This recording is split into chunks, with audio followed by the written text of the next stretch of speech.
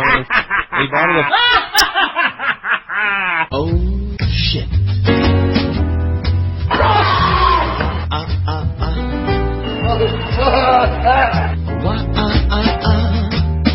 Get up, come on, get down with the sickness. Where the hell is the fucking Hall of Fame? Get up, come on, get down with the sickness. How dare you say such things about a widow? Did she eat the corpse? Right. Get up, come on, get down with the sickness. Open up your head and let it flow into me.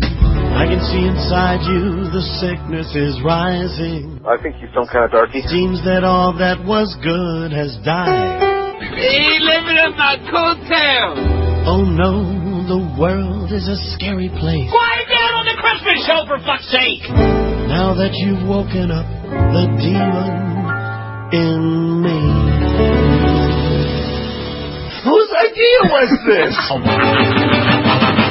Why? Get up, come on, get down with the sickness. Mother, get up, come on, get down with the sickness. You Sit on my face. fucker, get up, come on, get down with the sickness. Go, get it. Open up your head and let it flow into me. Why can't you just fuck up and down, get down with the sickness? As did you.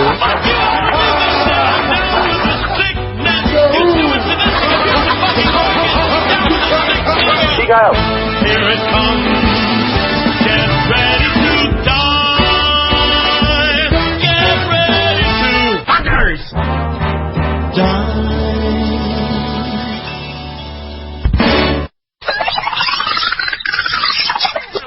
One of the little kittens had a little issue. A little eye problem, a little infection. Not so good. Had to take this little bugger to the doctor, got some medicine for her, and long story short, she's totally fine now. Took her medicine. She was fine, like, within 2 days, but we still kept the medicine regimen up for as long as they asked us to, and anyway, she's totally fine, all is well, but I took her to the vet, and they weighed this little bugger, and she's 3 pounds. This is Snorky. 3 pounds. She looks 3 pounds. She is a tiny little bugger. So today, Tony, Junior Horseman, and I were all in the garage doing a little bit of jiu-jitsu, and Whitney was gone, so the cats were inside on their own. And all of a sudden I just hear big crash. I was like, what the fuck was that? So I run inside, and I don't know if it was for Christmas or when it was, but Granny got me 4 coasters, and they're made of glass. They're 4 glass squares, and they've got pictures in them. There's like pictures of me and my sister, and there's a picture of Granny, and I can't remember all the rest of them, but anyway, they were in a little stand, and they were in... We have this island in the middle of the kitchen, and they were in... Uh-oh. Yeah, they were in the, whatever you would call it, the shelves of the island. And the cat apparently jumped in the shelves and was playing around in there, and she gave the thing the coasters were in a little bit of a push, and they fell out, and all 4 of these glass coasters, the corners of the glass coasters hit the hardwood, and 4 puncture holes. Oh, no. Oh, yeah. This is hardwood. Yeah. Okay? When I came inside, I was like, how can something so small create such vast damage? And, of course, the kitten is sitting there, and I've read a lot about animals, and animals are interesting in that they're all animals. You know? You got me there. Every animal is an animal, but... That sounds like the worst fortune cookie of all time. This gets more profound here. Every animal is an animal, yet people attribute different personalities and thoughts and emotions to different animals. For example, this kitten is a 3-pound baby kitten with huge eyes. So... You walk in there, and you see the damage that has been done, and here's this baby kitten staring at you, looking like the sweetest thing you've ever seen, and you just can't get mad. You know what I mean? You sit there and you go, she's just a baby. She's just playing. She didn't mean to be bad. And you go and you hug her, despite the damage she caused. Now, if, for example, this was like a 3-pound spider, you know what I mean? Bad times. You would not hug it. The eyes would be small, and there would be legion. They'd be large, but they'd be 8 of them. A multitude of them. Yeah. And, you know, you'd find the largest thing in your house, and you'd kill the fuck out of this thing. You know? You'd grab a knife, and you'd just stab this spider repeatedly, and you'd just stab it, and you'd cut its legs off, and you'd drop books on it, and you'd make sure that there was nothing left of this thing but guts. Just not right. You know what I mean? So your point here, I guess, is that kittens are cuter than spiders. Yeah. Well, I agree. It's just not fair. But, I mean, you look at the kitten, and the kitten's got this it's got a kitten look on its face. But because it's got, like, big eyes and a cute face, you know, in your head you think, this little baby was just playing. She's really sad for what she did here. She's apologizing to me. In reality, the cat's doing no such thing. It is funny that if you think about it, of the two animals, the cat is much more likely to be able to distinguish something resembling right and wrong. Yeah, that's what you think. Yeah. But seriously now, you know, it's not like there's a dolphin in my fucking house. Yes, or a chimpanzee or something. I mean, I often, you know, the cats continue to do stupid things, quite frankly. And, you know, there's always a little bit of frustration, like, why don't these cats learn? You know? Like, we have a spray bottle, and so the cats will jump up. They keep jumping up on the table and the counter. They're not allowed on there. So every time they jump up there, I just spray the shit out of them. And they jump off and they run under the couch for a while, and then they come out and they're normal again. And sure as shit, like an hour later, they jump up on stuff again. And it's like, why don't you learn, cat? And then when you really think about it, you realize this is like a 3-pound baby kitten. Look at the size of its head. You know, can you imagine the size of this thing's brain? Probably pretty small. Why do I expect this baby kitten to have the brain capacity of a human being? And quite frankly, I'm out on the road every day, especially during the holiday season, and people are really dumb. Oh, yeah. So I'm expecting a lot from this cat. So anyway, I'm doing the best I can here with these kittens, but the other night they were being really wacky, and so I got the iPhone, and I actually filmed them for a half hour as they were being crazy. And they were running all over the place and jumping and leaping and doing what kittens do. And they end up over by the front door, and we've got a fake plant there. And they like to jump in it. And they're not allowed, obviously, to jump into the fake plant, so they always get sprayed. And it was like these cats, one of them would jump in it, and I'd spray the shit out of it, and it would run away, and then it would start lurking towards the plant again. And I'm filming this, and it's just like, you're not going to do this, cat. I mean, you see me here. You see that I've got a spray bottle in my hand. You really cannot be this stupid, can you? And, of course, the cat jumps in the thing again, and I spray the shit out of it. It runs off and gives me that look like it can't believe I had the temerity to do this. And then a few minutes later, it's back lurking by the plant again. It's just like, wow, you know? Maybe he's wondering when you'll learn. If it's going to come down to a war of wills between me and the cat, listen, I've had a lot of people email me. I've had a lot of people post on my Facebook page, and they're like, Bryan, someday you're going to learn that the cats run the house and you just live in it. Mm-hmm. You people don't know who I am or how I behave.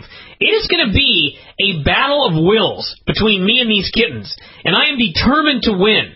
You know what I mean? You are a stubborn man. I was watching an appearance of Norm Macdonald on, I believe, the David Letterman show, and they each have kids, and Norm's kid is older than Dave's, and so Norm is explaining to Dave that his advice is, I used to play ball with my kid, basketball or whatever, and I'd always let him win. Now he's 13 or 14 and he beats me. And Norm was like, you know, I tried to tell my kid, I always let you win. He doesn't believe me. So his theory is, you need to just beat these kids. Don't let them win. When you play basketball with a toddler, you beat him every single time. That's kind of the mindset that I have with these cats. You know? You want to I don't beat them in care. basketball? Yeah, sure. If we grapple on the ground, the cats are proficient at jiu-jitsu. When we grapple on the ground, I will body triangle them and not let them go. I will make them squeal. You know what I mean? These cats, if it's going to be a battle of wills between me and the cats, then it's going to be an eternal battle until either me or the cats pass on. You know? The day will never come when I surrender this house to these cats. We're gonna work together. Mm-hmm. I'm okay with the cats on the couch. I'm okay when the cats run around all over the place and accidentally knock shit on the ground. But there's some rules here in this house. You know? There's some rules that these cats are going to abide by.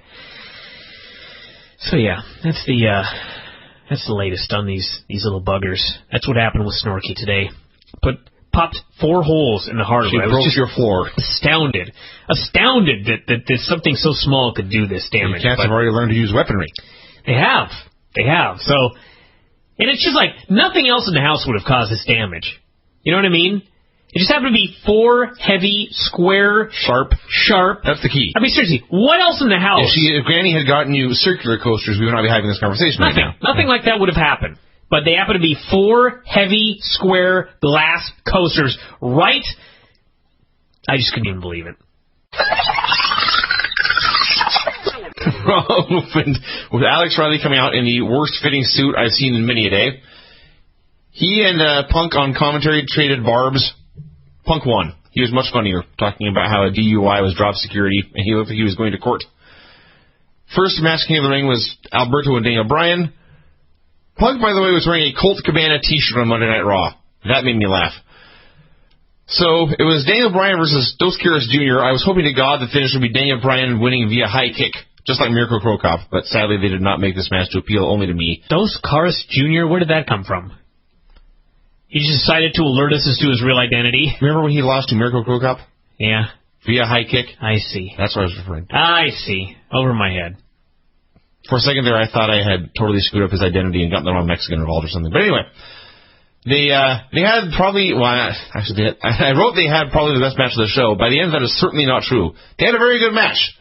Daniel Bryan did his usual dive into the dasher boards. Punk pointed out he does this every week, and Alberto immediately threw him in and armbarred him for the win. So this was fun. He does need to stop doing that.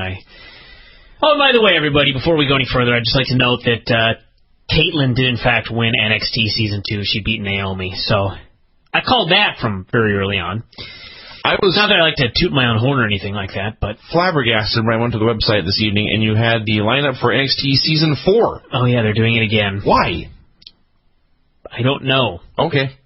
Thought perhaps there's a reason. I don't even know why they finished Season 3. I so gave up on that show when it moved to the internet. I watched it one time and that was it. So they had highlights of prior Kings of the Ring. They included Brock Lesnar, although they had absolutely nothing to say about it. It was great because they had Triple H winning and talking about all he went on to do, and Bret Hart and how he was the best there is, and Steve Austin, and that's where Austin 316 was phrased. And then they just said, and Brock Lesnar. Well, we did have Lawler say, we all know what he's gone on to. Yes. But they didn't say what that was. That may have been later, but yes. So Truth came out for a promo. He said he was still seeing his friend. He basically vowed to take out the guys from Nexus one at a time, challenged any of them to come out and face him. McGillicuddy accepted. Now, here's what happened, everyone. McGillicuddy started to walk down the hallway. I began to fast forward. When I came back from commercial, the announcers were talking about what had happened. I realized I had missed something, and so I went back and checked. Astounding. This is not that hard to do, everyone. You can do something in 5 seconds, talk about it later, and make sure people know what happened. So yes, what happened was a mystery man attacked McGillicuddy. All we saw was jean shorts and purple wristbands. And a body. And it was John Cena. Yes, and a human being wearing them. So, because that would have been quite a trick. An invisible man. If all we saw were jean shorts and wristbands. That would be a heck of a gimmick. Mm-hmm. John Morrison, Cody Rhodes had the second match. It was fine. Morrison won with his running knee. Drew McIntyre versus Ezekiel Jackson. This is the point in the show where the match sucked, first of all, but Punk claimed there was a pad removed from the turnbuckle. None of the other announcers knew what he was talking about. I guess it's a pad that goes that connects from the turnbuckle to the post, and that pad came missing because I couldn't tell what was happening. But anyway, This is where Punk said, I know better, I'm a wrestler. And Cole said, you're not a wrestler, you're a superstar. That made me laugh. So the match sucked, and then they had a double count out here in this King of the Ring opening round match. So that was very lame. Technically, the turnbuckle is the metal part between the pad and the post. That is the turnbuckle. See, I suppose. Vinny, how many rings have you put together? That's the turnbuckle. I put one ring together 100 times, but usually when they say the turnbuckle pad is off, it's the part that's in the ring, facing the corner. That's the big pad. Oh, it's the pad, yeah. Well, the pad then was still there. Yeah, but because the turnbuckle was exposed. Is that not normal? Well, no, they usually actually do have a pad over the turnbuckle. I see. And the end of the turnbuckle, which is the main pad. Where the turnbuckle and the two ropes all connect. Yes. I see. That was a very, very subtle spot to use. Anywho, Daniel Bryan was backstage. The Bellas tried to flirt with him. Riley came up and said something about having 50 dancing girls. He got a phone call from Miz, said they were all unneeded. Miz arrived in a horrendous suit. Black and gray plaid over a sweatshirt with the hood hanging out over the back. This looked lame. He cut a promo announcing the celebration had been canceled because he had something else that could sum up everything better, and it was the Miz girl. That's what he called her. It was the girl from Raw last week who was shocked and angry at the whole thing. He talked about all the guys who said he would never make it, like JBL and Triple H and Cena. He said he was now the champion. Said if anyone ever tells you that you can't do anything, believe them, because you can't. Only a special man like me can. It was a great promo. And he was running wild, and finally Lawler could take no more. Interrupted him, said that some guys had never been champion because they never had a title shot. He claimed he had never gotten one, which apparently is not true. Apparently he wrestled Shawn Michaels once, someone has said. Well, I got a million emails about this. Apparently, if you watch the video, which I did not, if you watch the video, Vince McMahon does say it was a non-title match. And the referee did, in fact, hold up the title and present it as if it was a title match. But Vince, on commentary, said that it was not a title match. Now, with that said, apparently there was a house show match that Jerry Lawler had at some point in the mid-'90s, which was, in fact, a championship match. So it's all a very, very complex situation here, but there you go. I do love that people care, honestly.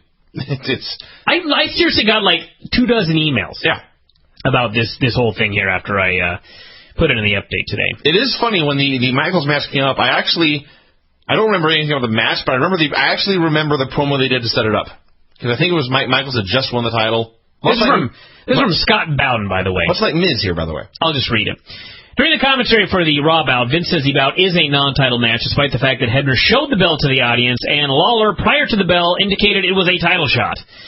I believe, however, that HBK defended the title against Lawler on a house show that year. Also, earlier in 1996, champion Bret Hart defended the WWF title against Lawler in cage matches on consecutive nights in 1996 at the Municipal Auditorium in Nashville on February 16th and the Mid-South Coliseum in Memphis on February 17th. Seem to recall the Memphis show had both men scrambling over the cage, Hitman's feet barely hit the floor first, a la Hogan-Orndorff from Saturday Night's Main Event, so the champ retained. So Lawler definitely had 2 prior WWF title matches before last night, possibly a third. Technically, though, I guess he never challenged for the WW Entertainment title. That is, in fact, true. So there you go. I bet the heat for those Bret Hart matches in Tennessee was awesome. Oh, I'm sure it was outstanding. Oh, my God. I'm jealous I didn't get to see those now. Someone will find it, I'm sure. So, anywho, the point of this whole promo was the main event of this show was booked Miz versus Lawler for the title in a TLC match, which was a straight-out-of-TNA moment. Let's promote our TLC pay-per-view by giving it away for free here on Raw. I explained this on the board. Listen, people. Think about this for a while. WWE has a TLC pay-per-view coming up. So what they did was they put a TLC match on television. It was a great match, and the fans went nuts for it. So the idea is, if you buy the show, you're going to get multiple matches like this. That is smart business. TNA has a casket match coming up. So their brilliant idea was, let's put a casket match on television, we'll have it go 2 minutes, and we'll have no fucking finish. Can no one see the difference between these two things? I see your point. It's completely different. I see your point. It's like not even the same universe. So anyway, it's so different. It's annoyed me when I saw people make that comparison. Thank Vinny. We had the last first-round match of Sheamus versus Kofi Kingston. What happened here? Kofi hit his wild kick, but Sheamus landed under the ropes, and so there was no cover. And then later, Kofi jumped off the top rope into the bro kick and got pinned. So due to the count out between Drew McIntyre and Ezekiel Jackson, this means that Sheamus got a bye into the finals. And then the wackiest tag team of all time, Mark Henry and Yoshitatsu versus Justin Gabriel and Heath Slater. Cena arrived. People went crazy. He had a ticket. Actually, he had like 5 tickets. He took a seat. Punk noted that he sat on camera side to get as much television time as possible. And thanks to the distraction, Henry pinned Slater with the World's Strongest Slam. Cena then attacked, put Slater through the announce table, and bailed before Nexus could arrive. Then, backstage, we had a horrible meeting between David Otunga, Husky Harris, and Justin Gabriel. It was one of those, let's all face the camera and then turn and look at each other. They said, there are no restrictions on Cena now that he's fired. What about the law? What about the United States legal system? This happened on... I don't know who's writing WWE these days, but between Edge kidnapping Paul Bearer and dragging him around the nation, and Cena being unpunishable because he no longer works for the company, Listen, I am fine with the John Cena stuff because they at least tried to explain it. They tried to explain that nobody in WWE likes Nexus. Nexus beat up security. Nexus has beat up everybody. So nobody's in a hurry to have John Cena arrested. Nobody likes Nexus. Everybody likes John Cena. So there's no incentive for security to come and throw him out of the building. Security likes him significantly better than they like Nexus. So I'm fine with that. Now, the Edge Paul Bearer stuff is complete bullshit. Yes. It's beyond complete bullshit. And apparently the show this week, if you read the SmackDown spoilers, is a new level of complete bullshit. And I have no idea what's going on SmackDown except pure... It sucks. Asshole-ish. I don't know. You want to try that again? Pure idiocy. I see. Lawler was getting dressed backstage. Arn Anderson walked up, said he wanted to let him know that TLC matches were very dangerous and no one would think any less if he backed out. Pure poppycock. There you go. Lawler said, I know they're dangerous, but I can't let this last shot of the title pass me by. And Arn said, well, then you may as well go win. Wish him luck. We had Alberto Del Rio versus John Morrison. A few minutes in, Alberto hit his wacky kick, but then he was interrupted by car horns. Rey Mysterio was in the car honking the horn, and Morrison kicked Alberto in the face. Not as bad as Dolph Ziggler got kicked in the face by Caval, but he did kick him in the face and pinned him and won. So the finals were set for Sheamus versus Morrison. I hate the Edge Kane stuff as much as the worst shit on Impact. I just abhor it. It's so stupid. Yes. It's so ungodly stupid. You know, I'm going to actually interrupt myself here for we don't often talk about SmackDown on the show anymore, but I must discuss Kane's opening promo. We've been talking all year about how Kane has been having A+ delivery with F material. The whole Undertaker feud, all the scary music promos he's cut, all the Who Took Out My Brother promos, all those, how terrible they've been. They finally got him. They finally found something so bad he could not make it sound believable.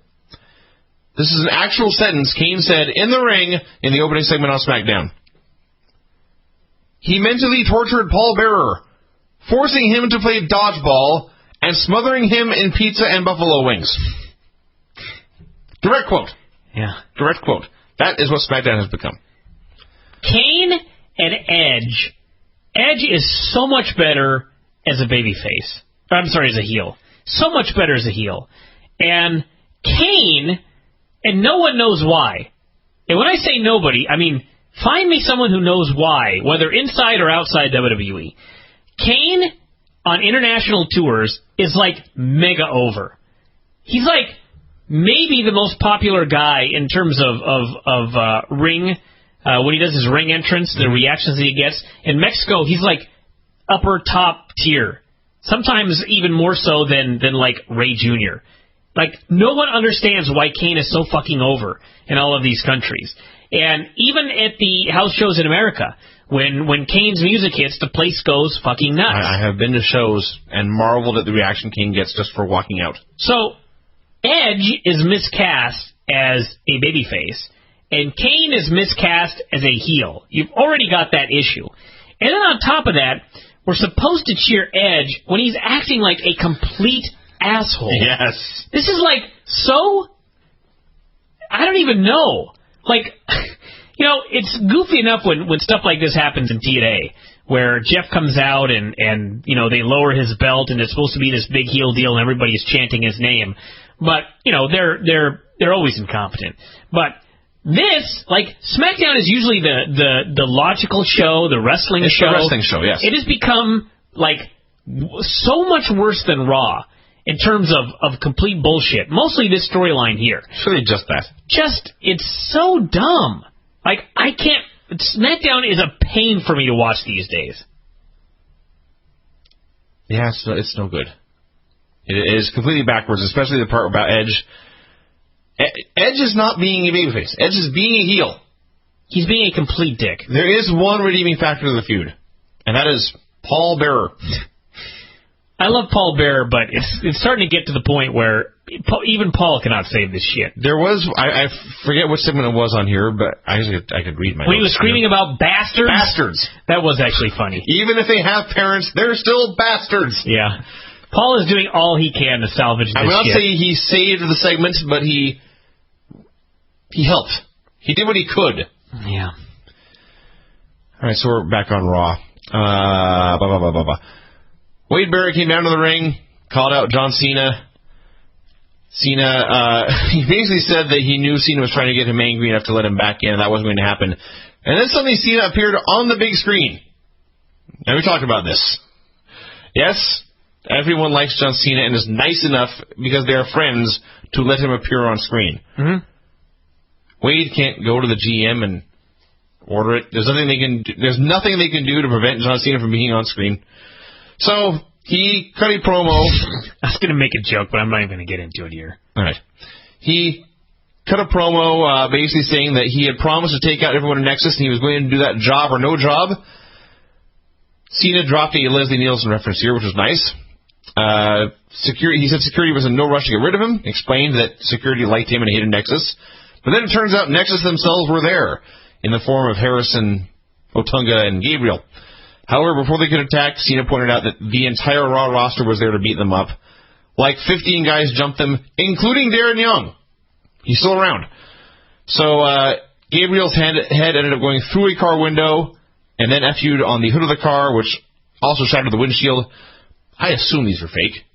I have to assume these are fake windows. If not, then... Well, the feeling seems to be that they were not. That's terribly depressing. Especially since his head went through a fucking windshield and Cena didn't even stop to see if he was okay. Just kept doing his spots. Oh. Yeah. That's just... Anyway. We had a 6-woman match. Tamina was involved. So really the only one matters because about a minute in, Santino came out to serenade her with a acoustic guitar singing, "I Think We're Alone Now." That was funny. So... I hated this segment. God, I hated this. Tamina left. The crowd was dead. CM Punk noted that Santino had taken the air out of the building. Natalya tapped out Elise with a sharpshooter. Yeah, it was not good. It was at least short. Then we got something that was longer and better. The Jerry Lawler video package. This was awesome. They had clips from Memphis, from WWF, from the AWA, clips of him becoming world champion in the AWA, which I realize, I know it's the WWE title he was contending for, but that kind of contradicted what they said about him never getting a title shot before. But he never had a WWF title shot, WWE. Yes. That's exactly what he said, and he specified that. That's true. Regardless, this video package was awesome. And we had Ted DiBiase playing with a toy belt. Maurice told him not to do that because it made her look bad, and he shouted at her and left. I could have sworn they had already broken up. No. I guess I was mistaken. Perhaps I was thinking Tumultuous relationship. Goldust and Exana. We had Harrison Otunga running around Skrr backstage. We had Josh Matthews interviewing Morrison and Sheamus together. Sheamus acknowledged that Morrison had beat him at the pay-per-view, said it was he made a mistake and Morrison capitalized. Good for him, but it wouldn't happen again. And he pointed out that Morrison had already wrestled twice and his arm was hurt, so he said he was going to win. Morrison had a rebuttal, but I don't even remember it, so who cares? There's another 3-hour Raw in 2 weeks. Mm-hmm. Bullshit. Slammies, everybody. Yeah. That will be much worse than King of the Ring. Almost guaranteed. They had Miss USA there. She did a god-awful job doing the ring announcing. So we had the King of the Ring final. You know, I was actually kind of astounded here. And Punk was kind of burying her by mentioning, she's real pretty. As if to say that's all she's got going for her. She's real pretty. You know, there are pretty girls that are vacuous, but I haven't watched a Miss America contest in a long time. But you've got, you know, you obviously do like the statewide contest of you know, there is a Miss Washington pageant, the prettiest and most talented girl in your state, mm-hmm. and you end up with 50 of them, and then you all those girls compete, and of the 50 girls who conceivably are the most talented and beautiful girls in each state, of those 50, you pare it down to one. Now, it's not just a beauty contest, right? Don't you have to do like a talent and you know, maybe sing or there's usually, I can't believe I'm actually talking about this, but there's usually like the evening gown bit where they come out and look pretty in an evening gown. And then a swimsuit. There is a talent portion. Yeah. And then I believe there's also like the interview. Yeah, they've got to do an interview. Because that's where I think it was like Miss Teen South Carolina who just gave a classic rambling nonsensical answer one time, touching on like 8 different subjects, and it's YouTube history. But so anyway, yes, they have done public speaking before. So the point is, like, I mean, say what you will about Miss America, but I mean, the winner should have something. You know what I mean? She should be beautiful with charisma and some speaking ability and some talent, right? Right. I mean, you run statewide contests and then a nationwide contest, and this is like the cream of the crop. So I could understand how bad she was. You know what I mean? It's like, were the pickings so slim around the entire fucking country that this was the winner? I was astounded. It is a beauty contest first and foremost. I mean, I had you know, faith in Miss America. Well, she let you down. She let me down. The American dream failed you. Really did. So, fortunately, she just did announcing for this match and disappeared. King of the Ring finals. Her talent was not ring announcing, apparently, in this contest. That actually would be awesome if the Miss USA talent show was going on and one of them said, my talent is ring announcing. Yeah. And she just announced men. Sheamus versus John Morrison. I was disappointed they didn't have Daniel Bryan wrestle twice just because or wrestle 3 times just because they'd be guaranteed 3 good matches. But this turned out it was just a match until the last 3 or 4 minutes, and then suddenly it got awesome. And they hit all their moves, and Sheamus got his foot on the ropes at one point, and then he won. He killed the cross of complete death, so he won. All hail King Sheamus. And he went up to the top of the ramp where they had the throne and the scepter and the staff and the crown, and Miss USA was there, and she put the crown on him, and they closed in, and this was a $2 party store plastic crown. It was too light to sit down on his head, so he pushed it down, and it popped right back up, and also one of the little things on top was bent in. This is a $1 billion company. Vinny, where do you buy a good crown? There's got to be a place. Really? The Crown store? Somewhere. The King store? It has to be. They could have borrowed Lawler's. Something. Yeah, Lawler, I'm sure, had a professionally made crown of gold and jewels. It could be and aluminum and spray painted. Somewhere. Doesn't matter, Vinny. It's a fake crown. He ain't never going to wear it again. He's never wearing it again. You really I mean, maybe he will, but I will be just outraged if Sheamus comes out in a fucking crown next week. I realize he's king of the ring, but come on now. Yeah. So then we have the main event, Miz versus Jerry Lawler. They had an awesome match. I don't know what much else there is to say about it. Hopefully not much out of you after that. Because that's going to be difficult to speak. The advantage here for having Jerry Lawler at age 60 in a TLC match is that he had two men in Miz and also Alex Riley to do all the super dangerous stuff, which as far as ladder matches go, it wasn't that dangerous. 61, he just had his birthday. There were two table spots, and Miz took a backdrop onto a ladder that looked like it fucking sucked. But other than that, it was about as safe a TLC match as you will ever see. They hit each other in the back with chairs. They use ladders as like shots to the gut and stuff. They teased much more than they actually delivered on stuff, and it was all dramatic climbing and also Jerry Lawler punching people, which never gets old. So Miz went up top. Lawler shoved him off. Miz went through a table on the floor. Lawler had the match won and the title won when Michael Cole could take no more and hit the ring. And he grabbed Lawler's foot. Lawler was confused and appalled. He dropped Cole with a punch and then went to work on him with ground and pound. This gave Miz time to recover, and after a flurry on the top, he knocked Lawler off with the belt and pulled him down to win. This was just great. People were going crazy. Everyone wanted Lawler to win. He didn't. And just a fantastic main event here on Raw. A fabulous battle. Yes. It was a fine show. Yeah. If I'm going to nitpick... Don't. You want to move on? Seriously, I got to hear this. What do you have to nitpick about this show? Sheamus is the king of the ring. He only had to win 2 matches because they did the count out in the first round. That's the fucking point. That's the entire point. He's the heel. He got a bye to the finals and the babyface didn't get. I see. If this were TNA, Morrison would have got the fucking bye. That is true. Then you could have nitpicked. That is true. That's a ridiculous nitpick. That made the tournament better. Do we really need a third Miz match? Vinny, it would have been Sheamus versus either Drew McIntyre or Ezekiel Jackson. Well, those don't sound promising. You really want to see either of those matches? Can't see I do. All right. Not working for him anymore. You can grab that. Hold on. I don't agree with it. Phone's talking here. Go ahead, Dave. Everybody's talking at me. I don't hear words they're saying. Okay. You know, even though the mom is white, the baby's going to be considered a natural.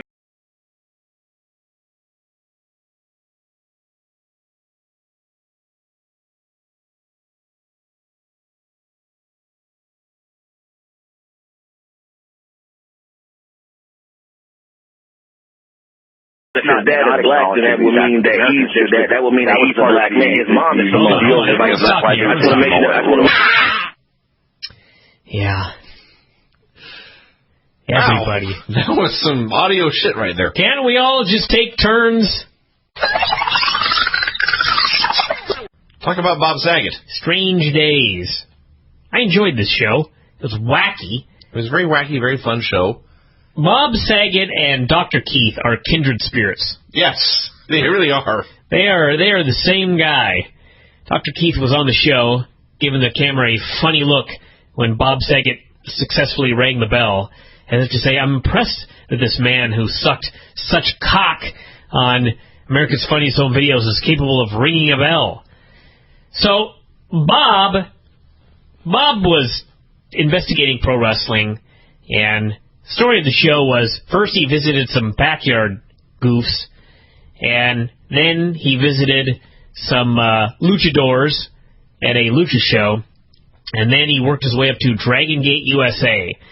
Now, it's a wrestling show. It was a show about wrestling, so obviously there was some bullshit on the show.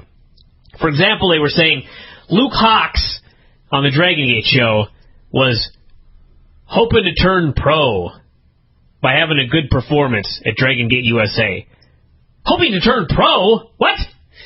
That was ridiculous. And after he had his match at the Dragon Gate show, he took a brain buster and tried to claim that he'd really hurt himself. Yes. Now, maybe he did. I don't know. I don't know. But the worker in me called shenanigans. The deal was he's having this match, and Saget is doing voiceover, narration. And he says, but then something terrible happened. Luke got hurt for real. Yeah. And they show this brainbuster in slow motion, and it looks exactly like a brainbuster is supposed to look. Yeah. As in, not really busting your brain. Yeah. So then, Luke is, I guess, disoriented backstage. Bob's like, well, can we talk outside? And Luke says, yeah, sure. They go outside, and Bob says, well, what happened? And Luke basically says, Yamato is stiff. Yeah. I have no problem believing that. That, 100% I'm fine with. And then Bob says, well, that you dropped it in your head, too. And Luke's like, yeah, the brainbuster. So, yeah, I'm skeptical about that. Maybe he got his bell rung, I don't know. I also like when they called him a young up-and-comer. I believe he has been a young up-and-comer for a decade now. Yeah. So, yeah, that was the deal. The Backyard Group, New Omega Wrestling, I believe they were called. Perhaps. I am proud to say I did not know the name of the group. It was Matt Hardy's promotion, the West Coast version. They wrestled in a backyard. Actually, to be honest, for a backyard promotion, pretty high end. They had a ring. They did have an actual goddamn ring. That's huge. They had more fans than probably have been showing up to Tulalip since I retired. They had a microphone, which didn't work, which Bob Saget noted. They had a girl to do introductions. They had guys, some of whom actually had gear, including masks. I don't know how good the matches were because they only showed clips, but one dude did like a moonsault off the post, threw a guy that was on a table on the grass. There was a hardcore match involving a shopping cart, for example, in which they rammed each other repeatedly with it. So a lot of different little things here, and seriously, as noted, it was a fine backyard promotion. And as far as backyards go, yes. It did appear that most of these guys were, in fact, grown men. Mm-hmm. Which is a little... Why does that surprise you? I have not seen a lot of backyard wrestling, but most of what I've seen is mid-teens. That's because when we were young, if you wanted to be in wrestling, you had to do a backyard promotion. Now, you just become a wrestler. It's much easier today, you see. I see. Yeah. So then they went to a lucha show. Bob met with Los Chivas, who he said meant the Chivas. I believe Los Chivas were the goats, were they not? That sounds right. They didn't seem to have goat masks on. I seem to recall Los Chivas actually had goat costumes, not these fellas. They looked like yellow versions of the Villanos. So they invited Bob into their home. They wore their masks the entire time. That was awesome. And their little buggers were there who also had masks on. The future Los Hijos del Chivas or something. We saw them do one spot, which is when they did their wacky lucha dance. Yeah. Which was very wacky. So then Bob went to the lucha show, and he has even worse Spanish than I do. And he attempted to do the ring introductions and failed, of course. But then they had a lucha show, and everything was great, and Los Chivas did the main event, and they had a good match, and they were all happy, and they bled through their masks, and it seemed to be a fine lucha show. This whole segment here, they were looking at the trophies the guy has at home, including bloodiest match of the year, and one of those two... I think actually the trophy said most bloodiest match of the year. I stand corrected. Most bloodiest match of the year. And one of those Chivas was a nurse in real life, and I forget exactly what Bob asked him, but it was something like, what's your favorite painkiller? That's right. What's your drug of choice? Well, but the guy's choice of words were, right now, my drug of choice, of course, is Vicodin. Yes. All right, then. And Bob was like, you have any of that for the crew? Yes. And the Chivas said, well, they'd go to sleep and wouldn't be able to film. And Bob said, not these guys. But the deal was these guys came from a family of luchadors. Their brothers, their children are part of the whole act, and they get to go out and they get to do their show in front of a few, maybe a few dozen, maybe 100 fans who are happy with the thing. And afterwards, they cut a promo, and it's for the camera, so you know how it goes. But they hope they made their dad proud, and they hugged, and this whole segment was just really sweet. Yes, I enjoyed the luchadors. Because the Mexican people are the nicest people on earth, Vinny. Did you know that? Sure. It's true. So then we had the Dragon Gate USA stuff. Of course, this was from Phoenix. I I'm sitting there watching it, and I'm going, I don't remember any of this. Bob Saget? And then I realized I didn't go to the first night. Yeah, it's happened on night one. Now, the show itself, for those of you that were there live, didn't draw a great crowd. I think they may have done 400 or 500 people in this, I forget the name of the theater, the hell was it? Not the Galaxy Theater. All I know is Bob Saget said he came to a spaceship in Arizona. Yeah, it was probably Galaxy Theater then. Anyway, regardless of where whatever the theater was, it was like, about 500 people there. I think you could have fit 2,000, 2,500 in there. So a sparse crowd, it appeared, if you were there live. But, boy, do these people know what they're doing. This looked like a very nice building full of people. Yay! Magic of television. So they had the clips of Bob getting in the ring to do ring introductions for the Luke Hawx match. And, of course, trouble had to ensue. Jon Moxley came out and cut a promo on Bob, who was heckled, by the way. People told him Full House sucked. And I thought, really, that's the show you have a problem with? Not America's Funniest Home Videos? So they heckled him. He heckled back. The people popped for his comeback. He was approached by Jon Moxley, who, quite frankly, he sort of blew off as no threat. Not exactly what you'd prefer, but... and then, of course, dudes made the save. Violence ensued. They had the match with the Brainbuster. I would be remiss if I did not note the key here to the show today that we're doing. Roddy Piper. Roddy Piper was invited backstage by Gabe to give a speech to all of the fellas, and Roddy goes back there, and there's all these wide eyes, and, he's a hero of all of these guys, the legendary Roddy Piper, and he cuts a promo, and he's like classic Roddy Piper. He's serious, he's quiet, he's speaking wisdom, he's spouting wisdom, you know what I mean? Holding court. And I don't know how the unedited version of the speech was, but the edited version, I have no fucking idea what that guy was talking about. Like, I literally, if you just listen to his delivery, it was like a fabulous speech. If you actually listen to his words, I have no idea what he was talking about. I have absolutely no idea. The only bit I caught was... First, I will tell you what he said, and then I will tell you what I think he was trying to say. Well, the thing, let me say my thing first, and then maybe we talk about the same thing. He said something like, don't go out there and perform. And there's like a pause. Everyone's waiting. Well, what does that mean? What should we go do? And he goes, just go out there and do what you do. Is that what he said? Pretty close. I was like... He said don't put on a show. Don't put on a show. And then I forget exactly what he said, but the message I got was, don't pretend to be something you're not. Let what's inside of you out. So be yourself, basically. Yeah. But he's Roddy Piper, so nothing's ever that clear. I will say this, though. Roddy should have showed everybody the chain match, the dog collar match. Because actually, quite frankly, I understood his promo a lot better after I watched the dog collar match. Before I watched that match, I had absolutely no idea what this guy was talking about. He was saying a lot of words in a really serious manner, and because he's Roddy Piper, it sounded like wisdom until you actually listen to the words. If you write it down and read it, you think, what the hell is this shit? Yeah, but there was also a bit where it was short, but Piper spent some time hanging out with Bob Saget, and they seem to have a lot in common. Mm-hmm. Piper said they're both performers, although the difference is that as comedians, they basically know what they're doing when they go out there, whereas he never had any idea what he was doing. I do think that Dragon Gate USA should send, actually everybody involved in this, should send Roddy Piper a gift basket and a card for Christmas. Because, to me, Bob Saget, I thought he was really good on this show. But especially early on, you could tell that he found this all to be, I don't know what the right word would even be.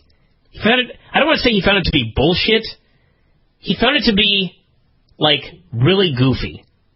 He didn't understand it at all. Yeah, and he wonders, why in God's name would grown men ever do something like this? He was not disrespectful, but it was very alien to him. He was not disrespectful, but he was not respectful. Sure. That might be a good way to put it. But anyway, by the end of the show, you could tell that Bob had gained a respect for this business. And I really think it was Roddy Piper. I really think it was Roddy Piper's speech. His speech backstage to all the guys, as I said, goofy, you know. But when he was talking to Bob Saget, Roddy Piper was magic. Because Roddy Piper knew enough about comedy, because he's done his own stand-up act, that he could speak to Bob about something that Bob understood, and he could make these comparisons so that when he was done talking to Bob, I think that's when the light bulb really switched on in Bob's head. You know what I mean? Mm-hmm. I think Bob went from seeing this as you know, something that real goofy people do for no good reason, to having an understanding of it. Like, you know, I do love to perform and do comedy.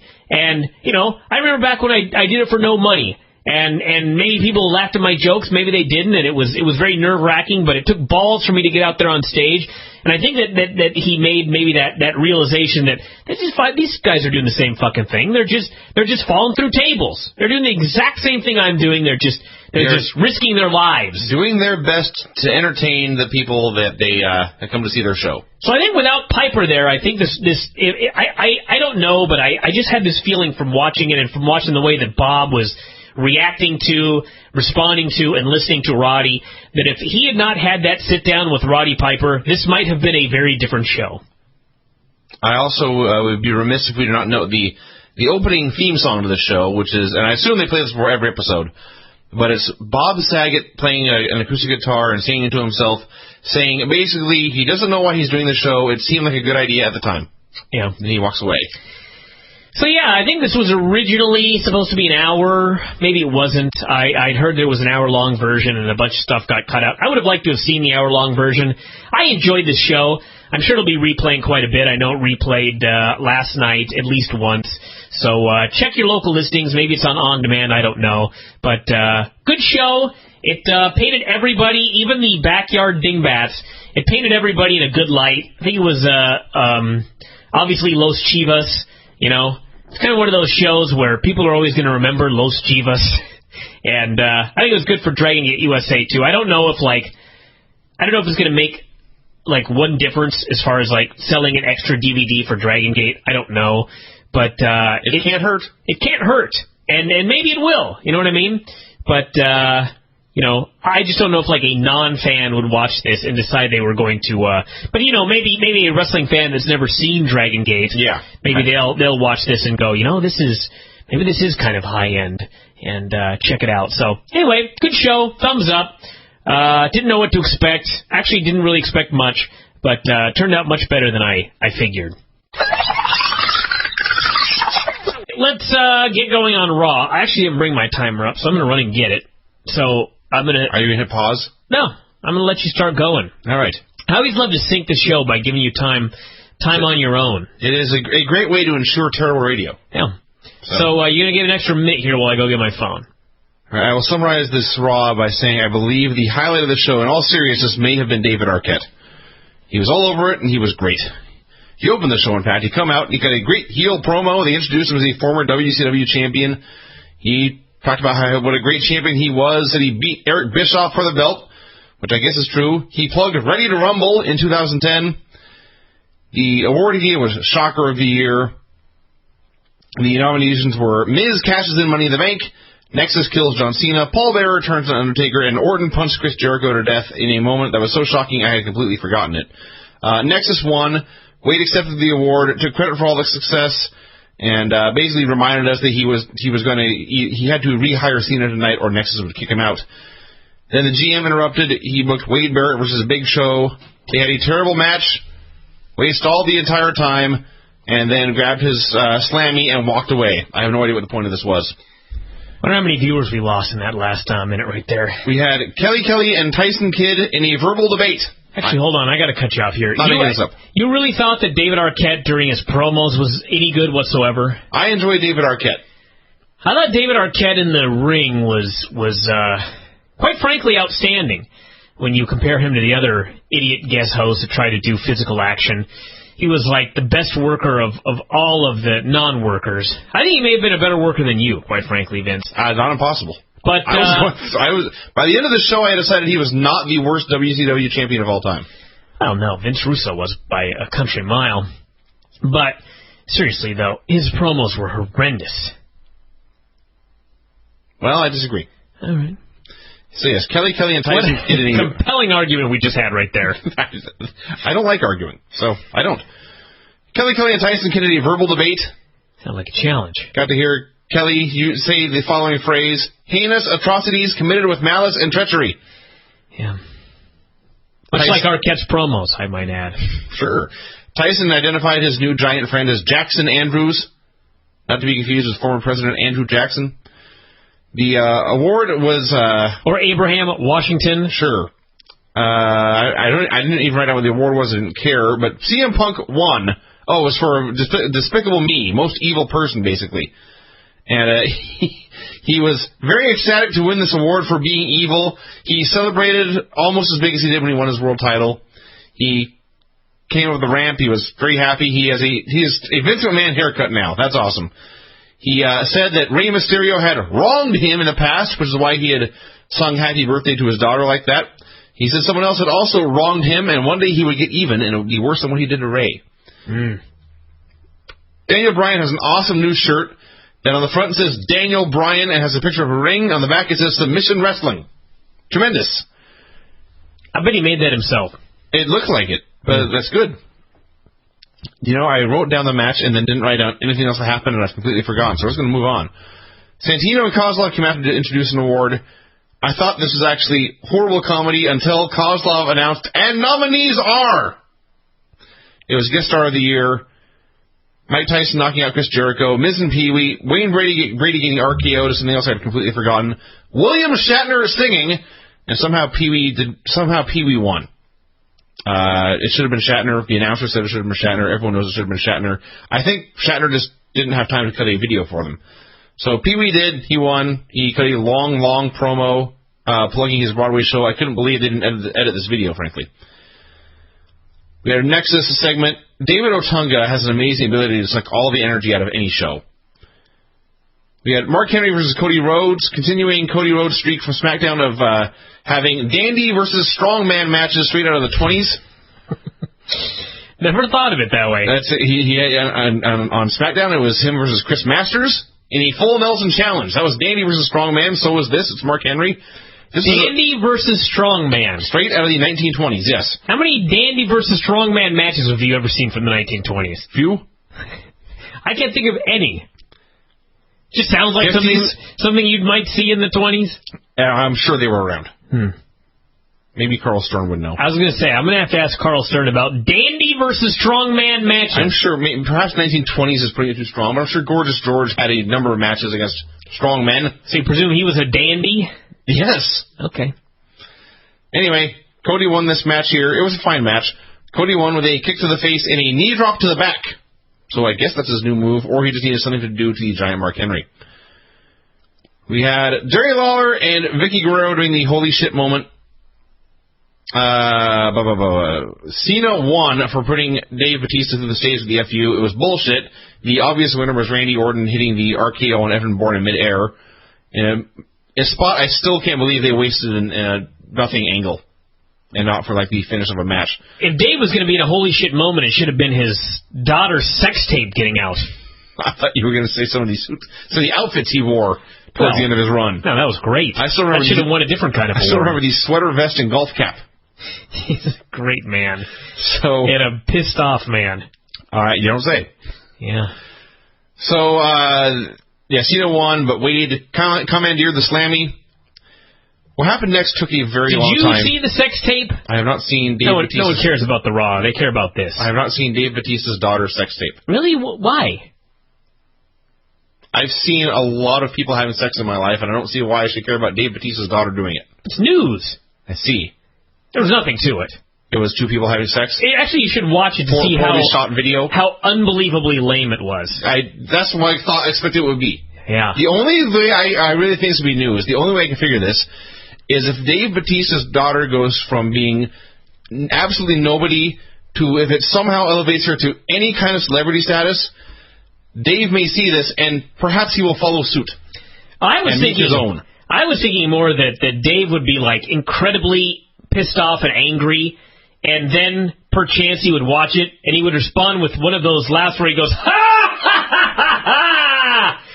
That is more entertaining than Raw, you are correct. Yes, far more entertaining than Raw. Wade rehired Cena. They were going to have a chair match at the pay-per-view. He announced the match and then attacked Cena with a chair. That's always great. So Cena beat him up. This segment took forever to get that much done. David Arquette was hanging out with Miz and Alex Riley backstage. He was wearing an outfit that looked like Evel Knievel fucked Elvis. I'm sorry, this was not backstage. He was announcing an award. It was Fan Reaction of the Year. He had a bunch of wacky names for, like, Dumbstruck Moron and such. The winner, of course, was Angry Miz Girl, who was actually there. Mm-hmm. That's tremendous. She came out to say thank you. She's a 9-year-old girl, so thankfully Miz cut her off almost immediately. He stole her Slammy. Punk was making fun of him, saying he's going to sing Happy Birthday to her. That made me laugh. And Miz was ranting for a while until the GM interrupted, booked Miz versus Ray. They had an okay match. It was a lot of shit going on at the end. Alberto Del Rio was there. Riley got involved. They all conspired to screw Ray, and Miz won with a small package. Then David Arquette got in the ring. It was Arquette, Miz, and Riley.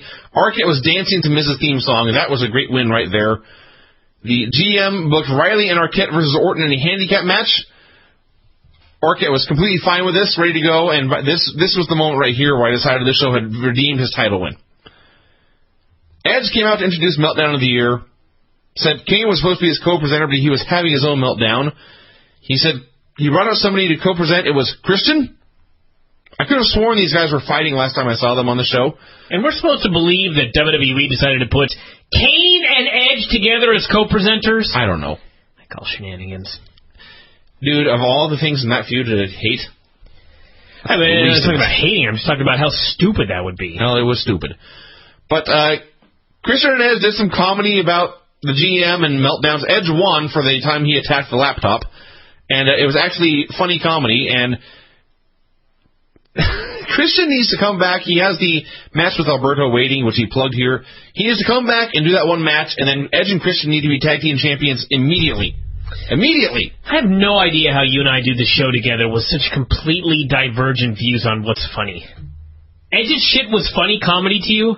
Well, mostly Christian shit.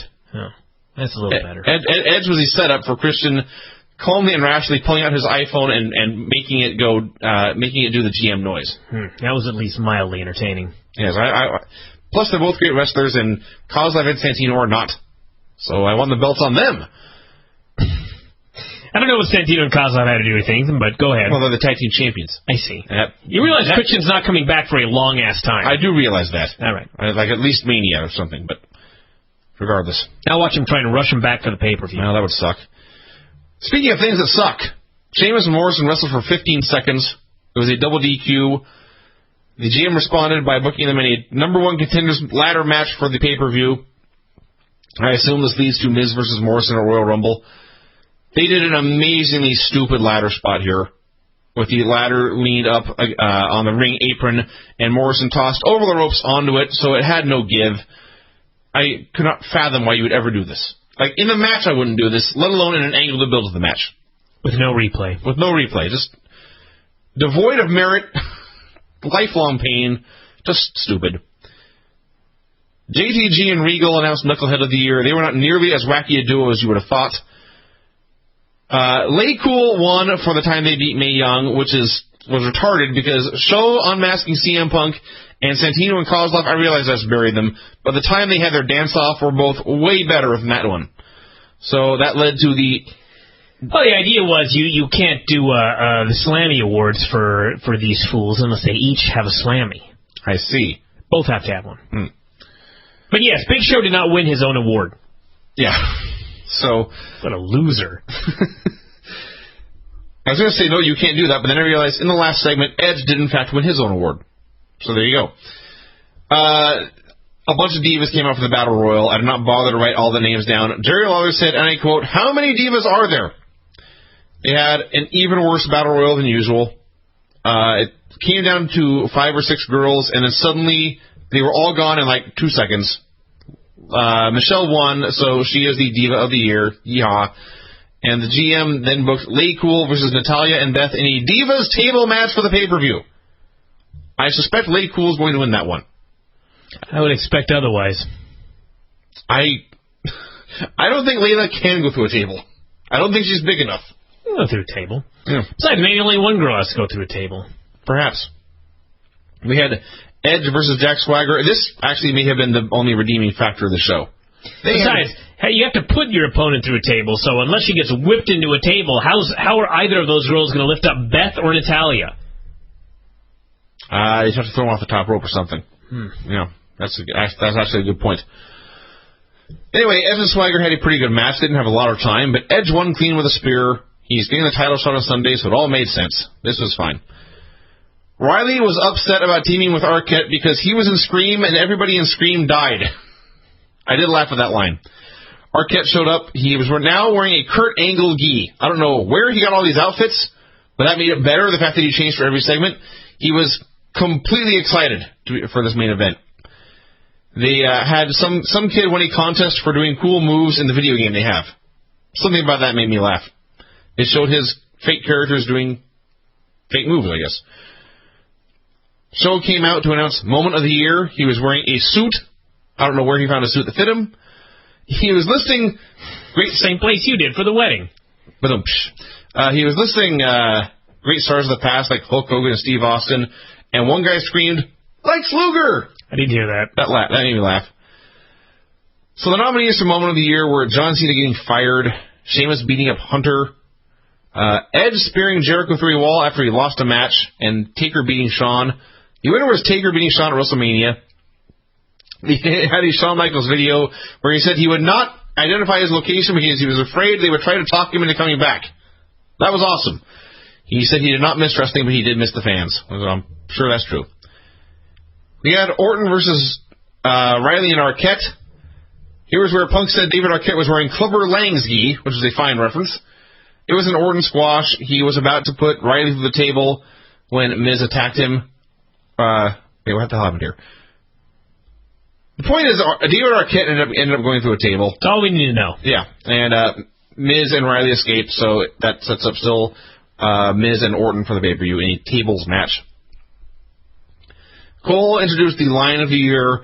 There were 1 billion nominations, including the guys from NXT cutting shitty promos and getting buried, which actually was great. Cole himself won, which is funny because the line he was nominated for was one of his fuck-ups, and he was so proud of this fuck-up. And he started to give a speech. They cut him off.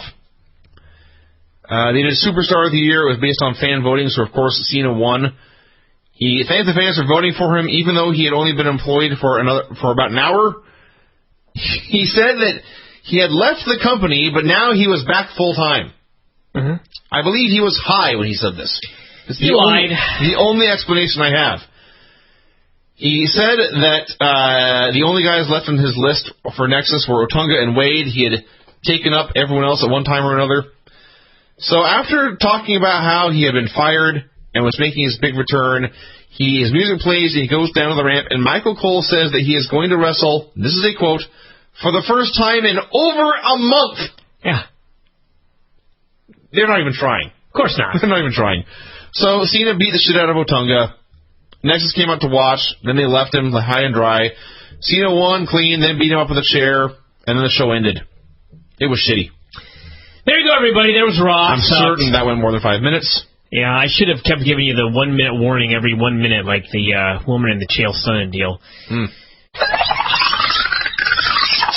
This is Clips again. He's done a Christmas special for everybody. It's a Christmas, what does he call it? Christmas Show Mega Mix.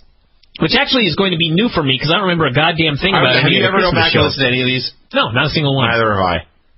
This should be something else. Here we go from Clips, the Christmas Show Mega Mix. Well, kids, here we are on the Bryan and VINNY first annual Holiday Cheer Show. That's what it's being called. We're calling you for the Christmas show. Vince is here. Hi, buddy. I'm a Jehovah's Witness. Oh, good God Almighty, kids. We ain't done yet. You will not believe this. Hello! I do remember that. We've got Brent Kremen on the show. And It's that time. Christmas time is here. Good God! what the fuck was that? I didn't think it was possible, but you ruined the Christmas show. Hear that sleigh. Hey, I'm drunk. Hip hip hooray for Christmas vacation. I'm gonna have some rum. I'm trying the box because I can't open it. And it just kept running through my head that I needed to get you a dozen donuts. Because you're fat, you know what I mean? I do like donuts. Yeah. What was that? Yeah.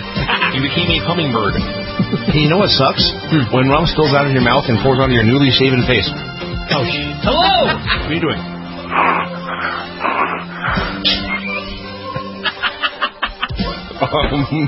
Granny! Remember last year when I was going to give away all my sources on the air? Can we call Huck's Toll? Will he be wearing his mask? I got to call Dan Cox. Brian, you hide in the corner like a bitch. Get back out there. Go cook. I'm trying to light off. I hope no one's listening to this, really. I really hope no one is listening to this. We're 2 hours and 17 minutes in the show. This is the worst Christmas show of all time. Oh, yeah. Oh, yeah. Without hesitation. You and Kitten in the middle of this Christmas show had a wrestling match out there. It wasn't my fault. He attacked me. I did triangle him, and he tapped out. I appreciate that. Everybody remember that for future reference. I am currently the TCW heavyweight champion, technically. I don't remember 90% of that. Yeah. I've never blacked out on a Christmas show, but people always bring up stuff that happened, and it's like, I actually do not remember that at all. I don't remember any of the Christmas shows. I wanted to tell a cat story here, since we don't have a lot of other stuff to talk about, and this story is astounding. It actually starts out as a terrible story, but ends up all right in the end. So, the kittens are getting bigger, which is the sad part of the story. One of them, Gracie's, continues to expand, and Snorky's just turning into a cat. No longer kittens anymore. It's been about 5, almost 6 months old now. It's very sad. But regardless, they're so cute. And they're still kittens in the sense that they run around and they act like idiots. Now, as some of you will recall, we had a problem with the cats getting up on the counters and doing things they're not supposed to do. And, of course, when I first got the cats and I started telling these stories and people started emailing me and posting on my Facebook and posting on the board that, Brian, one of these days you're just going to realize that the cats are in charge. Remember this? You will learn what it's like to be owned by a cat.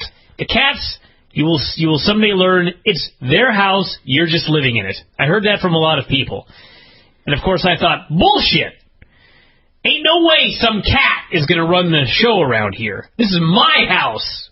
You know what I mean? Mm-hmm. Well, the cats act like idiots. They keep getting on the counters. They keep getting on the table. And, of course, a couple of weeks ago, a little over a week ago, they had their worst day ever. If you recall, they pissed on my fleece, which people interpreted as pissed on my face. And quite frankly, they may as well have pissed on my face.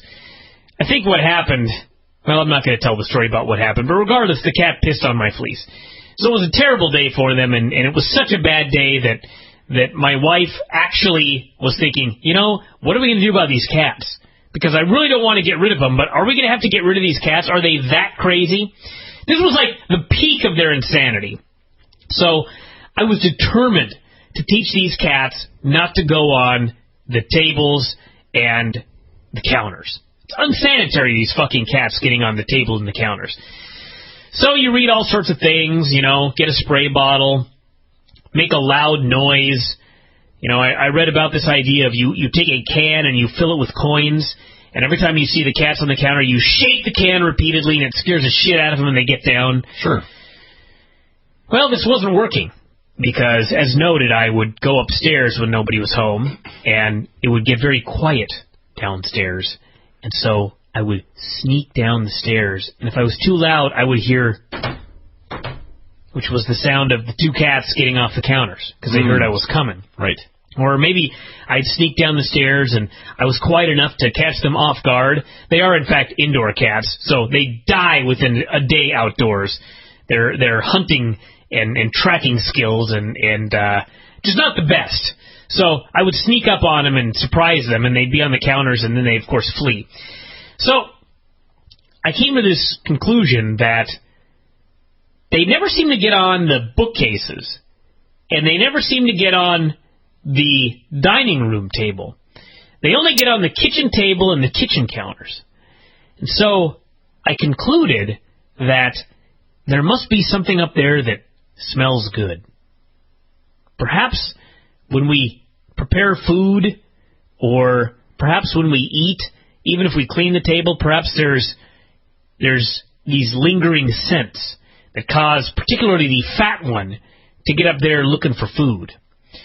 So this was a conclusion I drew because they had learned not to get on anything else that they weren't supposed to get on. So I, like a crazy man, I clean these counters and this table like you've never seen. And I cleaned it and I scrubbed it, and it was like the sort of kitchen counter you'd see in a hospital. There was nothing living on it. And I concluded that problem solved. Because I figured the day that they were at their worst was the day after the Christmas show, when there was like a bunch of fucking gingerbread houses and muffin crumbs and shit like that on the counters. So I presumed that the cat was just trying to get at all this food. So I just completely cleaned it off, and we'd have no problem. Cats do love gingerbread. They do. Well, the fat one is always going for cookies and shit like that. Even though she can't eat that stuff, apparently she just knows that that's what fat things eat. So anyway, I cleaned it off, I sanitized it, and then I went upstairs. And about 15 minutes later, it was very quiet down there, and I thought, sneak down and see what these buggers are up to. So I very, very quietly, it took, seriously, like 10 minutes. I was so determined to not get caught that I snuck down the stairs very, very slowly. And I ran the corner, and the fucking cats are on the counters. And they saw me, and they freaked out, and they ran away. And I was just like, I don't know what to do anymore. So I got on the internet, and I Googled, keep fucking cats off counters. And everybody has all these wacky ideas about how to keep cats off counters. And the gist of it is that, yes, you can spray the fucking cats, you can make a loud noise, you can perhaps throw a box of a former microwave dinner, you can pound it down on the floor and try and scare the shit out of them. But all you do, you see, cats are not stupid. I know that cat haters think that they're stupid, but they're really not. All you're doing is training the cat to not get on the counters when you're around. So the idea that if you scare them, they're not going to go up there when you're not around, don't be a fucking moron. It's just not going to work. The only way to keep the cats off the counters, I read, is that you have to teach them that going on the counters is bad, and not because you as a human irrationally freak out every time they get up there. So the ideas were, you've got to put like sticky tape all over your fucking counters, or you've got to line your counters with tinfoil because they hate the feeling of it, or they even have, I swear to God, motion sensors hooked up to electrical shocks. Swear to God. Or a motion sensor hooked up to something that sprays the fucking cat. So basically you teach the cat that getting on the counters is bad, and it has nothing to do with you. Because you don't want your cat to just fear you, because then it'll stay off the counters only when you're around. So the idea of putting fucking sticky tape all over my counters and constantly lining the counters with tinfoil and all of this other stuff, I finally decided, you know what? Who gives a fuck? Just let the fucking cats get on the counters and wipe everything down before you cook and wipe everything down before you eat. And now they own you. They own me. I finally, after however many months it's been, I finally realized that everybody was right. And part of me was like, okay, so my original idea was to sanitize the fucking counters every fucking day so they wouldn't go up there. What's the difference between just sanitizing them before you eat there? You know what I mean? And the moral of the story is, ever since I stopped freaking out about the cats getting on the fucking counters, now they almost never get up there. So apparently I got so angry at them getting on the counters that they realized that's the place to be. Every time we get up there, this fucking human loses his mind. Something good must be up there. So now that I've just said I don't give a fuck, they don't get up there. And when they see me, they just calmly get off. So, anyway, yes, I have given up. The cats now run the house. That is not my story, though. So, the cats are running around like idiots yesterday. Whitney's not here. She's at Cannon Beach. So I'm here all by myself, and I'm watching RAW. And the cats, on their current schedule, act like complete idiots from about 10 to 1 a.m. About 1 a.m., they're hungry and they're ready for bed. But about 10 p.m., they start acting like idiots. And they run, and they get in bags, and they've got a new thing where they attempt to dig underneath the couch cushions to get something that's not there. Why? I have no idea. But they're constantly burrowing. They burrow, they run around, they fight each other. They have a deal where they're both on opposite ends of the living room, and they charge at each other like two rams, and when they're about to run headfirst into each other, they both stop and leap straight up in the air with their arms and legs splayed out to the side, and they freak each other out. Their arms, you say? Their arms and legs. They run up the fucking stairs, they run into their little room where their litter box and their food is. They fucking pound on the thing that their food is in, and it makes a loud noise, and it freaks them out, and then they run all the way down the fucking stairs. Anyway, they're doing this last night, and I'm trying to ignore them. And I'm watching RAW, and I shouldn't even laugh at this, but the fact that everything's okay, it's kind of funny now in hindsight. So I'm typing the RAW report, and all of a sudden, I swear to God, out of the corner of my eye, a fucking cat falls from heaven. A cat falls from heaven and lands on the ground. And I'm like, holy shit! And I look over, and there's Snorky, the little one, just sitting on the ground. Now, keep in mind, they had not stopped moving for a good 45 minutes. I don't know what they were doing, but at the top of the stairs, which is, how high, how far up is it, Vinny? In pro wrestling terms, 200 feet. Yeah. In real life, it's about, 12 to 15. 12 to 15 feet? Yeah. Apparently, they were fucking around at the very top of the stairs, because cats like to be up high. It's one of the reasons they get on fucking counters, because cats are like tree-dwelling creatures or something. Yes. And they love a high three-dimensional space. So, their high three-dimensional space this evening was the top of the fucking stairs. And I don't know if they were grappling up there. I don't know if one of them decided she was going to walk the ledge. I don't know what happened, but she fucking fell. 15 feet, and I guess she landed on her feet. But she lands, thump, and then she just sits there. And she looks over at me, and she doesn't move. And I'm like, oh my God, the cat's fucking dead. And I run over there, and I pick her up, and she just looks at me.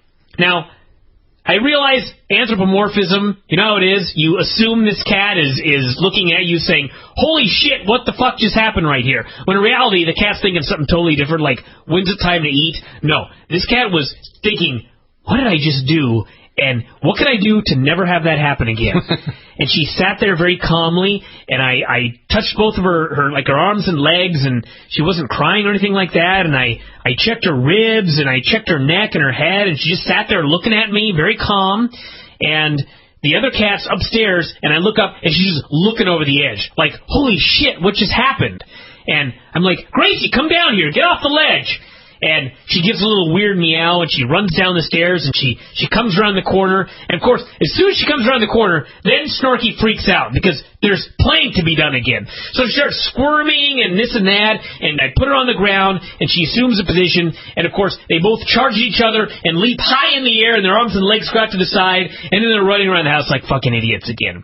And she started purring later. She ate. Apparently she's totally fine. But this cat falling from the fucking top of the stairs out of the corner of my eye and crashing on the ground, I will never forget this as long as I live. This was a great trauma for me.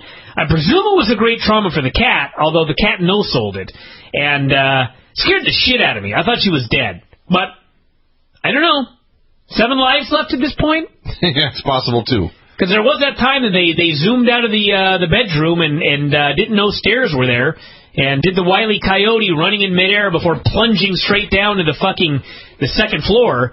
But this one fell from the top all the way down to the hardwood. And apparently landed on its feet and was fine. But that is why they say cats have 9 lives. So, scared the bejesus out of me. I waited 2 days to tell Whitney because... You just wanted to make sure? I wanted to make sure the cat was all right before I broke the news to her. So how did she take it? I don't really know, because she's been sick. But when she learned the cat was okay, she was just like, I always get so nervous when they're playing around up there. And I never thought nothing of it, because I thought, there's no way these fucking cats are going to fall off the top of these stairs all the way down to the hardwood. Well, one did yesterday, and I don't know. I giggle a little bit because... In hindsight, the vision out of the corner of my eye of a fucking cat falling from God knows where and landing on the hardwood and being totally fine and just looking at me with a little bit of mild concern, it's funny in hindsight. But if she'd been hurt, there'd be no show today, everybody. I don't know what I would have done. It's a good thing they're very, very small. They are very small and pliable. I've learned that. But holy shit, it's a good thing it wasn't Gracie, because we'd have a hole in the hardwoods right now. She's slowly falling. She'd have made a crater the size of that fucking crater in Arizona. Yes. When the meteor hit.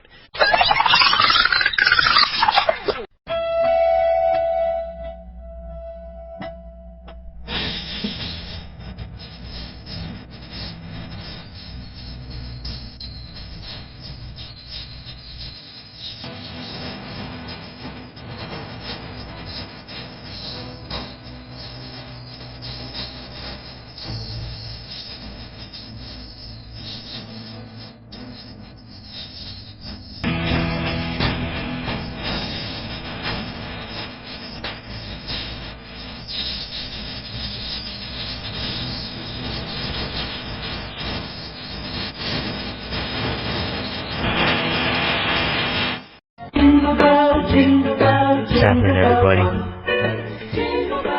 December 22nd, 2010, here at Figure4Online.com. It's Wednesday at 1:45 p.m. Right on schedule. It's not when we normally do this show. And it's all Vince's fault. That's true. Vinny, you were in a sad state last night. We recorded a show yesterday, everybody. Mm-hmm. And when the show that may never air, I'm thinking. I'm fine with that. Yeah. We recorded a show, and I believe we stopped doing the show around 7 p.m. Is that correct? No, it was more closer to 8. Wow, that long. Yeah. Okay, well, we stopped doing the show at 8 then. The next thing I remember is waking up on your couch, asking what time it was, and being told it was midnight, and then going back to sleep. Mm. And then I woke up at about 8:30 this morning. Yeah. There was some liquor imbibed. I don't know about the Christmas show this year, everyone. I'm not going to lie. I am not going to lie. I know about next year. We're not doing one. I know it went off the rails. I am too old for this anymore. Went badly off the rails. I got some absinthe. And what else do we have here last night? Horseman was over. He actually posted the list of his shots on Facebook. Really? He had there were many. He brought some of his own. They did not share. I had whiskey. I had absinthe. I had something called Black Death. Yeah, a little of that too. I had Jaeger. Yeah, I know that we didn't drink for the first 20 minutes of the show, which is a new thing. And then I started drinking a lot of really hard liquor. And then I know there was a full hour of the show that I have no memory of. Like I was so drunk that when I started to not be drunk, I still realized I didn't remember what happened in the previous hour. Like I remember looking at the recording device when we were at the 20-minute mark, and then like Betty and Barney Hill, like a case of missing time. Suddenly it was like an hour and 15 minutes into the show, and I have no earthly idea what happened in that hour. I do know there was at least one point where you accidentally stopped recording. Oh, I think I did that plenty of times during the evening. And keep in mind, there were plenty of times during the evening that I stopped the recording and realized when we were continuing the show that I hadn't hit record again. So there are vast periods of missing time on the Christmas show for the listener as well. Great. And we still went 3 hours and 5 minutes. Mostly because you... Oh, God, Vince, you were horrible. The show's just awful in every conceivable way. Yeah. I don't know. I'll consider it. I know that everyone's going to freak out if I say that I'm not going to air the Christmas show this year. But it's really bad. I know that when the show began, I said that no matter how inebriated and screwed up we got, we were not going to be worse than Matt Hardy and Gregory Helms. I do recall that statement. Pretty sure I was wrong. I'm pretty confident that in the end, they look like more upstanding citizens than we did on the program. I do know that we did finish with Mikey Whipwreck, and maybe it'll just be a 10-minute Christmas show with just our call to Mikey, because it's the only good thing on the show that I remember, at least. I don't know who we called. I have a vague memory of calling Granny. I have a vague memory of calling Lance. I have a vague memory of... I remember we talked to Ed first. We were sober, so of course I remember that. We talked to Blue Fist. Did we? Yes. Don't remember that. I talked to Lance Storm. I remember that. I remember closing with Mikey. I remember that Lance laughed a little, so that could not have been too bad. We, I think we called calling Brent. He was not home. I believe we called Rodney. That's right. Brent was not home, and he's been calling me nonstop ever since. That is... Actually, on another note, that is... Brent's been harassing us for weeks. Mm-hmm. And then when we called him for the Christmas show, he did not answer. Mm-hmm. So yeah, the show's awful. I don't know if I'm gonna put it up. It's 3 hours, everybody. I don't even know if the site can handle everybody downloading a 3-hour show. There's that too. I don't want to do one next year. I never want to drink again, like ever. And keep in mind, I stopped drinking as soon as I saw that it was an hour and 50 minutes into the show, and I had no memory of the prior hour. I stopped drinking immediately. And I still have almost no memory of the rest of the show. I just remember there were people in the room. I remember that Craig was here, and of course he had to open a window because he gets too hot, which, what can you do? And there was a cat in the room at one point, I remember. Really? Yeah. Was it yours? Of course it was mine, you jackass. How did anything happen? Last time you saw pussy. I thought you stopped drinking. That was a good one. No, we'll see what happens, everyone. But for now, you can all enjoy a nice, sober Bryan and VINNY show where we review professional grappling. And then later on today, I'm going to come back with Dr. Luch and the Cubs fan, and in a very honorable manner, we're going to look at the year in review in Lucha. We called Dr. Lucha, too. Oh, that's right, we did. Yeah. I'll have to ask him how that whole thing went. You know, it's one of those things where we might as well just, over the next couple of weeks on this show, continue slowly telling you what memories we can recall from the evening. Because it's much better if you imagine this in your mind than I'm sure how it played out. Yeah. I remember when I woke up, I remember thinking, Jesus, we only opened like half of our presents. And it came up and they were all opened. Yeah. I don't know if... Was that during the show and I just don't remember? I presume we opened all the presents on the show. They were opened. I know that I walked in here this morning and there was liquor strewn everywhere. There was wrapping paper and random gifts I don't remember opening. And, yeah. I cleaned the place up pretty well. The most amazing thing, and this is probably because I slept 10 to 13 hours, I have, like, zero hangover. I feel like I ran a marathon yesterday. I'm very tired. I suspect you're still drunk and a hangover's coming. That is entirely possible. This has happened to me before. Like, you're going to feel good, and then about 3 p.m. you're going to start to feel a little nauseated, and then you're going to vomit a lot, and then you're going to have a terrible hangover for hours. That's not impossible. So be ready, Vince. No. Be ready.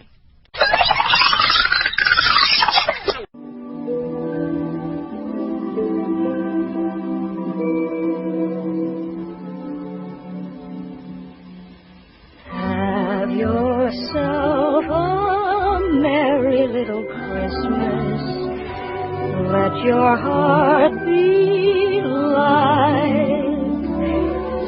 Next year all our troubles will be out of sight.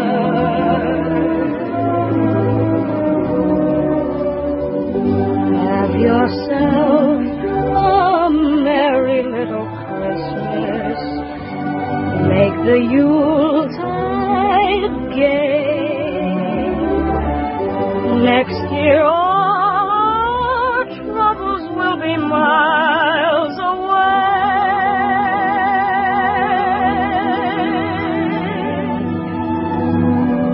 Once again, as in olden days, happy golden days of yore, faithful friends who were dear to us will be near to us once more. Every year we start with this song. I don't even know why. It's like such a sweet song. I was going to say, I probably say this every year, but there's something disrespectful about playing that song with that amazing talent, and then we do our stupid stuff. Judy Garland, have yourself a merry little Christmas, everybody. Brilliant. I was going to rename this the Holiday Show, but it's been the Christmas show for so long that it's just got to stay that way. You know what I mean? It's just one of those things. This is not a show about Christ or anything like that. No. God knows it's not a show about Christ. This is a show about the devil. This is a show about enjoying the holiday season. And quite frankly, regardless of your religion, really, everybody in this country at least, Christmas is like the thing. You know what I mean? It's a big deal. And the way I mean that is not that, I mean, obviously if you're Jewish, Christmas is not the thing. But it's not like there's Black Friday for Hanukkah. You know what I mean? It's like, for whatever reason, Christmas is the big December holiday in this country. And we called it the Christmas show without even really thinking years ago. Don't do a lot of thinking. I don't know if anybody's noticed that. But it just called the Christmas show and never really thought much about it. And then as the years go by, people were like, why is it the Christmas show? And I strongly considered changing the name of it to the Holiday Show, but then I just realized the Christmas show really isn't even about Christmas. It's just about celebrating the holidays. You may as well call it the Lent Show. Yeah, it's like World Wrestling Entertainment. It's about wrestling anymore. Of course not. Seriously. So anyway, it is a Christmas show, everybody, and we need to start off, as we do every year, with the explanation of what exactly this is for those of you that might be new. Not so much an explanation as a disclaimer. Or for those of you that might have stumbled upon this somehow. Or a warning. Basically, the Christmas show every year is a show where Vinny and I sit down and we drink a lot of liquor. We'll get into that in just a moment. And we open gifts sent to us from members of the Empire. We have a good old time. We call folks on the phone. I used to say that we called our friends, but let's be honest. We call people we know. Nah, what I was going to say was that I don't want to say that we call our friends, because every year, without fail, I have a whole litany of people that I would like to call. And I usually get so goddamn drunk that half the people don't get called. Mm-hmm. And I don't want people hearing that we called our friends and then realize they didn't get a phone call. Yes, I am concerned about that sort of thing. The Christmas name of the show, I don't give a fuck. But I don't want people to think that we didn't call them. You know what I mean? You don't want people to think that they are not your friends because you didn't call them in the next hour or two. Exactly. So I'm going to go through the phone here, and I'm going to randomly pick out names, and we're going to call these people and wish them holiday cheer. And as always, apologies in advance if I told you that I was going to call you or if you were expecting a call, but circumstances did not allow us to actually give you a Bojangle here on this show. Now, the goal of this show is that we... There is no goal. Well, there's a goal going in is that we try to not discuss wrestling at all. Well, sure. I mean, duh. But it's a holiday show. Yeah. Maybe we'll talk tribute to the troops. Seriously. No one saw that show. I didn't watch it. Did you watch it? I have not. I'm not watching it tomorrow. I mean, listen, when Dave Meltzer says you don't need to bother watching it, there was nothing to the show. And that's nothing against WWE and all the good work that they do with the troops.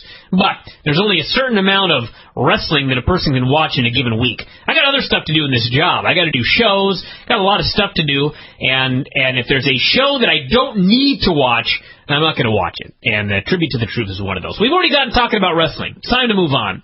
It's time to get this holiday show on the road. We've already gone off the rails.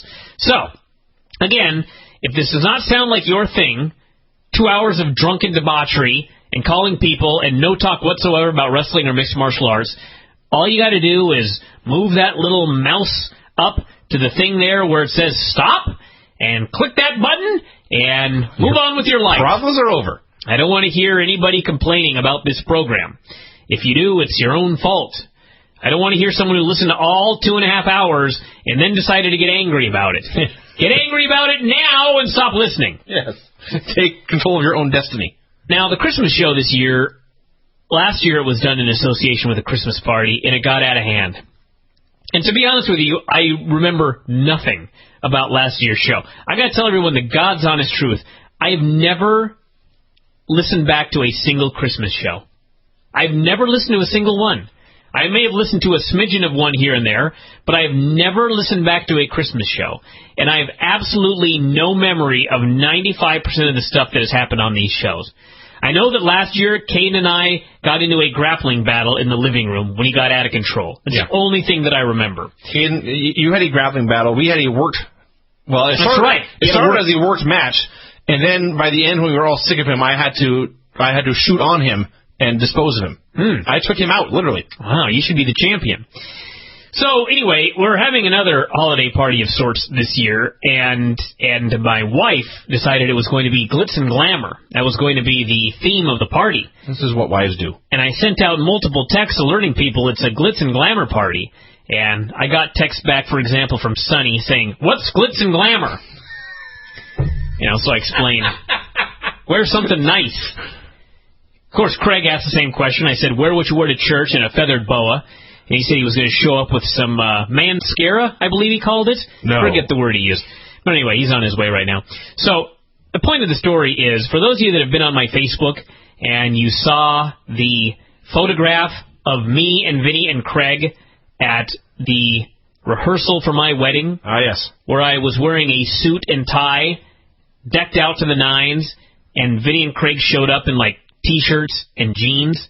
Well, you'll never fucking guess what Vinny showed up in today. I'm not even sure you're not in the exact same outfit you were wearing to the rehearsal. Much nicer than I did at rehearsal dinner. That's impossible. Much. I'm wearing a button-up striped shirt. I am wearing jeans. Mm-hmm. And I wore some nice shoes. I am wearing a tailored suit. You are wearing a goddamn suit. A tie. I've got black socks on, believe it or not, to go with the black pants. And I glitzed out here. I glamored out for this show. It was... I can't explain. I don't know why I was so surprised. But I walked in, and you were standing at the top of the stairs in your suit. Yeah. Just walking around your house in a suit. Exactly. The party's about to start. I guess so. So anyway, this is the most respectable Christmas party there's ever been, and the most respectable Christmas show there's ever been. I am currently dressed like Ric Flair, and I expect by the end of the show that I will be in my underwear. I just want to warn you right now. Airplane mode. I can't promise anything, but I'm already hot wearing my jacket, so the jacket's going to have to come up here pretty soon. And this tie, I won't lie, is a little uncomfortable here on my neck. That's why I'm not wearing one.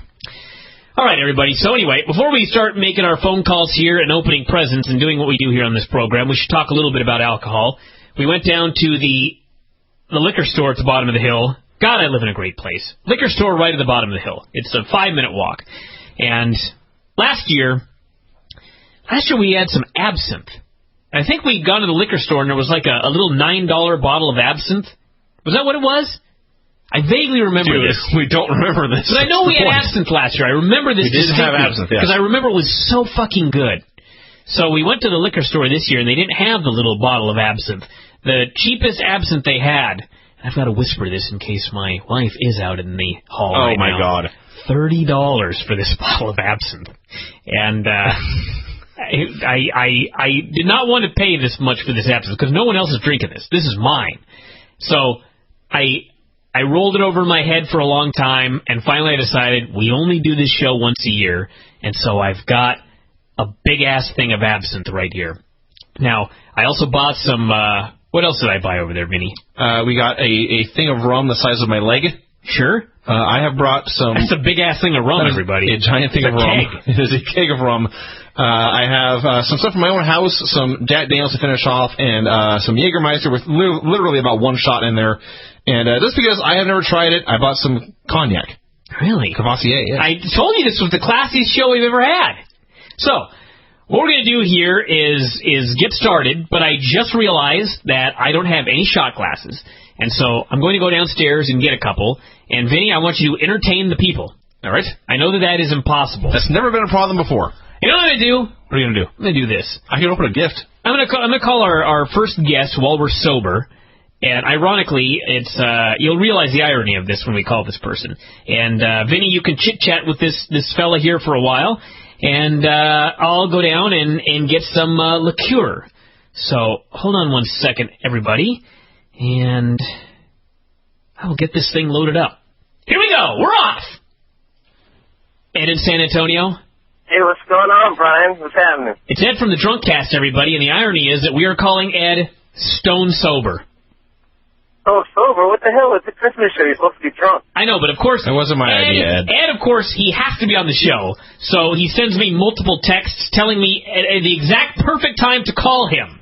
And unfortunately for Ed, the perfect time to call him was before we'd actually started drinking. So, Ed, I'm going to leave you in Vinny's hands for a moment, and I apologize for that in advance. And I'm going to go down and get some shot glasses, and I'll come up and I'll save this show. So, Vinny, the floor is yours. Now I brought a glass. Can I start drinking without you? No. Oh, you fucker. Ed, Merry Christmas. Merry Christmas, Vinny. How you doing? Good. What's going on, man? I'm actually on my way to SmackDown tonight. Are you really? Yeah. How much time do we have? Oh, well, we're just really leaving. It'll probably take us like 30 minutes to get there. Excellent. So is that the Alamo Dome there? No, it's not at the Alamo Dome. It's at the AT&T Center. It's where the San Antonio Spurs play. I thought the Spurs played in the Alamo Dome. Was that like 10 years ago? It was around 99, because that's when they won their first title. Would be 10 years ago then.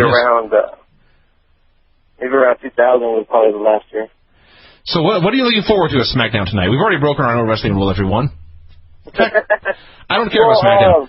I'm hoping I can get there in time to see a little NXT and see a little bit of my my buddy Bryan Daniel. I ruined the Christmas show. Are you done? I ruined the Christmas show. How did you do that? Well, Ed's going to SmackDown. And so the first question I thought of was, what are you looking forward to? And Ed mentioned NXT. Oh, my God. This is the show from hell. This is why we should have started drinking earlier. Give me a fucking liquor. All right, Ed. Why did I say NXT? I said Daniel Bryan. Ed, we don't give a shit about any of this stuff. I'm taking the show over again. Now, I heard that you may have a friend with you right now. Yeah, I'm actually going to the show with a friend of mine. A lady friend? I guess I'll say I'm going to SmackDown with the prettiest girl in San Antonio because, that's how I roll. Oh, Jesus. Now, does she know what you're doing right now, Ed? Does she know that we're doing a program? Sort of, kind of. So you've not alerted her to this fact? No, not really. Well, she knows that you guys are calling, but I didn't tell her that you guys were more than likely going to ask to put her on the line. Oh, so we're going to end this relationship right here? More than likely. That's not even Ed. So is she willing to come on this program? Well, I have to run in and get gas, so I'm going to have to leave the phone with her, so. All right. Well, what's her name again? Barb. Barb? Yeah. I don't want to give her a full name, but I guess you could figure it out. Why don't you put Barbosa? Okay. Barbarella? That would be awesome. Hello? Barb? Yes? How are you doing? I'm good. How are you? We're friends of Ed. Cool. My name is Bryan, and we've got Vinny here on the line as well. When he says we're friends, he's not just a crazy person. I'm here too. Yeah. Now, okay. Ed apparently didn't tell you anything about today, did he? He did not, no. What a wonderful guy. What a wonderful guy. Well, tell us a little bit about yourself there, Barb. We don't know. I'm about Ed's age and just working, and I'm a single mom. Now, are you I know we don't... See, we're doing a show here that we don't want to talk about wrestling because we do normally, but are you a wrestling fan? Is that how you met Ed?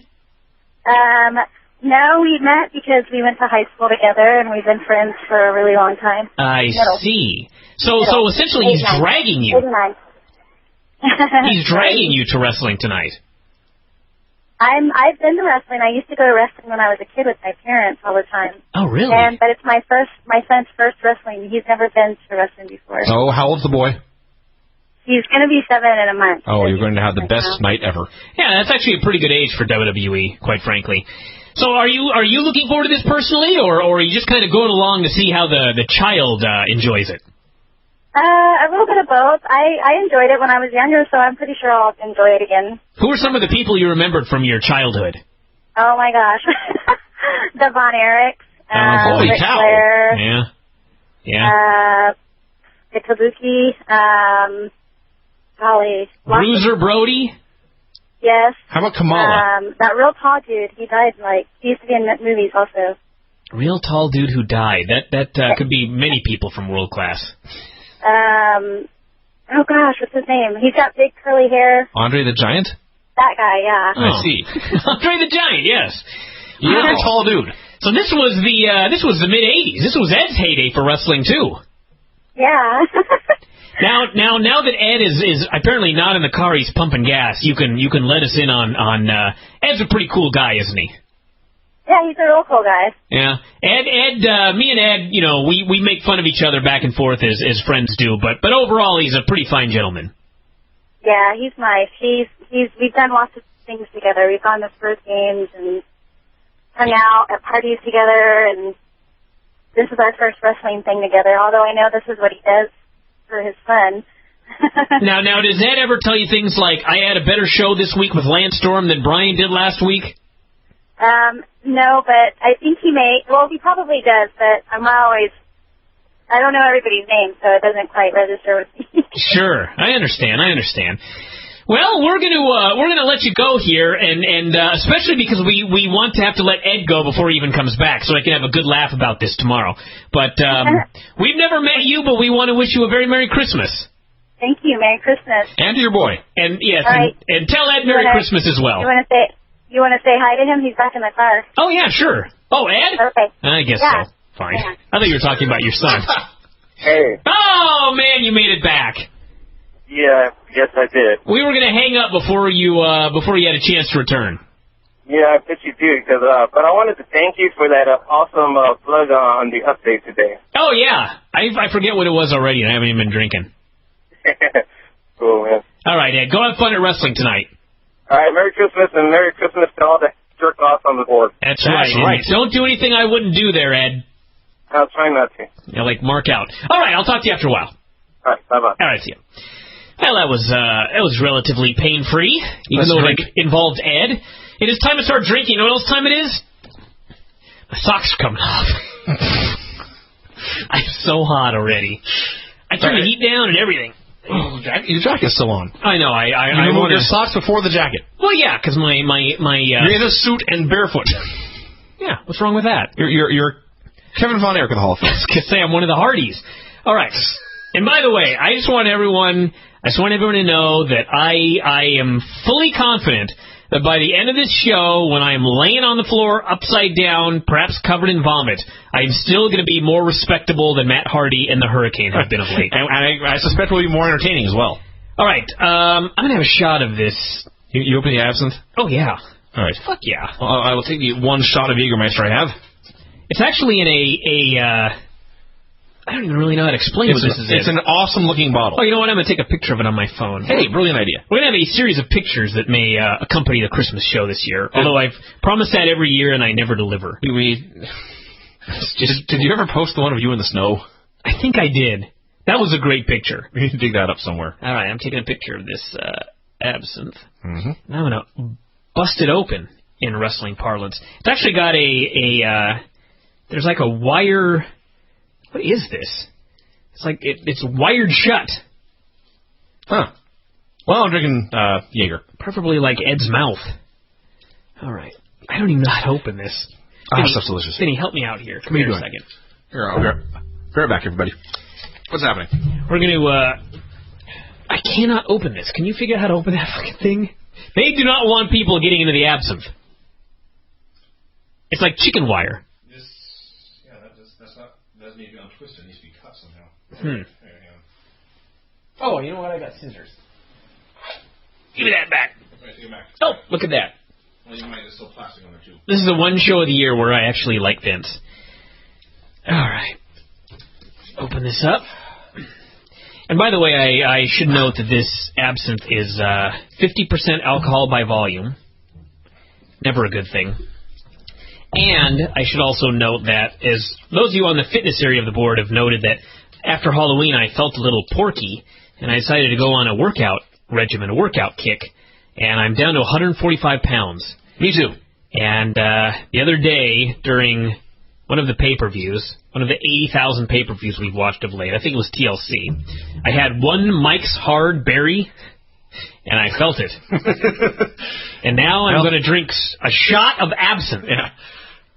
If I can get it open here. I pour myself it's the equivalent of a shot. It's a little small. I don't have a shot glass. Why don't we do this? While I'm struggling to get this open, go grab a gift, and we'll start with a gift. I will get a gift. Hang on.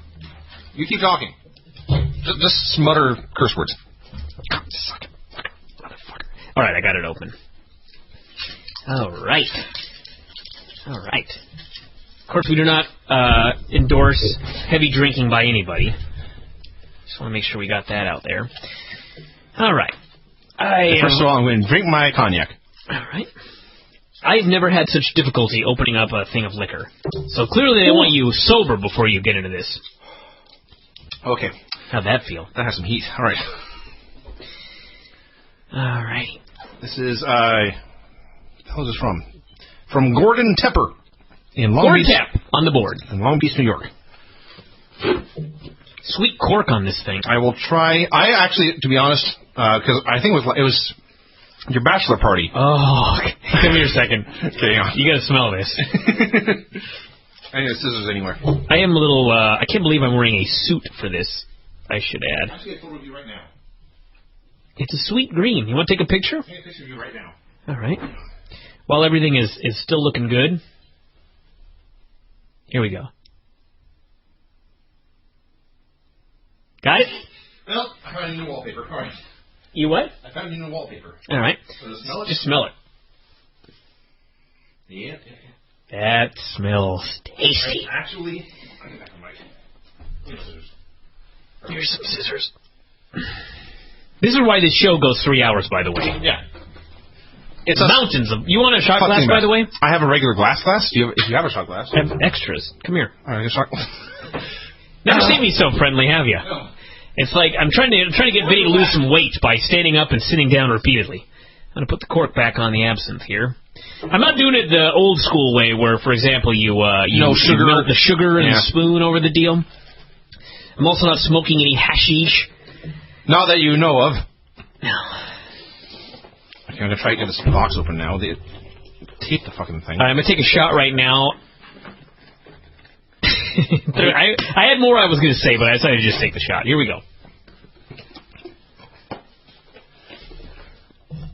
Ooh!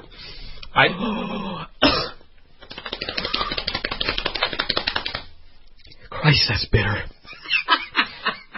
I actually remember when we tried it last year, and I took a shot, and I believe I described it as drinking a bottle of NyQuil all at once. Oh, my God. All right, I'm opening Gordon. It was heavy. Are there any chips up here, by the way? I did not bring any snacks. All right, so I think they're... All right. I'm getting texts now from the party. From downstairs? Mm-hmm. Okay, Gordon sent us like 8 presents here. Here. That's to Shoulders Torelli. To Bryan from Gordon Tepp. All right, I'm going to come get the gift, and I'm going to bring you a shot of this. There's a terrible problem with the setup in that. We are now a good 8 feet apart. Yeah. Can I just slide this on the floor over to you? No, hold on. I'm going to come get it. I'm going to bring you a shot of this because I want you to try it on the air. We got some Kit Kats Gordon sent us. This is next. That's to Shoulders. I can't believe I'm giving you some of this. You have been drinking. I just took a double shot of absinthe, so I guess that would be 100 proof? Hold on. Yes, Bryan. Gordon, by the way, I want to point out his lovely Disney Princess and Tinkerbell wrapping paper. That's for you. All right. This is the absinthe, everyone. I'm about to do a shot of absinthe. Godspeed.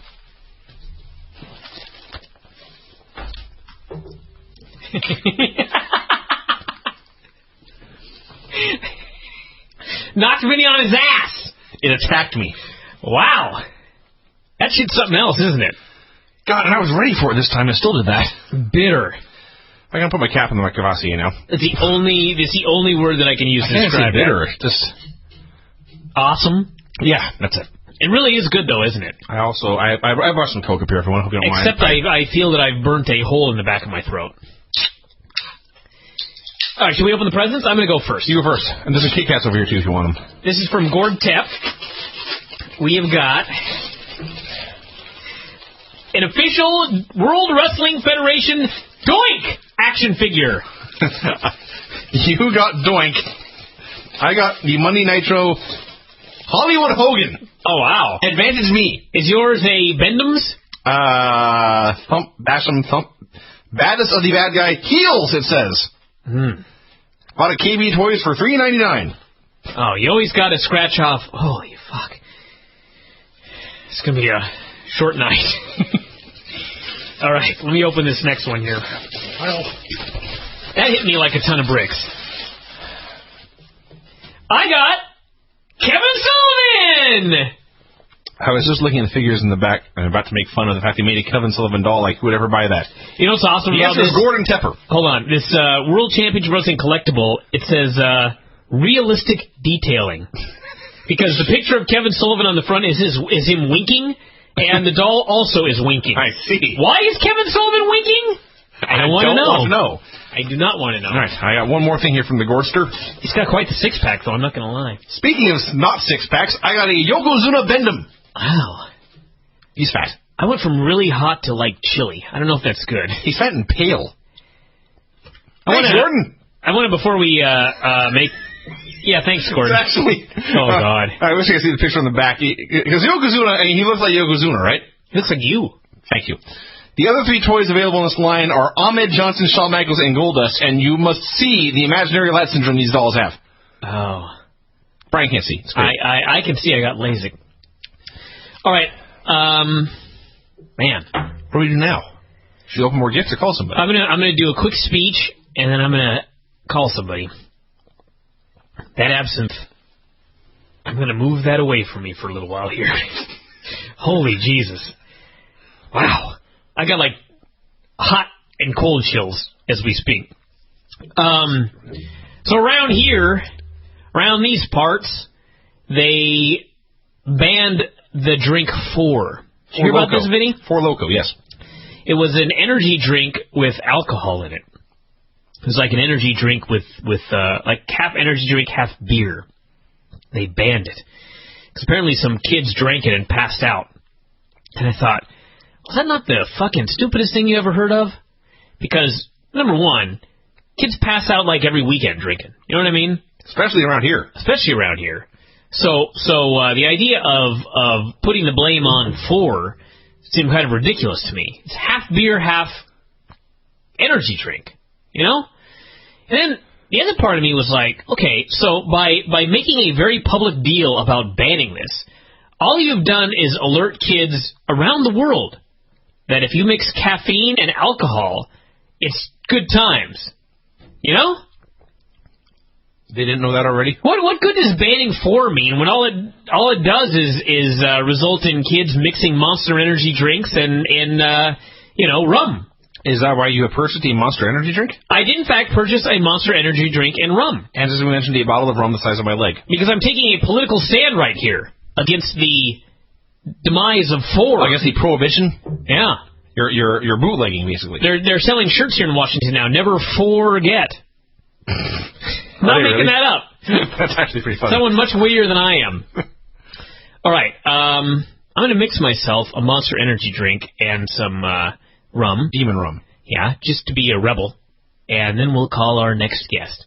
So, Vinny, while I'm doing that... I'm going to do so many stand-ups on the show. You're going to what? Stand up so many times on the show. Why? Because I had to hand you the rum. Oh. And the Monster. They're both on my desk. I was going to go get it, but go ahead and bring it over here. You got to call somebody. All right.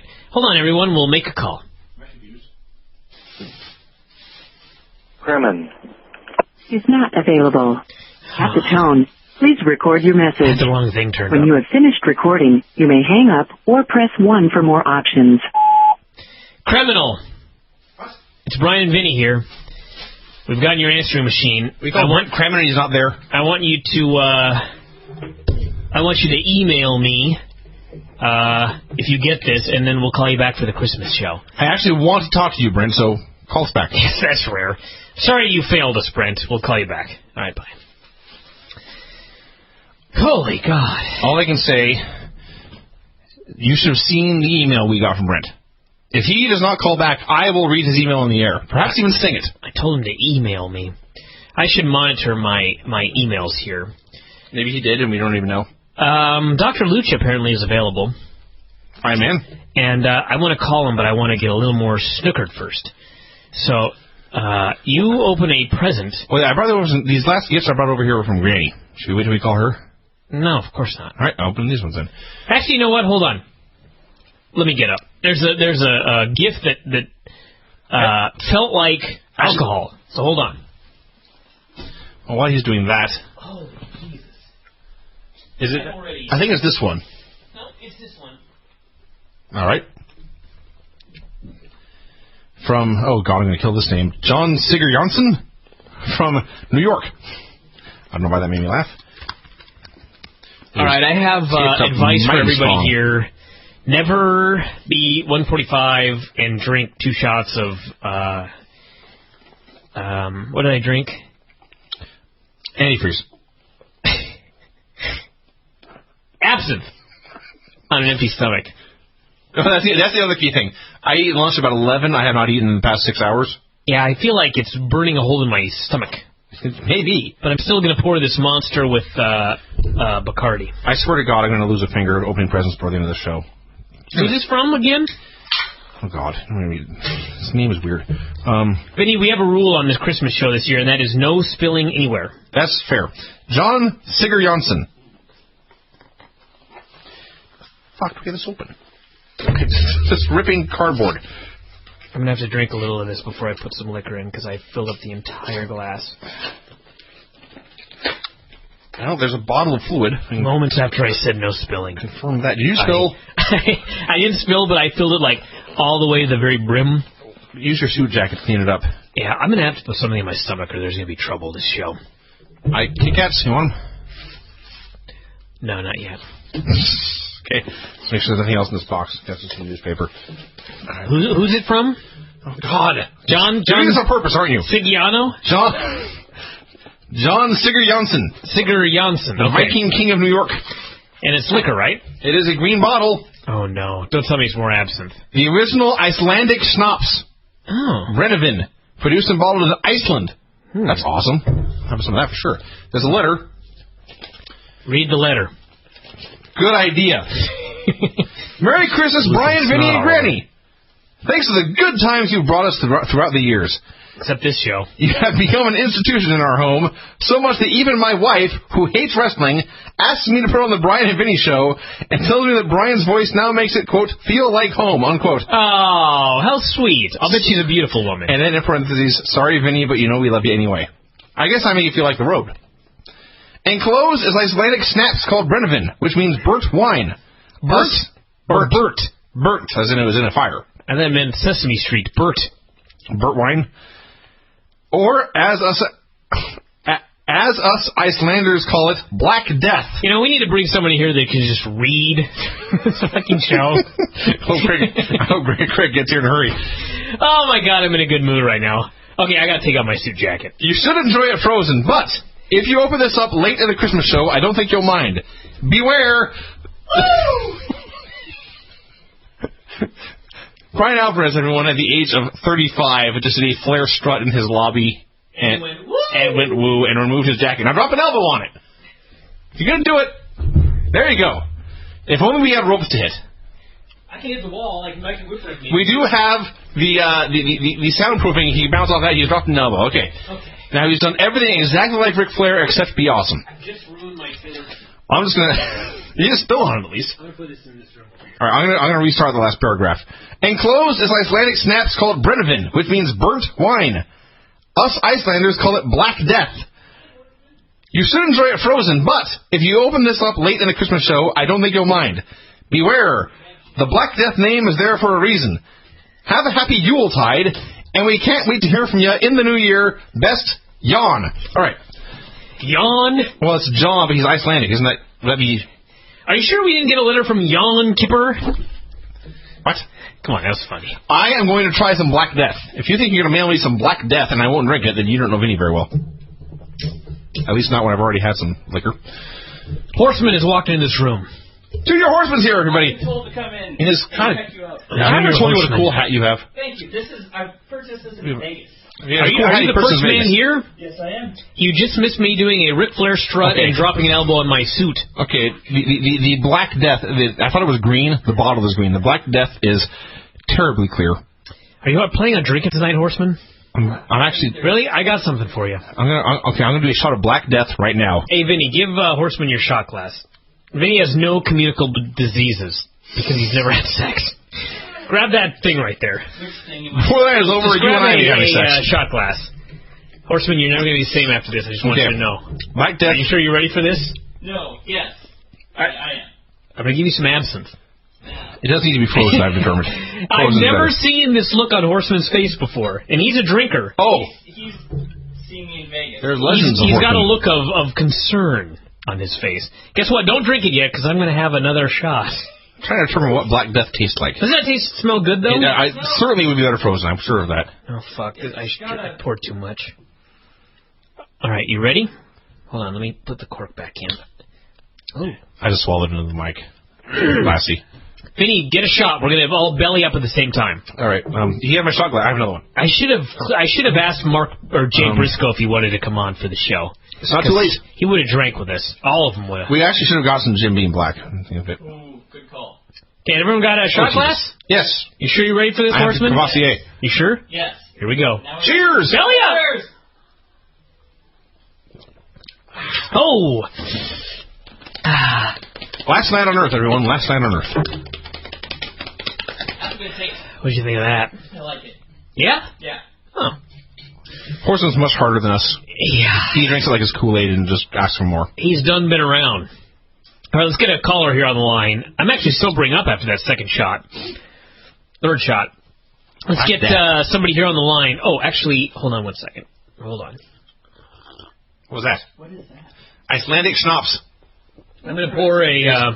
the letter explaining. You're welcome to try some. I'm going to pour some Bacardi into this...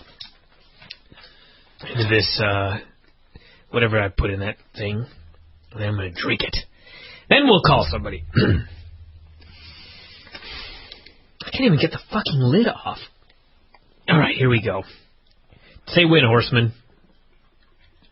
Win. Oh, did you say win? Oh! Do you want a shot of this? No, I'm going to try some of this schnapps. Well, you better have that shot you just drank then, or you poured. All right, let's call. I think I'm sufficiently. Actually, you know what? We're going to call a random person. Hold on, everybody. Here we go. Is this Dan Klitz? This is. It's Bryan and Vinny. Who might this be? It's Bryan and Vinny. You know us. Yeah. Well, what kind of state of inebriation are we in tonight, fellas? On a scale of 1 to 10, we're about a 4. I've had 3 shots of absinthe so far. Brian wouldn't let me drink before the show started. On an empty stomach. Why?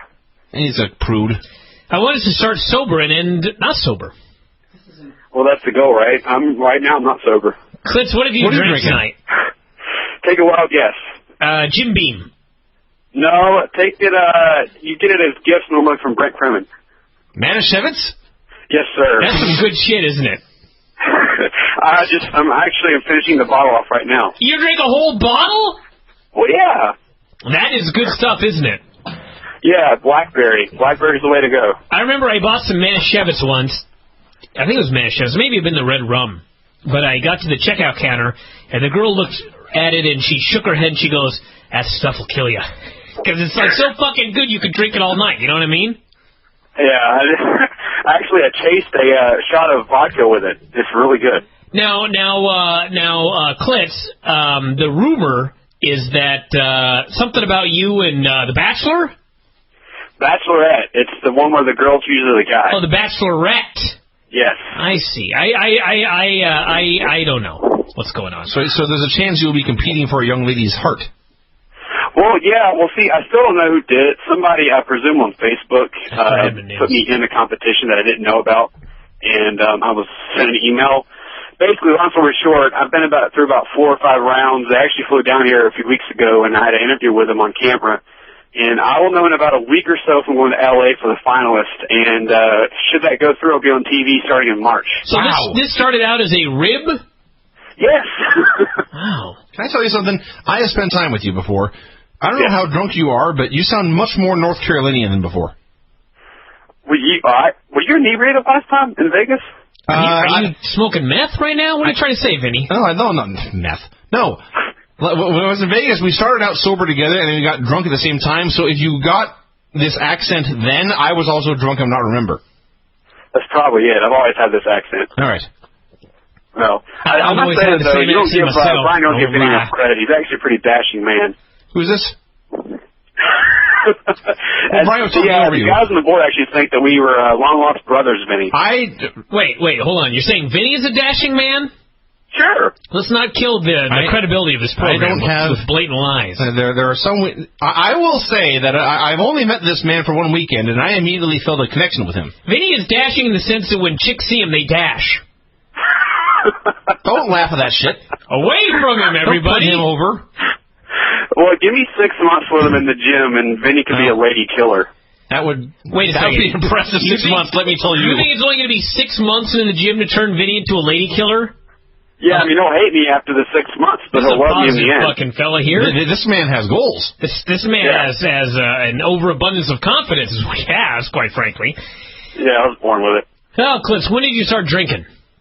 About 2 hours ago. Oh, you're way ahead of us. Yeah, you're ahead of the curve. Although you didn't have any absinthe. That's the shit. Have you ever had that? Oh yeah. You ever had it the right way, where you have the spoon gimmick with the sugar cube and all the fire? I drink it straight, which is the wrong way. I assure you. Yeah, my buddy of mine went to Ireland. He's actually Irish, and he went over there and got some the real deal stuff and brought it over.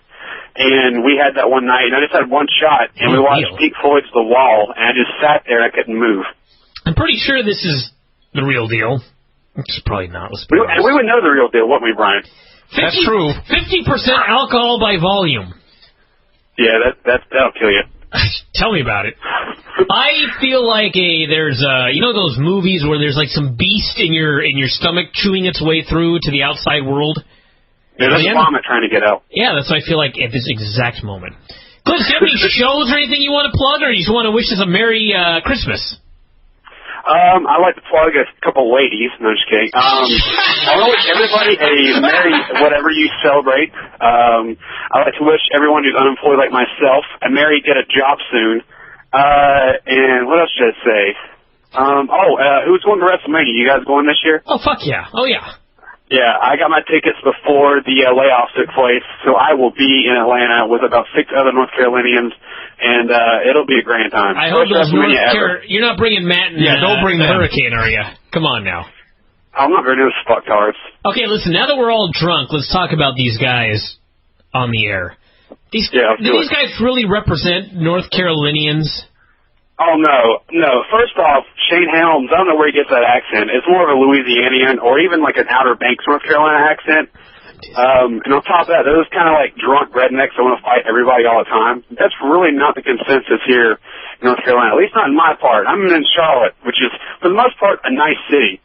But you got these redneck, bumfuck areas of North Carolina like Cameron or Cary or Raw-ish areas where these guys are at. Then you get these toothless assholes who like to go on the internet and talk shit about everybody and their mother. So I didn't hear a word of that, but Jesus Christ, Brian, pay attention here. I was taking my tie off. Brian's wearing a suit. I was wearing a suit. Why are you wearing a suit? We had a glitz and glamour party, and so of course Vinny showed up looking like a fucking goof. Fucking dare you. Vinny had some style in Vegas, though. Really? I mean, What style did he have, of us, and we both had like sport jackets on and aviators, and I believe we were drinking whiskey out of a coffee cup. Yeah, this is 2010, you fucking jackasses. All right. I remember Dave Meltzer walked over to the kitchen, and I was pretty drunk at this point, and Dave was in there watching wrestling with the boys, and all the rest of the guys in the kitchen just completely hammered, and Dave walks over there, and I just stand there and stare at him, and I went, Dave, shot of whiskey? And he just kind of stares at me, and he goes, I'll take a water, please. And I took the last 2 cubes of ice from my cup. I'm like, Dave, there's no ice. You just have to drink out of the tap. And he goes, that's fine. And he just walked away. Here's what I remember about Dave from that evening. Brian was in, that was when Ed got the suite. So there's a bunch of guys. There's a bunch of guys in Vegas in the living room watching. I think it must have been the Dream show. There was a fighting show from Japan. Dream. They're watching that, and Brian and some other guys are the guy who fought like a monkey are in one of the bedrooms, and they begin discussing jiu-jitsu, and Bryan determines he must demonstrate a hold. Yeah, I remember this with Peach. So they begin... Yeah, okay, of course, yes. So you and Peach started rolling around... I'll say. Yeah, well, yes, and I walked into the living room, and I forget what I said, but it was implying that you and Peach were engaged in homosexual sex. Gay sex. Oh, yeah, it was a little hard, but... And Dave shot me a look like, you are the stupidest... It's like the look he gave us when we came into the next night at, Dick's, and Bryan and Dave were late, but Vinny and I were jumping just nonstop for like 5 hours, and then Dave and Bryan walked in, and Bryan, he was like had his backpack on and all that stuff. I He didn't have walked a in, and Dave walked in, backpack on, just like looked at her like, with a look of just terror, and he just turns around and walks away. Yeah, quite frankly, yeah. It was more, I can't say terror, I don't even say disdain, it was like, if just complete and utter lack of anything resembling respect. Yeah. Well, that's usual. No respect for anybody. Glitch, Merry Christmas, homie.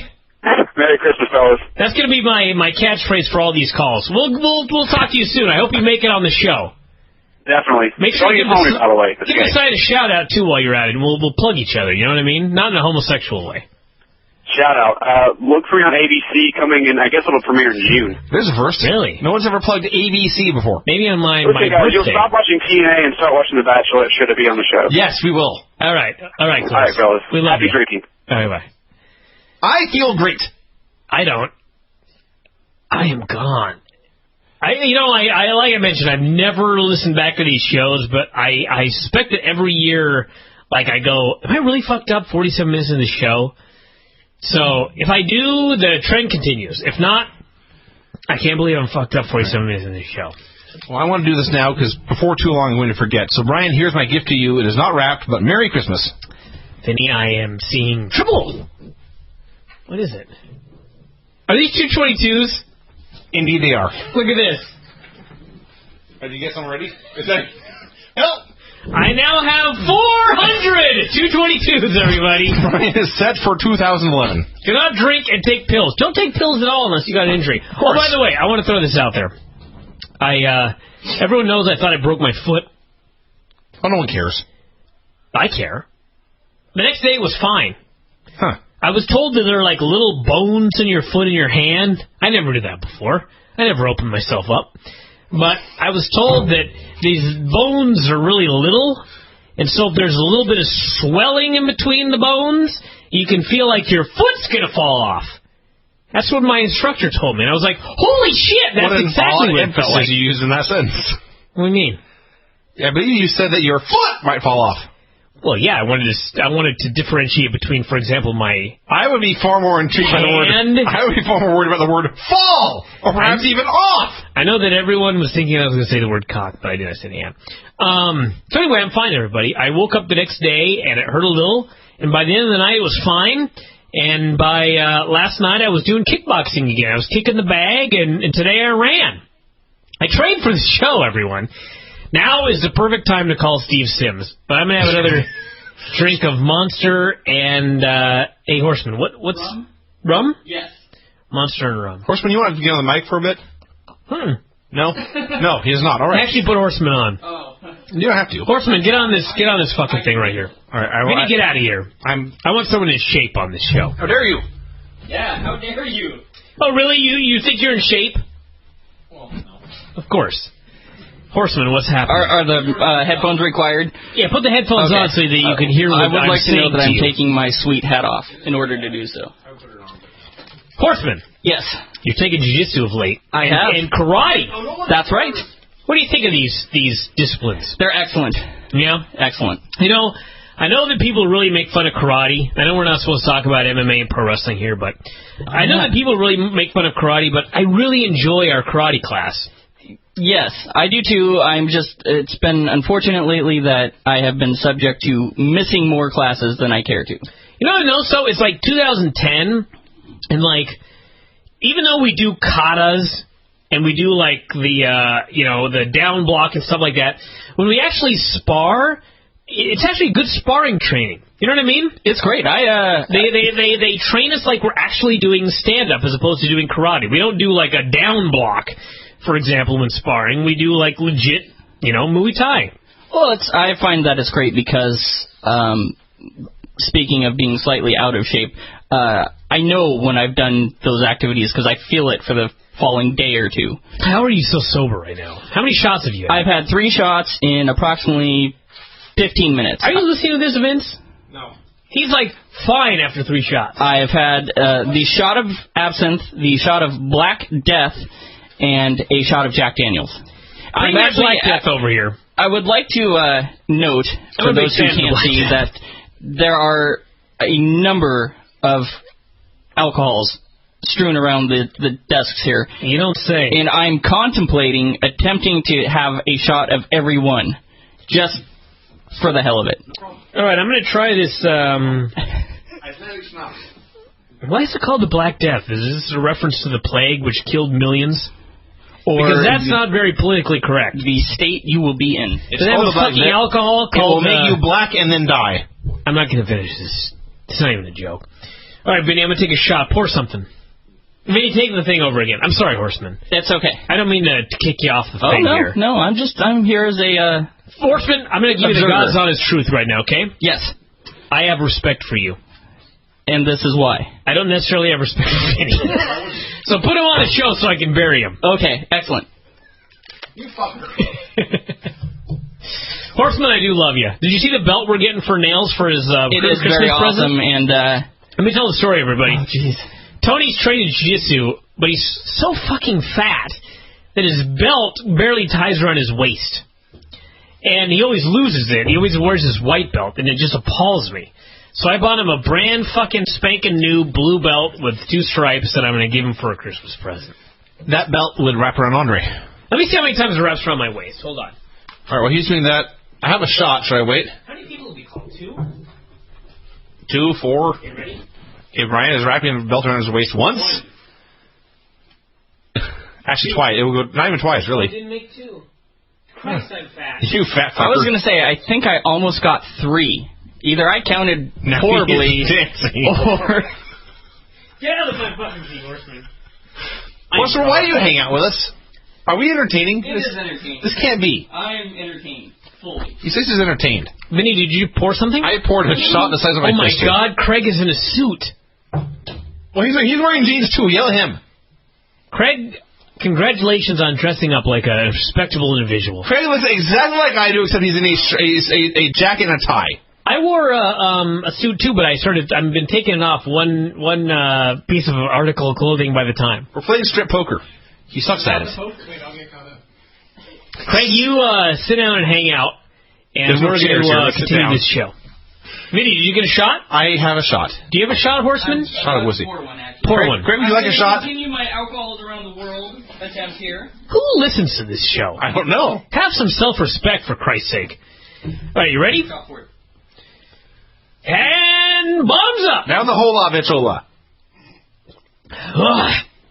Oh, God, that was the Black Death. Whiskey. My feet are shaking. All right. God damn, I like Jack Daniels. You're not going to drink, are you, Craig? That was a yes. Did you bring anybody to hang out with the ladies downstairs? What's that? You bring anybody to hang out with the ladies downstairs? Did you bring the dog? I felt bad for him. I wanted to make sure they had fun. Craig, we've been drinking. Hold on, we're going to call our next guest, so hold on. Dr. Lucha! Brian! How you doing? Hi, Doc. I'm doing fine. Am I still qualified as a fine man? Dr. Lucha, yes. First off, I want to tell you, even at my absolute drunkest after, I don't even know how many shots I've taken right now, but I'd say about 5, you're one of my favorite people in the world. And you have my permission to give him another shot. My wife loves you as well. I want to throw that out there. Not nearly as much, though, as my girlfriend and I do. Steve, I want to... He gets a ride to the airport like 4 a.m. or something. Yeah, he's a good guy. He's a hero. Steve, I want to mention that you actually you're making history here because we have a rule in the show not to call anyone reputable. All right, I'll try and turn on my unreputable side. Yeah. So what's happening, Dr. Lucha? I'm getting ready for I'm getting ready for probably the greatest lucha radio or daily figure 4 daily that's ever been held coming up shortly. Come on now, seriously. Should I call the Cubs fan right now? We may as well just do the show now. No, don't do that. I don't think that's probably a good idea. Steve, are you much of a drinker, or are you a teetotaler? Vinny will know this.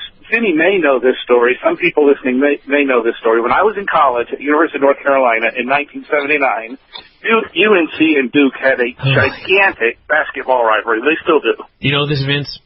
I had not heard the story before, no. This whole story is like 15 seconds. It's not a long story. So anyway, yeah, I rushed fraternities. I'm a big drinker.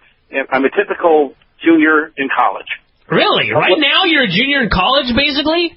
Yeah, for the purposes of the story, yes, so I'm a junior in college. Christ. Duke is playing North Carolina. North Carolina is famous for the four corners offense, which is just hold the ball forever and just take like the shot at the end and try and make your opponent foul you and stuff. Anyway, so at the end of the first half, the score is Duke 7, North Carolina nothing. This sounds like a fucking awful game. I hope you're following this, Vince. In college basketball, North Carolina got no points in the first half, and this is a major program. I got plastered. It was clearly not going well, so I got plastered, and the next day, I spent from 6 in the morning when I woke up to 6 in the evening throwing up to the point where I was just throwing up like mucus and veins and arteries because there was nothing left to throw up. Well, don't do that. And after that, that was March of 1979. After that, I looked at myself in the mirror and said, never again. Never again, Steve? By the way, is everyone we call a Tar Heel? We just talked to Daniel Klitz from Carolina. He ain't a Tar Heel.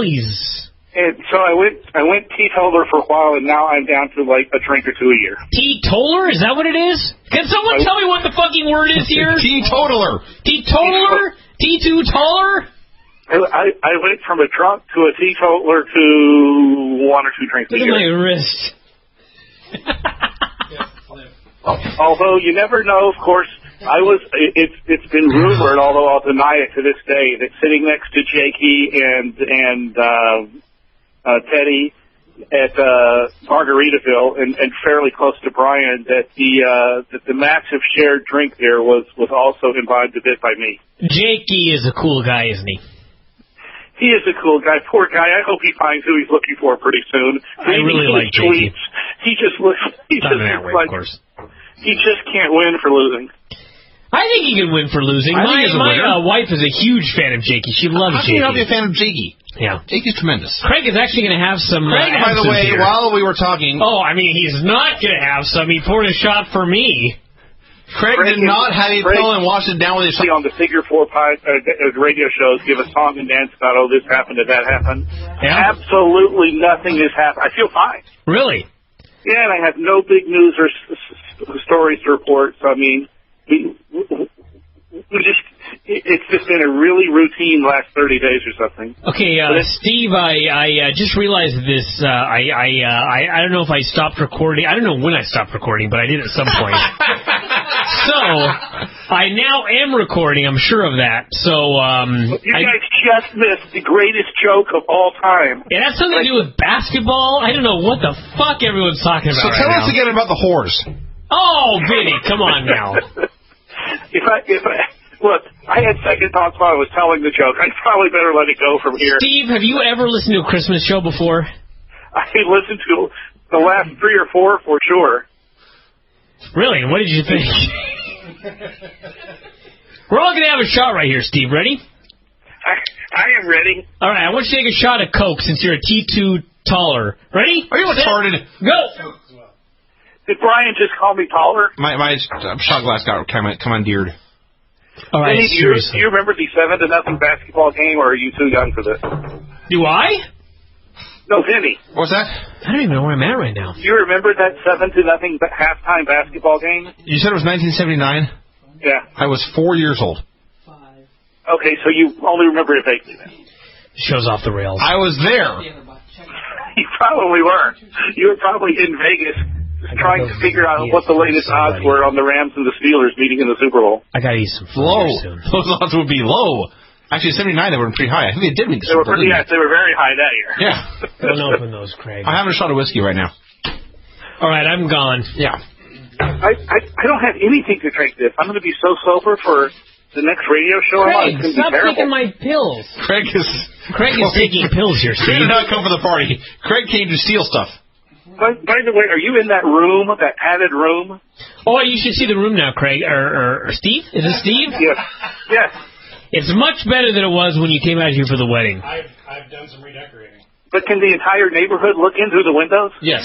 There's some blinds in this house. Somebody moved in next door within the last week or so, and they can peer in here and see what's happening. Yeah, they may learn a thing or two. Hopefully not two. Okay, I've taken one shot too many now. Steve, are you ready for tomorrow? I am so ready for tomorrow. What the fuck's tomorrow? It's going to be legendary. It's me and the Cubs fan and Steve on a show talking the best of Lucha in 2010. Oh, that will be awesome. It'll be awesome. Yes, and since it's the best of Lucha, it will be very short. Steve, I just want to tell you that you're one of my favorite people in the world, I swear to God. Well, you are one of my favorite semi-Mexicans that won't stand up and face Mascara Dorada. You know, no one's ever called me a semi-Mexican before, but I can't think of a better definition of me than semi-Mexican. Horseman says he is also semi-Mexican, by the way. Well, that's sure. That's for sure. I know a lot of half Steve, I'm going to call you tomorrow, okay? All right. All right, I love you, baby. Okay, talk to you later. I don't mean that in a sexual way. All right, bye. Okay, bye. The show is off the rails. An hour in. Okay, I'm not drinking anymore. Let's open a gift. I'm really gone. Let me open a gift right here. I can't even like... You open that gift, I'll open this gift. Is it depth perception where you can, like, see... I kept this gift for myself because this is from Scott Foy. Are you going to open or am I? Well, we can both open. Craig, look at my eyes right now. I am fucked up. Did I take my tie off yet? Let me roll my sleeves up. Hang on, time out. You're not aware... whether or not you're wearing a tie. I do not know what I am wearing right now. Brian, you're nude. Am I? Your schlong is swinging to and fro. Okay, I stopped recording somewhere in there. Again? Yeah, so no one heard the story about the size of my penis. Fine, I won't repeat it. Are we recording now? We're recording now for sure. Thank God I have scissors. Here. Or not. Craig, you want to tell the story again? Oh, who cares? Who cares? Seriously. I have a gift from Scott Foy I'm opening. He's a great person. Who wrapped this fucker. Judas Priest, man. How are you supposed to get this thing out? Judas Priest. I am so gone. Hour and 3 minutes, everybody. What the fuck is this? How do I open this? There's another fucking... Okay. Merry Drunken Christmas, Bryan and Vinny. The last time I said... Stop laughing. Where did all the presents go? The last time I sent you a Christmas present, a Kaiju Big Battle DVD for Bryan and the Vinny V versus Sasquatch wrestling poster for Vince. The poster in the cardboard tube, you spent much time debating whether or not I sent Vinny a dildo. Did someone send you a dildo? Apparently you were confused. Well, that's not shocking. At the time, I said that this is long. At the time, I said that the site's podcasts were about the only things still keeping me interested in today's wrestling products. Put it right there, please. WWE bores me to tears, and I find the prospect of watching TNA about as appealing as teabagging a blender. Horsemen like that gag. Nobody teabag a blender. Horseman's laughing. Blenders deserve better. Wow. Sadly, that still holds true. Except I recently discovered the awesomeness of Dragon Gate USA. Craig, do you want pizza? For the first time in too many years, I now have a wrestling company that excites me enough to shell out money to gobble up every DVD and PPV. Who sent this? Scott Foy. Scott Foy. Just for future reference, everybody, don't send long letters to the show. You're putting us through a great ordeal, but I will struggle through, for I am a man. A mighty man. I'm not. Speaking of DVDs, one thing I do miss on the Bryan and Vinny show is a lack of movie reviews. He misses the lack of movie reviews? I'm just reading what it says. That doesn't make no sense now, does it? You review wrestling books with Todd Martin, and the video game guy pops up from time to time to ramble. The video game guy quit. Pops up from... Thank God. Oh, Vinny. About time. Did you look at his Facebook? Well, quite frankly, I did, but I tried to no-sell it. The video game guy pops up from time to time to ramble on endlessly, but where are the B&V movie reviews? Hopefully this present will rectify this... Rectify. But... Rectify this oversight since the four films I've sent you all have a wrestling theme. Just open the gift. No, I will finish. And having already reviewed most of them for the website, I can assure you they are just begging for the Bryan and Vinny treatment. You might want to go ahead and watch them right this very moment, since you're already probably stinking drunk indeed by now, and that's the best way to view these. Merry Drunken Christmas again, Scott Foy Wonder. I literally did not hear a word of that. Scott Foy. I can confirm we're recording right now, though. However, that's important. If I went through all this and this was not recording, the beating I would lay down upon you. File. Save. Just to make sure. Scott Foy sent us 4 DVDs. The first, Ninja's Creed, starring WWE diva Gail Kim. Hey, Craig. Vengeance never looked this good. Can you go downstairs and get me one of the chocolate chip muffins? Yeah, that's what you need now is a muffin. Please. Horseman abandoned us, by the way, everybody. Horseman gave up and quit. Craig's wearing purple. Lavender, thank you. It looks like a giant grape from Charlie and the Chocolate Factory. It matches his tie.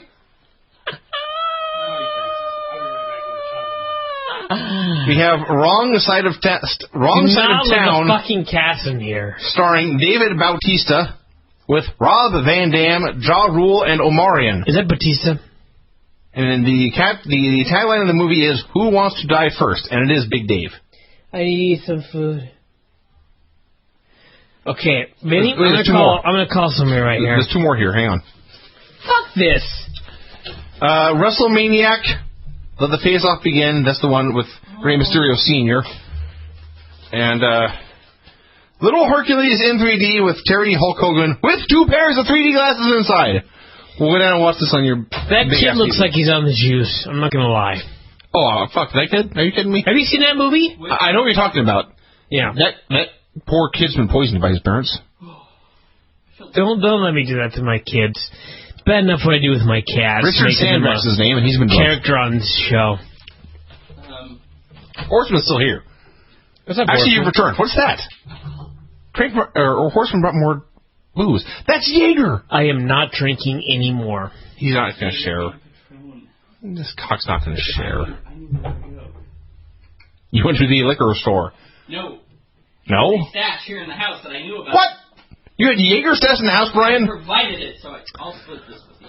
Okay, hold on. I'm going to call somebody. Hello? Hello. Who's this? Who's this? This is Bryan and Vinny. Jesus. You're so fucked up right now. Is this Blue Fist? Yes. I have set new standards. Okay, wait a minute. I actually have to eat a brownie. This is Blue Fist, right? Yes. Okay. Yes. Horseman has just poured me a shot of Jaeger. We're going to do shots, and the Horseman wants to talk to you. All right, okay. The Horseman wants to talk to... Here's Horseman. Blue Fist?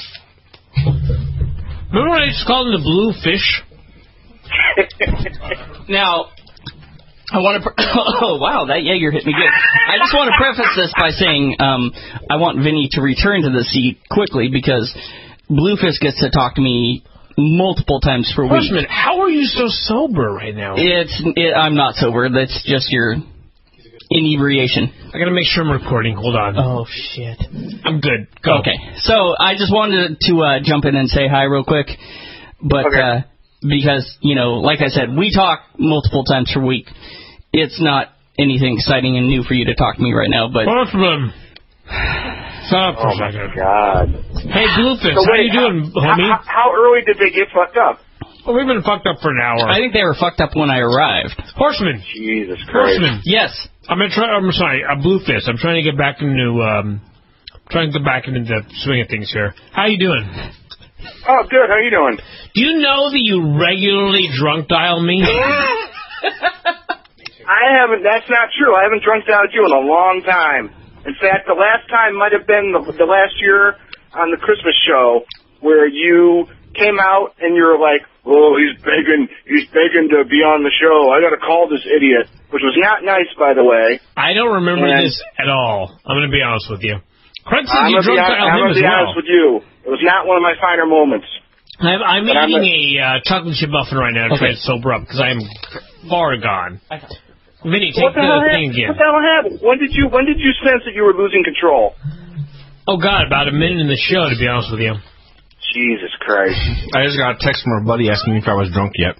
Horseman, I randomly called you. I have no memory of even calling you, but now you're on the air, so is there... I tried to say fuck and I spelled it wrong. Blue Fist. Hey, listen. Now that we're talking, I got you on the phone. I got to ask you something very honestly. Oh, no. Now is the time. You're not secretly trying to get my buddy there, Justin, maimed or killed, are you? With all this karate and shit you got him doing? You talking Justin Payne? Yes. I'm trying to make a man out of him. All right. You're going to keep it, okay, but you're going to keep him in one piece because I need him. Yeah, I don't try and hurt Justin or anything. We just try to make him a better human. I just have some Kit Kats. All right. Bluefist, how are you doing? I'm fine. There are a couple of people that we called and we told them when we would be calling because we expected them to be drinking. Are you one of those people? I'm trying out this thing. Are you familiar with Blue Moon? Blue Moon? Like the song from the 50s? No, well, it's also a beer. It's there's like a holiday version of it. Winter Moon? Full Moon? It's called Winter Abbey Ale, and it's a little bit darker than what I would like, kind of like Samuel Adams dark. I like darker. The thing is, with Blue Moon, you got to put like an orange wedge in it, and it equals everything out. I see. Horseman. They're shouting downstairs. I hear my wife yelling at the kittens right now. It could be a wife. It could be any other person. Who's here? Horseman. I'm sorry, Bluefist. I want to wish you a Merry Christmas. Merry Christmas to you, too, and to your lovely bride. Hold on a second. Can you hold on? I can, believe me, I'm not going anywhere. Hold on. Hold on. Hello, Bryan. Hi. Hi. Who's this? This is Irish Car Bomb. Irish Car Bomb? Yes, that seems like a politically incorrect sort of name for a person. I'm eating a muffin right now, I'm not going to lie. Oh, dear. How you guys doing? Drunk! I am in bad shape. I don't remember anything that happened in the last 45 minutes. Hello, my God, yeah, you sound pretty screwed up right now. I'm trying to sober up here by eating a little bit of muffin. Thank God. What's happened, Irish Car Bomb? Nothing. Are you trying to stay out of trouble and trying to keep Bluefist out of trouble. Don't open that because bugs coming in the window, Craig. Any dirt on Bluefist so we can make fun of him on this show? Because I've been making fun of Vinny for an hour and a half now. An hour and 10 minutes, I won't mind. Oh, okay. No. Let's make fun of Vinny. I'm not going to make fun of Bluefist. What bullshit this is? I love this girl. You dance on a table with me, lady. You have no grounds to make fun of me. What? You dance like a 50-year-old man. Oh, Vinny, this is the best part of the show in the history of the Christmas show. Dare you? So tell me more about Vinny's shitty dancing. I have it. Like a 50-year-old man who's awesome. Vinny, you're coming off like Matt Hardy here. Hang up on this one. A douche. Someone's going to text that to Matt Hardy, and he's going to be going off on this rant about how Bryan's an asshole. I am far more angered about being compared to Matt Hardy than about being compared to a 50-year-old man. Tell us what you really feel about Bluefist. No, I'm not. Oh, so you do feel something. Wait, what? Tell me how you really feel about Bluefist. Bluefist is the best. Do we call Bluefist? Who are we talking to right now? Steve Sims? Audrey? Can you smack your lips any louder into the microphone, Bryan? I'm sorry, everyone. What the fuck do you expect? I had a bunch of absinthe. Oh, dear. Well, I'm going to hand this back to Bluefist. Merry Christmas, guys. Let me talk to him real quick. I feel better now that I've eaten a muffin. I don't know who that woman was, but clearly she has never seen me dance. That's Yes, I have in Vegas. Irish hand grenade. It was, what was that guy's name in UFC? Irish hand grenade. Marcus Davis just called us on the Christmas show. Put that fucking Bluefist back on the line. Okay, number one. What's Bluefist? Where did the name Blue Fist come from? Is your fist blue? No, it's a very boring story that I'm not even going to waste your time with. No, tell me right now while I'm hammered. What's with this cat thing? What do you mean what's with the cat thing? You act like you're the only person who's ever had cats. I'm the what? You act like you're the only person who's ever had cats, which is fine. I'm the only person who's had these but cats. it's just like, you know, the cat this, cat that, and the whole other thing. Justin's telling me in one ear that's like you reprimanded him because he said something about the cats. There's an off button right here that I can push, and Blue Fist will be eliminated for making fun of my kittens. You want to see how I can do this, Craig? Blue Fist, if I hang up on you, it's because of Craig. Do you realize that? Is Craig there? Craig Proper's in the room. I just hung up on him. And I'm going to blame Craig. I'm seriously eating this muffin because I overshot my target, everybody. I'm going to open a gift. I'm drooling on myself. Vinny, open a gift and then I'm going to get serious here. This is from Chris Hoker.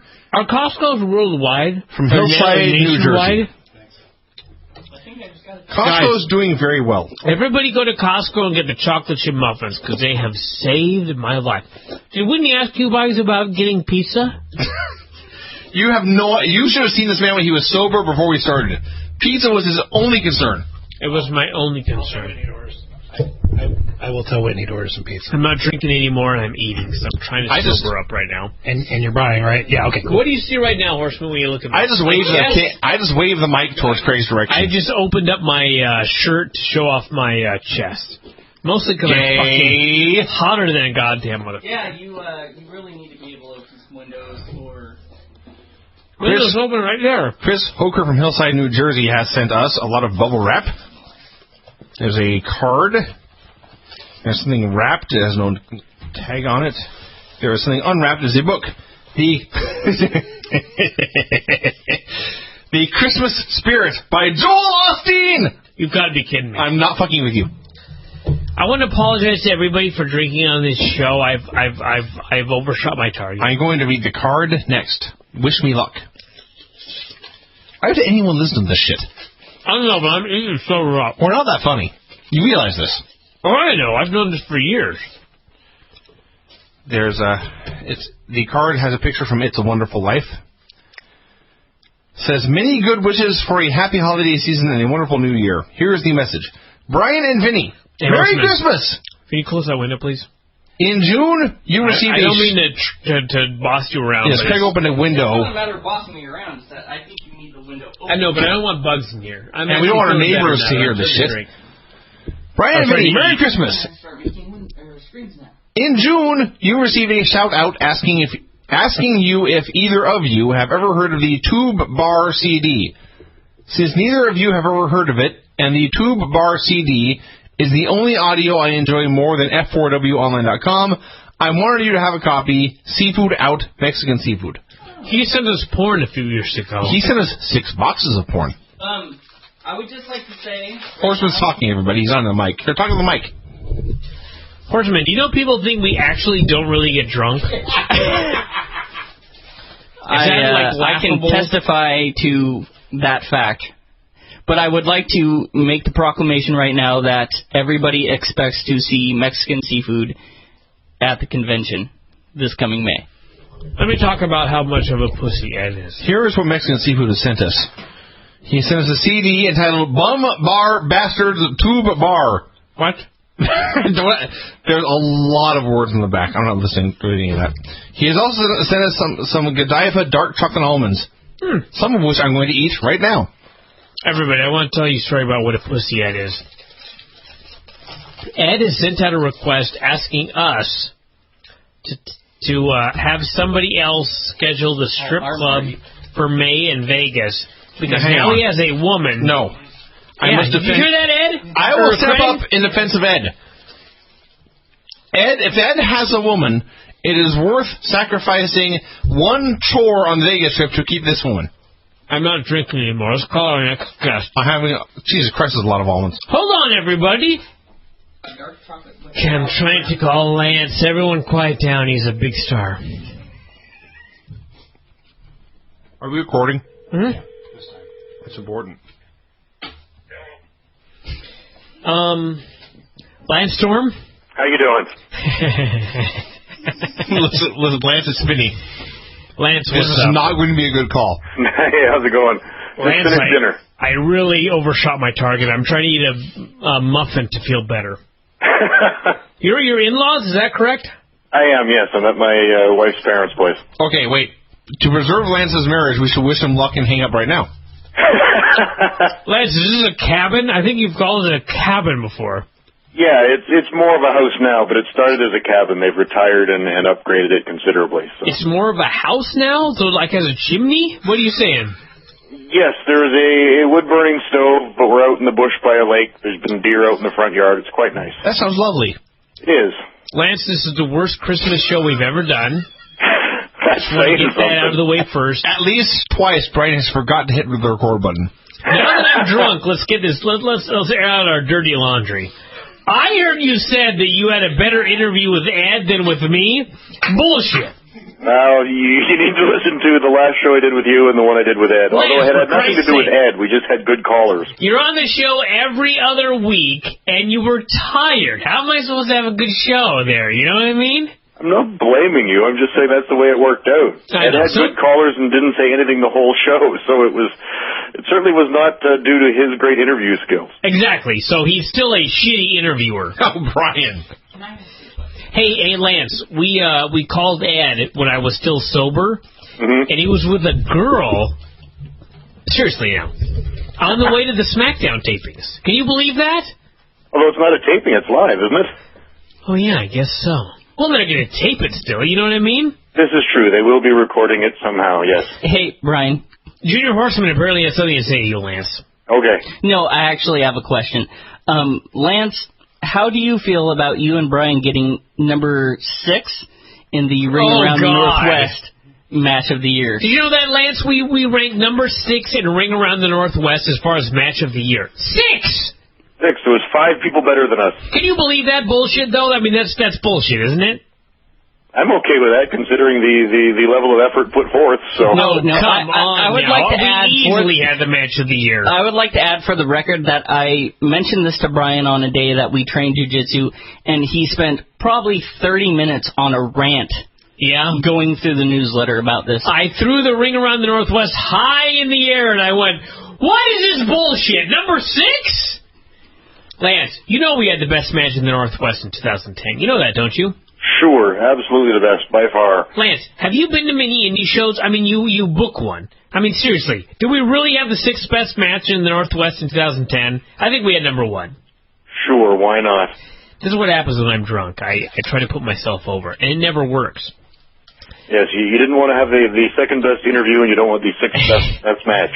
Listen, I can handle the 6th best match as long as I don't have the 2nd best interview to fucking Ed. That's bullshit right there. So, Lance, what are you going to do this holiday season?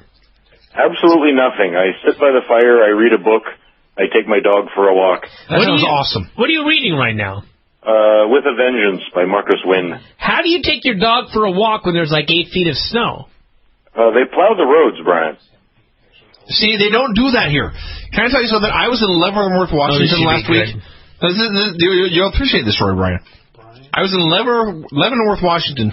In 2 days, I saw 3 snowplows. I was baffled. I have never seen this many snowplows in 3 days before. How many plows do you have on an average a week, Lance? I don't know, Bryan. I don't actually count them, but the main roads get plowed every time it snows. I saw, and this is no bullshit, I saw a backhoe with chains on. Vinny was just looking for a hoe. How dare you? Let's not lie. Lance, I want to give you a chance to plug your school and your show. I don't even know how long we've had you on the air, but it seems like an hour. So, and I don't mean that in a negative way. I just don't know what's going on right now. So plug your school. No concept of space and time. Yes, I don't think we need to plug on the Christmas show, because anybody drunk enough to get this far into the show isn't going to remember a plug. Fair enough. Hey, Lance, do you think that when people listen to the show, they get drunk and they listen to us and we all get drunk together? Is that what you think happens? Because I don't know, to be honest with you. They're going to listen to it over Christmas, so they'll probably be drunk. Probably smoking a little weed. To the Best of 2010 show, which was tremendous. Did you listen to that? I did, and the recap of the Brent Kremen wedding stories was awesome. Did you listen to, like, the entire 6 hours? It's 8 hours, and I fast-forwarded through a couple of the Big Adam and Mike Audio Nightmare segments. They got on my nerves after a while. Oh, Mike's not going to be happy to hear that one. He's a big fan of yours. Don't worry, Lance. I don't listen to any other shows on the site. Well, including our own. Vinny's a cock, so that's a totally different sort of option right there. But the one with him and Gray Maynard was great, but other than that, I fast-forwarded through a few. That was Tough Talk. Oh, okay. That's the wrong one. That was pretty good, though, wasn't it? It was, yes. Yeah. Lance? It wasn't as good as the identical twin debate or the Brent Kremen stories. I still think I'm right about the identical twins. I don't even remember what the debate... You fucking idiot. Yes, you hang on to the fact that you don't think identical twins have to be the same. Lance, will you do me a favor? Sure. The next time we do a show, because I'm not sure I'm going to remember this, I want you to remind me that I said I'm going to do a better show than Ed did the last time he had you on. Alrighty, I will remind you. Seriously, he's a fat blowhard. I mean, seriously, he's going to do a better show than me? How dare you?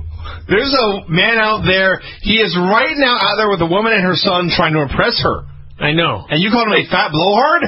He's trying to impress her by taking her to a wrestling show. Good luck, Vinny, Ed. if you only saw the goddamn emails this fat blowhard sent me. Seriously. I have not seen these emails, it's true. Hey, Lance, I just wanted to say, I know I'm drunk right now, but you're one of my favorite guests, and you're one of my favorite people.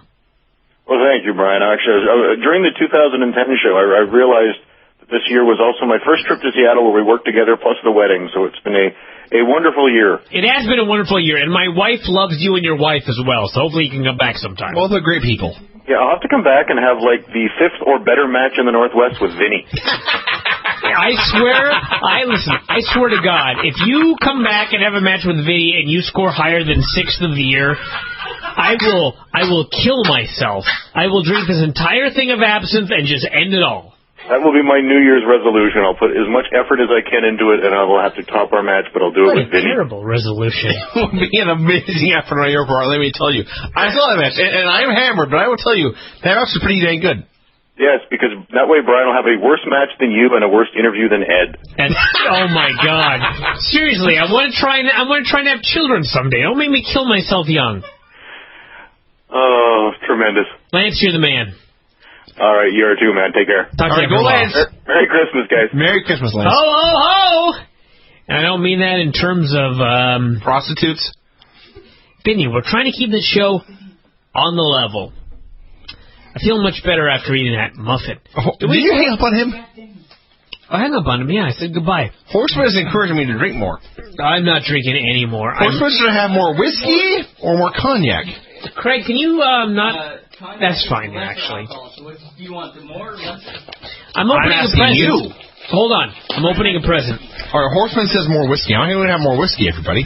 This present, this everybody... may be the death of me. Vinny, I'm turning you down. I'm sober enough to be able to turn Vinny down. I'm opening a present from Daniel Klitz. So presumably this is the same Daniel Klitz that we called earlier. You would think. Horseman, by the way, is trying to be a... Horseman, tell me what that is, please. You can't even read? Liquor-filled chocolates. Ooh, those are Wait good. a second. That's a chocolate with liquor in it? Chocolate with alcohol in it. Wait. Max alcohol, 5% by volume. That's like a beer. Open that up, please. Dude, Clint sent us some chocolate liqueurs, everyone. Can I use karate to do it? He is chopping the package open. Did Clips talk about this on the show? No! That's the amazing thing. He didn't even ask us. It's like a bowling alley. It's like little Lebowski. I am about a to little pour a shot in Lebowski it, Urban Achievers. and I don't know why.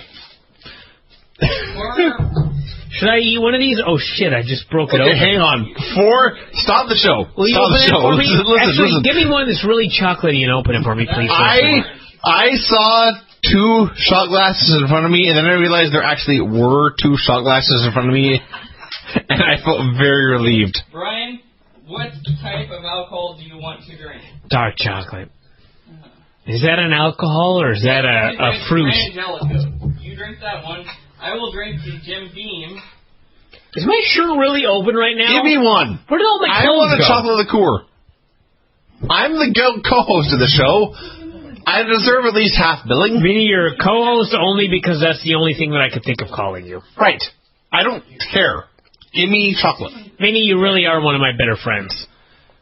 Brian, you're a cockbite, but I love you.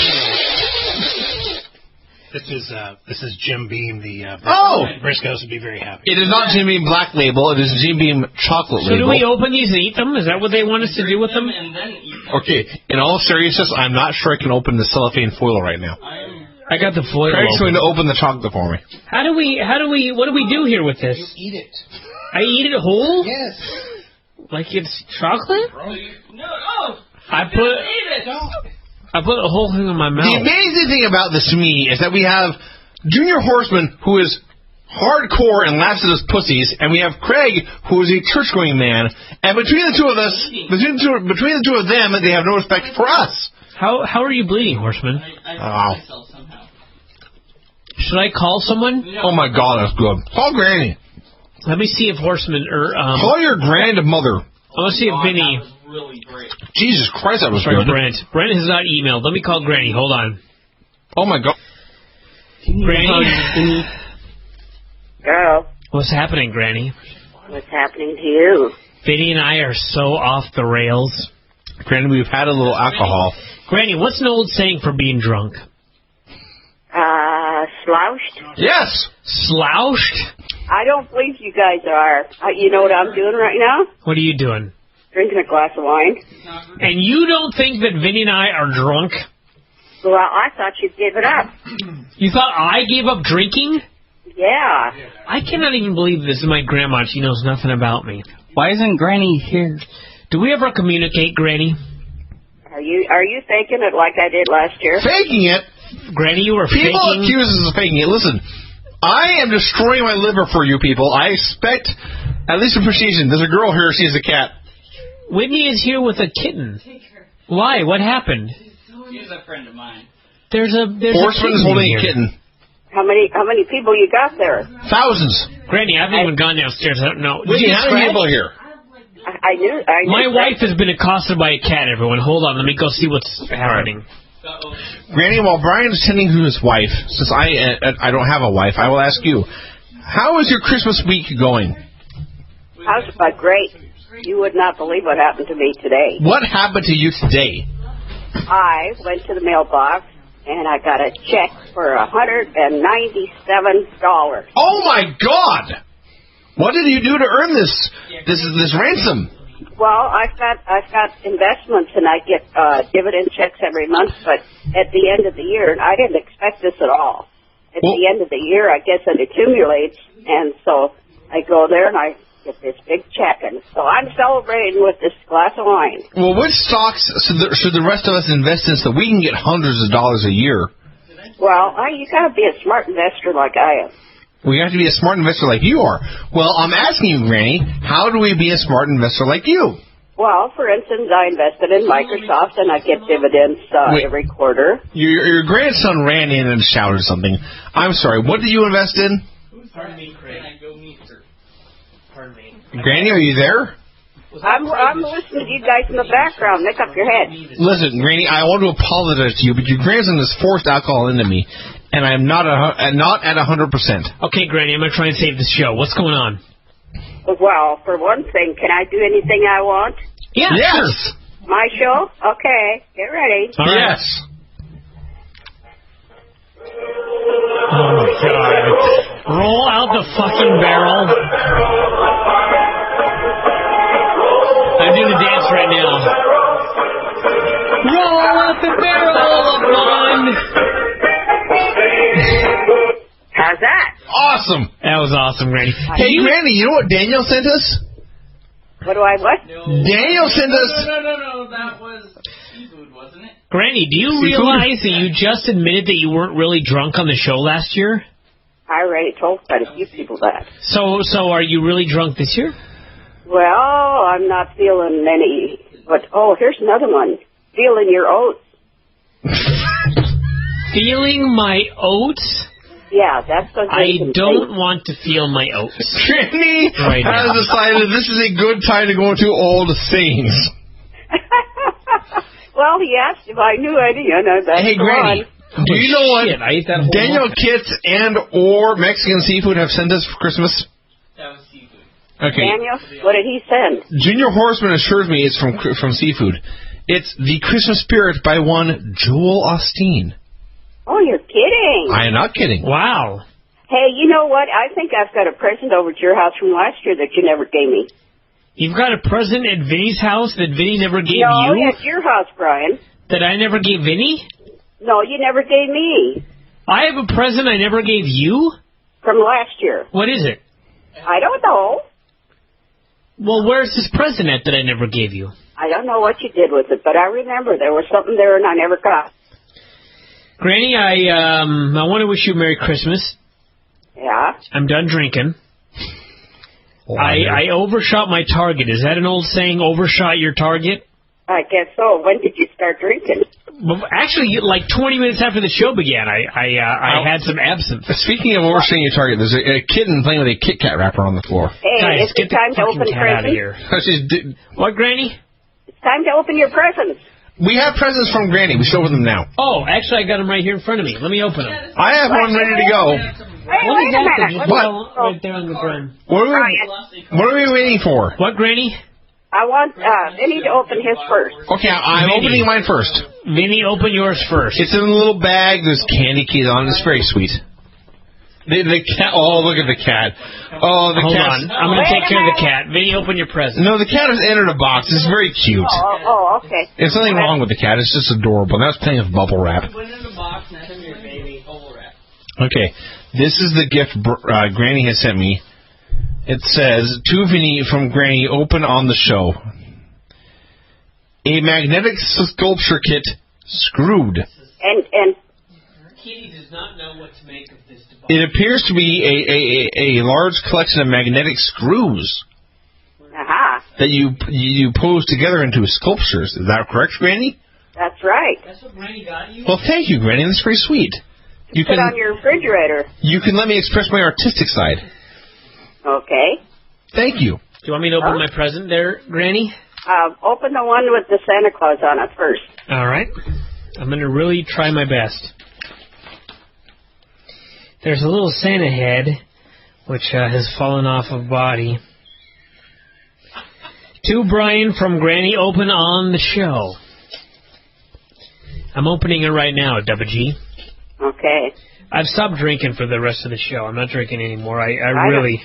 Yeah, I think you've had enough. Hey, Granny? You don't say, Granny. Thanks. This thanks book for from the, Joel Osteen seems to be autographed. Granny, or Vinny, don't spoil her Christmas present, you fucking moron.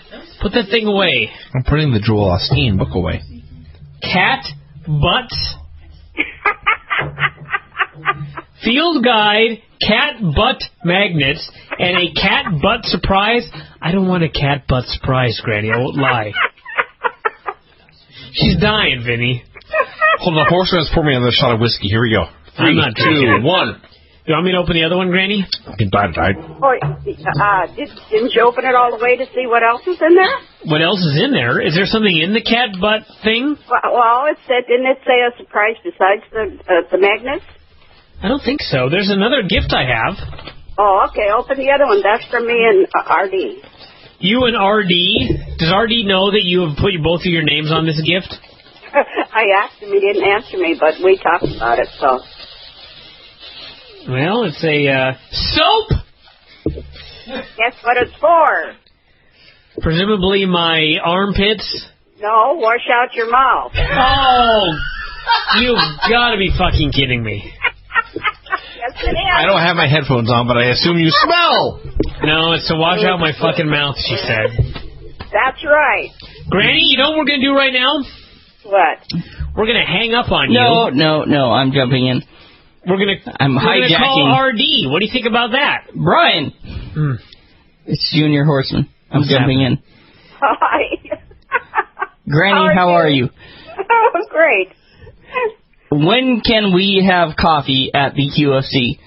Anytime. I'm there almost every single day. What time should I find you there? Let's see. Usually around 3 o'clock, something like that. Excellent. So now the entire world knows to meet at the fucking QFC in Bothell at 3 o'clock. This doesn't sound good, Granny. No. Hey, Vinny? Nope. I stole Vinny's headphones and his microphone. Okay. No, give it back to him for a second. Are you drunk too? Vinny, are you drunk too, Granny asks? I'm asking Justin if he's drunk. Justin is fine. But I want you to know, Granny, please don't lose any respect for me, but I am hammered. You guys are going to be all flat on the floor before the show's over. I better come over and Well, please don't come over. There's a cat by my feet. Granny, we love you, but I'm going to hang up and call RD. Thank you for the gifts, Granny. you are really going to call him? Yeah, I'm going to call him right now. The magnetic sculpture kit was awesome. Vinny, shut up, dude. Are you going to call Brent tonight? I tried, but he wasn't there. We'll try again. Oh, that won't be the same without him. Well, we'll keep trying, but he hasn't returned my email yet. Oh, how many people is Craig there? God. Craig is here and Horseman is here. Well, tell Craig I'm sorry I keep pronouncing his last name wrong. Granny says she's sorry she keeps pronouncing your last name wrong. He says he's used to it.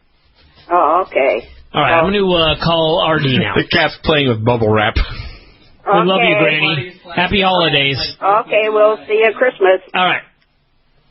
Merry Christmas, everybody. Merry Christmas! Merry Christmas, Granny. I hung up on her. Jesus. Craig, here's my Yokozuna. Bend him. Okay, hold on. I'm going to call RD. You want me to physically bend it? Vinny, I everyone, hold expect on. you to be impressed. I'm calling RD. RD Reynolds. Hello? It's Bryan and Vinny here. Hi. Hello, gents. How are you doing, RD? I'm goofing around on Facebook. What? That sounds so fun right now. Why are you goofing around on Facebook? Wait, stop, everyone. Junior Horseman has just poured me another giant shot of Jack Daniels. Drink it, Vinny, you pussy. I'm drinking it now. Bryan, carry the show. RD, what's happening? I'm talking with Bryan and Vinny. You didn't think I was going to call you. Very inebriated Bryan and Vinny, I must say. RD, I know you didn't think I was going to call you tonight. In fact, I did not. Why not? Because you've never called me on the Christmas show. Okay. Well, it's the first time for everything. Merry Christmas, RD Reynolds. Okay, no more drinking. Merry Christmas to you as well. RD, you're the best co-author I ever had. Now, granted, you're the only co-author I ever had, but... well, there is that. Even drunk, I understand the comedy of that statement right there. What are you doing this ho-ho-ho holiday season? What am I doing this holiday season? Give me one more muffin. My soda. Yeah. What are you doing? I'm hanging out. I have a 5-year-old son. That makes Christmas a lot more joyous. You have a 5-year-old son? Hang on, there's a cat that wants out of the room. I'll let her out. Let me let her out. Vinny, you carry this interview. I'm closer. Carry the interview. Well, I gotta piss. All right, hold on. I'm sorry, RD. I'm gonna try not to urinate in my pants. I'm doing my Ric Flair impersonation here. I started in a suit, and I now think I'm in pants and a shirt, and that's it. I'm thinking that when you said you're going to do your Ric Flair impersonation, I was afraid you were taking your penis out and whipping it around. I can try that, but I'm not quite that drunk yet. I see. Yeah. Hey, Vinny. How long have you been doing this show, by the way? I mean, tonight or in general? Tonight. 1 hour, 43 minutes, and 55 seconds right now. Oh, God. Wow. I'm trying to sober up desperately right now. Well, now, why would you want to do that? Because let me tell you, being drunk because being sober right now sounds awesome. RD, I got so drunk that I have, no short-term memory. I have no idea what I've done for the previous 1 minute, 44 seconds.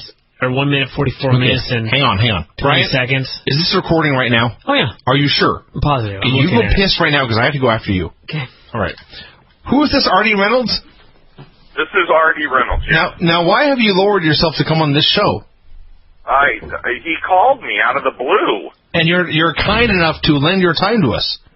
I am, yes. Because let me tell you something. I'm a very kind, generous man. Well, you're a Midwesterner. I understand you folks are very friendly. That's correct. Yes. Junior Horseman just poured me a shot, and while I drank it, it went, 100% of it went down the wrong pipe, into my lungs.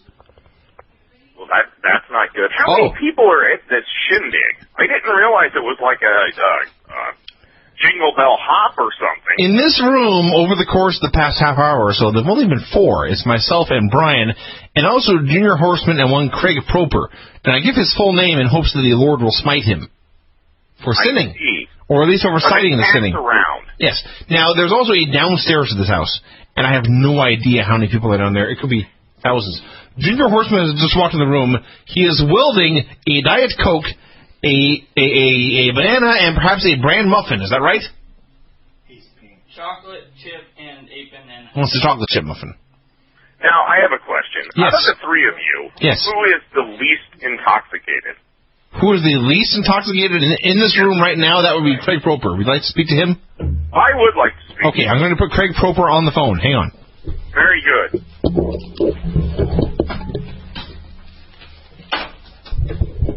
How you doing, RD? I am doing good, Craig Proper. I don't believe we've ever spoken. I don't think so either. How are you? I am fine. I have a question for you. Sure thing. Why do they want God to smote you or smite you? Because I'm encouraging all this? No, I'm letting them do this. I guess. He's drunk. So they're kind of like your jesters. Yeah. Mm-hmm. That's a good. Yeah. Now you realize back in the medieval days, sometimes the rumor was the jesters were actually, mentally challenged people. I could see that. Jester's a good word, but clown is a better word if you ask me.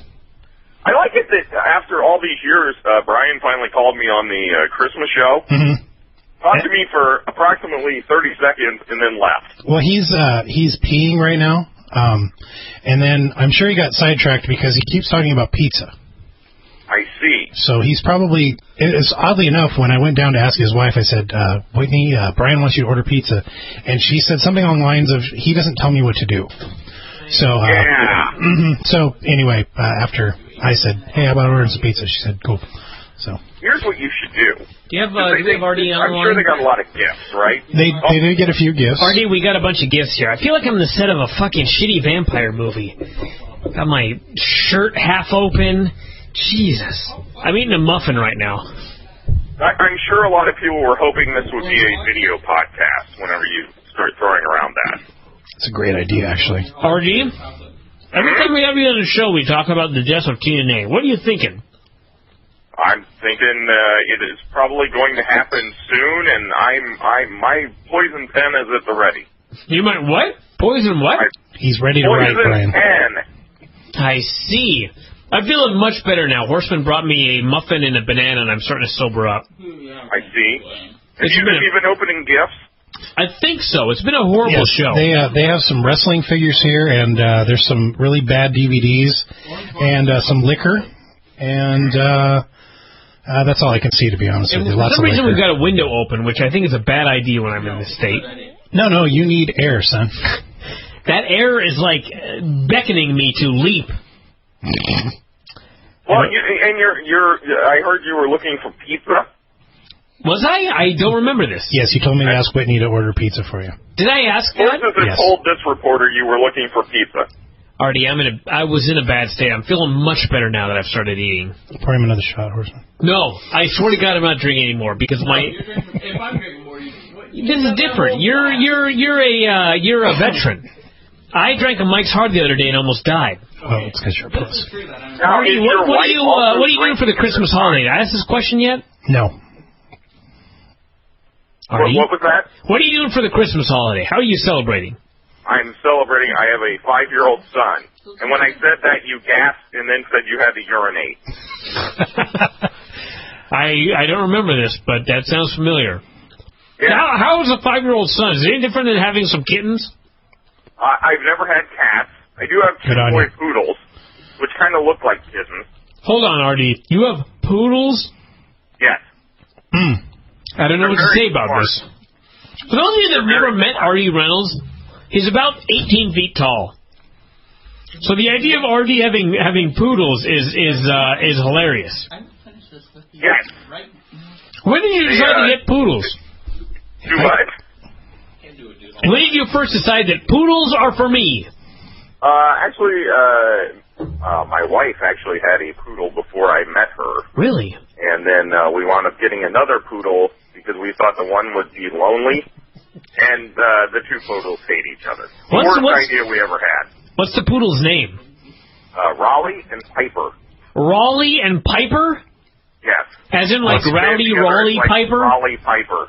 Yeah. Wow. I'm getting my wit back now that I'm sobering up. Yeah. For a while, I think I was just a bumbling idiot. Well. That Craig. would never be the case. Craig, how was I for the last hour or so? Was I just out of my mind? I wish I could have rolled film, to be honest with you. Really? I was that bad? Yeah. Stumbling, stuttering, stupid. RD, the best thing you can do is chocolate chip muffins from Costco have sobered me up fast. There's a good sponge for the alcohol. Yeah. RD, I want to thank you for being on the show today, homie. Absolutely. I got a question for you. Yeah. Have you started opening gifts yet? I think, I'm not entirely sure. I know we opened gifts from Granny, and I think we opened some gifts from another guy, Klitz, and also not Jay Botter, but another guy that sounds kind of like that. Can I What did interrupt? Granny get you? Can I interrupt just for a I minute? have no I'm idea. I sorry. didn't open Granny's other gift. Hold on, Craig. No, you need to get a load of this. Oh, Horseman. Granny gave me a cat butt guide. I don't even know what that means. Yeah, and Vinny got like this sculpture thing. It's magnetic screws that you can place in a sculpture type thing. I had heard rumor of a gift that Granny was thinking about getting you, which And there is was why I asked. Oh, wait, soap? Yes, there it is. Granny did also give me soap, RD, for my mouth. I would have never guessed that. Yeah, she got me soap to wash my mouth out. You're going to send her to an early grave. An early grave? She's fucking 80. Yeah. 81! With your foul language. Yes. Listen, RD, we all know the truth is that Granny's going to send me to an early grave and not vice versa. You guys could go together. Quite possibly. Yeah. I have a question. Have you had Dave on the show yet? No, it's like a running joke now every year that we don't have Dave on. That's sad. Because, RD, I'm going to be honest with you. I've said this earlier on the show when we had Steve on. Steve set the record of having a guy on that was actually reputable. We try to keep all the reputable people off the show. So I don't know what that says about you. Well, I like to think that I am now somewhere below Dave Meltzer on the reputable list. You are less reputable than Dave Meltzer, I won't lie. Well, that is good to know. RD, you're one of my favorites, homie. Well, likewise. I'm trying to make a habit of calling everybody who's on the show tonight homie. Yeah. That sounds like a very good thing. In fact, if you would start referring to Dave on the regular shows as homie. As homie? Yes. How's it going, everybody? Bryan Alvarez and homie here on Wrestling Observer Radio. See, that would be fantastic. My homie Dave. RD, you're my homie. You are my homie as well, Bryan. All right. Hopefully I see you again like that time when I wrestled Larry Sweeney and kicked his ass. Yes, and don't forget I'm 18 feet tall. You are 18 feet tall. That's confirmed. Yes. All right. We'll talk to you after a while. Have a good one. Merry Christmas! Oh, RD is gone. Justin and Vinny are finishing up a fifth of Jack Daniels right now. They're taking the last shot of a fifth. Vinny's putting it down and walking away. Oh, he needs to say something. The cans. All right. While you guys were talking to R.D. Reynolds, Horseman and I were talking about chopping, and we decided the best course of action right now was to put the microphone up to his chest while I chopped him. Did you do that? Not yet. But I'm going to do a shot and then chop the man. You're going to do a shot and then chop the Horseman? That's the plan. All right. And we're going to shot together. He's doing one too. Here we go, everyone. All right. These guys are in trouble. This is the last night on Earth for me. Here we go. You ready? Here we go. The microphone is pointing to his chest as we speak. I'm not even looking. Oh! Holy fuck. Oh, Horseman. Just remember I never did that to you. Maybe get back here on this mic. How do you feel, Horseman? I would like to say for the record that chop was easier to take than you or Nails choking me out. Oh, really? That's good to hear, actually. Shit! That lights my heart. No, me slapping you in the chest was not as bad as you being choked into consciousness. That's your bar you're setting. Just say I hit you hard, you fucker. In all fairness, Tony is a completely brutal fucker. He's fat. I won't lie. Tony's got a lot of weight. You know what I mean? You know what I mean, Horseman. Hold on, everybody. We're going to get another person on the line, and I have no idea who it is at this point, so hold on. It's like a mystery door. Who is behind the mystery door? Let's find out. You have reached a number that has been disconnected or is no longer in service. Oh, that's not good. Supposed to be. I was trying to call your buddy Sean, our buddy Sean. Really? You don't have a number? Please check the area. Well, the two numbers that I called give you the same deal here, so... Okay, hang on. I'm going to... No, he failed. Wait. He specifically texted me like an hour ago. He wants to be on the show. He wants to plug his Twitter page. What? I'm not shitting you. Sean Garrett's Twitter page? Yeah. What about Rodney? No, hang on. Call Rodney. I promised Sean we would call him. Hang on. Hold up. Go to all contacts.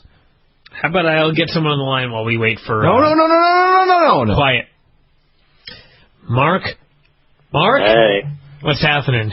It's Mark from New Jersey. It's our buddy Mark from New Jersey. Mark, what are you doing? Hello? Mark? Mark, are you there? Should we kill him? Mark?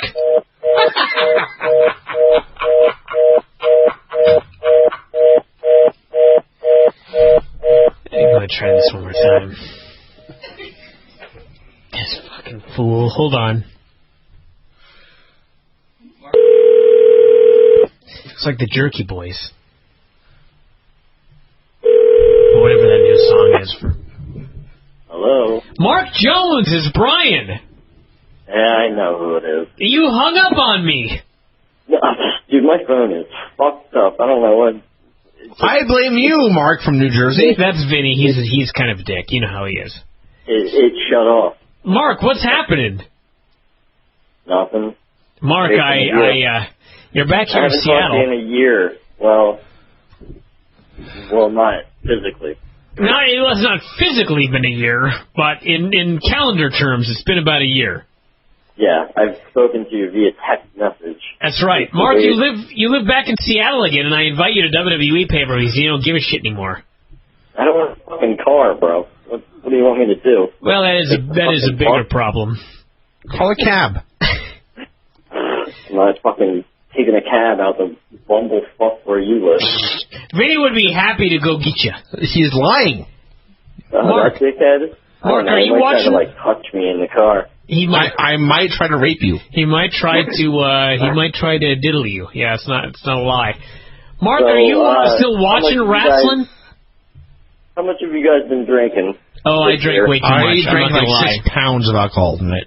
Yeah. 6 pounds, huh? So basically, one of his fingers. How dare you? He's a porker. Mark, he just called me fat. Mark, what have you been doing lately? I work at a club doing video work. You do video work at a club? Yeah, that's what I do. So what kind of video work is required at the club? You film like hooligans? Well, we shoot, it's like a live venue club, so we shoot the bands that play, and then we make like videos of the shit, and then we shoot promos for upcoming shows. And who's the worst band you've seen? Pretty much all of them. So there's no band that really sticks out as like really shitty? I don't know. The Seattle music scene, it's all the same fucking dumb shit. Like, every band has like 9 dudes in it, and they're all playing fucking weird instruments. Like, you got a dude playing a banjo, a dude playing an accordion. Like, what the fuck are those instruments? Now you're talking about the scene that produced... There's always a girl playing piano. Always a girl playing piano, and she's usually Asian. Not to be racist. Now you're talking about the scene that produced Pearl Jam a mere 20 years ago. We got a friend here, Mark, who's like the biggest Pearl Jam mark there's ever been. He goes like all their shows. He's a complete dork for Pearl Jam. Oh yeah, is he my brother? He's not your brother, I don't think, unless your brother's named Craig. No. Do you know much about Pearl Jam? You want to talk to Craig here about Pearl Jam, or is it just a bullshit band?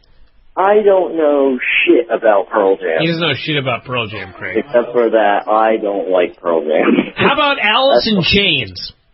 Don't know shit about them either. Doesn't know shit about them either. Craig the man's very young. He has no idea who these bands are speaking of are. Soundgarden? You know about Soundgarden? I know about them. You may as well talk about Charlemagne. You got to realize, everybody, Mark is the guy that introduced me to Hate Beak. Hate Beak. I knew you were going to bring that up. You knew I was going to bring that up when I was drunk, didn't you? Hate Beak and Dismember the Body. And Cainitis. Was that the other band? The dog. Cainitis. That's right. Yeah. You know, I still wear my Dismember the Body shirt to the gym. Well, that fucking thing is rare because I don't even have one. Yeah, people look at me and they go, "What the fuck does your shirt say? It's made of bones." And I'm like, that is the worst T-shirt ever printed. And I always claim I don't know what it says, so that they'll just stop fucking talking to me. You know what I mean? Well, I don't know why they'd start talking to me in the first place. Well, they see my shirt and they're like, "What the fuck does that? Like, what do all those bones mean?" You're a wrestling journalist, are you? I am a wrestling journalist. You're a journalist of a fake sport. I know that is that's the bottom of the barrel, isn't it, Mark? No, I think what I do is pretty much as well as you do. So I'm right above you in the barrel of shit, is what you're saying. That is what I'm saying. I'm sorry I didn't get to come to your wedding too. One of those things. It was a good time, but there was no Hate Beak at my wedding. I won't lie. Yeah, I could imagine that your lovely wife wouldn't want. Yeah, there was Love Beak. Love Beak played at the wedding. Now, Mark, when you did not go to the wedding, what did you do instead? I was at work. Oh. I got out here and immediately just started fucking working. Speaking of wives and angels, my wife just showed up with pizza for me. Thank the Lord above. That's very sweet of her, but if I ate that, I swear to God, I would vomit everywhere. Oh, I won't. I'm going to sober up. I would go room to room vomiting. Films since, remember how every year when we talk about Fear of Sleep, we make fun of that one guy? Yeah, Andy Panda. Have you talked to Andy since we did that movie? Do you want pepperoni? Why in the hell would I ever talk to him? Tell me about the car that he had. This is for you. Car? Remember he had a wacky car that said Andy the Dandy or something? I think it did say something like Dandy Andy on it or some shit. Why would you have a car like that? Actually, I'm in horrible shape. That kid had an oddly shaped head. He did have a weird shaped head, didn't he? He did. Have you won any awards for Fear of Sleep and my fabulous acting in that particular film? Yeah, I won the award for World's Shittiest Movie. Oh, bullshit. You haven't seen the other stuff I did. I won the award for World's Ugliest Cast. World's Ugliest what? Cast. Oh, cast. He called you ugly. That's what I did. Don't make fun of Andy like that. He's a good guy. Yeah, you're not getting it. What's the one you showed me that I hated? Another one where you were the motivational speaker. Oh, that was a bad one. That was a piece of shit movie. Was it the commercial for fucking community college that he was in? Yeah, Mark texted me the other day and he said, so tell me more about Seattle Central Community College distance learning. I'm like, what the fuck are you talking about? And apparently they're still airing a fucking commercial I shot in 2005. The best shot in the entire commercial is at the end when you're standing with the other dickhead and you're wearing the Michael Myers work suit and the hard hat and you're both looking at blueprints you know what the fuck you're doing. That's right. I can't find that commercial anywhere. I don't think I have a copy of it. And when I heard it was still airing, I howled with laughter. That's the second thing I ever did, and it was utter shit. I was watching TV at work. I don't remember what the fuck I was watching, but something shitty, clearly. I was actually flipping through the channels, and I flipped right past your face when you're sitting at the computer screen, and I was like, and I flipped back, and I was like, oh my god, this is awful. Mark, what's the new project you're working on? Same one I was working on last year. What was the one that involved cross-country murder? Dickhead, that was Spree. That shit is out on DVD. It's been out for a year. Do you hear what he just said to me? He called you a dickhead. He called me a dickhead. The head of a dick. Called me I don't know what you call it. I don't know what the scientific term is right now. Dickhead. It came out on January 5th last year. How's it doing on DVD? On Amazon.com. Are you doing better than John Cena's DVD? Which one? Legendary? Legendary. That movie, yeah. That movie's shit. Good. Looks like a pretty good movie. So are we going to talk about wrestling at all? Or? Fuck no. No, we don't want to talk about it. But do you have any thoughts on wrestling nowadays? I don't know, man. I haven't been fucking paying attention, really. Like, the Nexus thing happened, and it was cool, and then they wrecked it, like, 2 weeks later. And is there anything you like in wrestling nowadays? I like not watching it. That's great. I love Mark. That's pretty much it. And the whole, like, guy, like, when John Cena got fired, and then he was just, like, hanging out in the fucking crowd every week. He was on the show every week. It was like, hey, you could just try to do something new and just not have him around. Did I ask you about your next movie, what it's about? No, you didn't. Are you making a zombie movie? Because zombies are hot now. Yeah, Vinny's a big zombie mark. I know. Like, zombies, like, with The Walking Dead and everything, and I'm going to tell you, some people aren't going to like this, but that show is boring as fuck. Wow. For real. Zombie First what? Episode, The Walking Dead, episode. Brian. It's a popular show on AMC. Like I watched that shit. No First offense, Mark. episode off. From then on, it just went straight down fucking hill. I only watched the first 2 episodes, but the first hour of the pilot was like the best television I ever saw, and then it was like, well, I don't care anymore. Yeah. So is your next movie about zombies? What's your next movie about? Yeah, I don't feel like talking about it. It's a secret. It's a It'll trade secret. You know, like, we talked about it last year, and I didn't make it, so fuck, let's try not talking about it. A year later, you made zero progress? But don't you have, like, a script? Tell me about it. Don't you have a script done? Dude, I'm just fucking laying around on scripts like it's my You need, like, an awesome drunken main character, because I'm available, like, right now. Well, you know, like, there's the whole film school thing. Is you have a part in it. It's specially written for you, you know. Oh, really? Fuck if I know if that is ever going to get done. This fucker just worked me there. You'll Mark? be way too old. I'm way too old. I'm only 35. Well, you'll probably be all gray-haired. All right. Quite frankly, by the time you make this movie, I may be 55, but let's you'll be probably honest. be like, you know, let's be honest, you'll probably be in the ground. I'm going to go say hi to someone. Brian, you carry on with Mark. Do you have a fat guy that you need in the movie? Because we got Vinny here. Oh, yeah. Not that fat. Mine.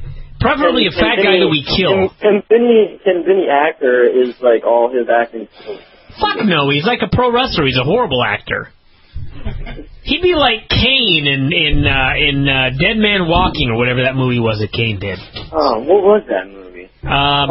Kane was in See No Evil. Yeah, I remember May 19th, but I don't remember the film. See No Evil. CM Punk Evil. Yeah, CM Punk. Now, Mark, I'm going to keep in touch with you, homie. I want to spot in your next movie. Yeah, no shit, man. Well, you're going to have one. And don't worry, I'm calling everybody homie, so it's not just me being 35 and out of touch. Well, don't worry. I call everybody dickhead. Oh, okay, well, perfect. Don't be offended. Mark, you're the man. All right, brother. It was good talking to you. We'll talk to you again, hopefully before a full fucking year. I'll talk to you again next Christmas. All right, sounds good. All right, brother. That's you. That's Mark, everybody. He's from New Jersey. Craig, I feel better now that I've been eating. You look better. Wasn't I in horrible shape? You looked like death warmed over. All right, Craig, I'm going to eat a little more of this pizza. I want you to tell me about the last hour, because I remember starting the show, and I remember when I took my first shot of absinthe, and I have no memory until right now. Well, when I walked in, you were talking to Dr. Lucha, or we're just about to call him, and then your penis story got told, and then you realized nobody was recording, that being you. And then you opened up some gifts. You called Granny. Remember calling Granny? I do vaguely remember Granny. She admitted she was not really drunk last year. That's right, and that was supposed to be kayfabe, I thought. And then she claimed she was drinking, which I call shenanigans. Right. On. So, and then, let me see. You talked to Lance, too. You know that, right? I vaguely remember talking to Lance. He laughed a little, which is, I consider a victory every time. He's a fine man. Craig, let me ask you a question, in all honesty. You bet. Did Ed really do a better show than me on the Drunk Cast last week? I was not on it, so therefore because I find this impossible to believe. I wasn't on last week because I was in Texas, and if I wasn't on it, there would be nobody to carry the show. Let's be honest. I agree with that entirely. Okay. And then anything else of excitement happen? In the last hour and a half, Vinny and Justin polished off a 5th of Jack. Vinny's in big trouble, isn't he? He looks like he's going to throw up. Where's he at? His girlfriend came in. Oh. And the pizza's here as well, so. Thank God. Yeah. So, tried calling Brent yet? I think we tried to call him early on and he didn't answer the phone. Let me see if he sent me an email. He has a computer? That was literally like the worst hour of the show I think we may ever have had. You were slurring awful bad. Was I really bad? Mm-hmm. Yeah, never drink absinthe on an empty stomach when you're 145 pounds, everybody. Right. Vinny has just stumbled into the room. He looks like look at him. Oh, they chopped each other, too. Do you remember that? Your shirt's open. What's happening? My shirt is open. At least my pants are on. Let me call somebody. Hold on, everybody. Todd Martin? Hey. What's happening? Not much. How are you? Oh, my God. We're calling you to wish you a Merry Christmas. Well, Merry Christmas to you, too, as well. I'm doing pretty well, but Vinny is, the panels that we put up on the walls? When he says we, he means Craig. By the way, yeah. Yeah. Vinny is up leaning against one of them right now, like what are those fat guys from Alice in Wonderland? You know what I'm talking about, don't you, Todd? He's literally holding up the wall right now. Vinny, come over here and say hi to Todd. Todd, what are you doing tonight? You're not drinking, I presume. No. Just watching a hockey game. A hockey game? Hockey. Todd, you do a lot of reading and hockey watching, I've noticed. Nothing wrong with hockey. No, we got some real... Vinny is like out of control, Todd. Who else is there? I heard another voice. We got Craig here, we got Junior Horseman, and we got Vinny who cannot stand. He's hardly able to talk, really. Hello, Craig and Junior Horseman, and Vinny who can't stand. Craig, say hi to Todd. I did. Hi, Todd. How you doing? Todd, what do you do for a Christmas every year? Well, I mean, I'm back in D.C. That's what I usually do, although this year's a little bit of an anomaly. So I'm back here east. You're back in Washington, D.C. right now? Yes. What's happening at the Capitol? Not a whole lot. Just freezing their asses off. I was going to ask, is there snow on the ground? Todd, you always hear about crime in D.C., how folks get shot up and killed all the time. Is that an exaggeration? Do you feel safe out there in D.C.? Yeah, well, I mean, D.C.'s gotten a lot safer in the last 10 to 15 years. I mean, D.C. for a while was one of the most violent cities in America, but now it really isn't. I mean, it's I don't know where it is now, but I think it's, down like somewhere between 15 and 20, which, I mean, really isn't that bad. Would you rather go to D.C. or Tijuana? That's not a very hard choice. We had Dr. Lucha on the show, and I'll be as God's honest, I don't remember a thing about it except that he was on the show. Mm-hmm. And did we talk about the violence in Mexico with Dr. Lucha? No, you didn't. Oh. Apparently it's pretty bad, Todd. Oh, yeah.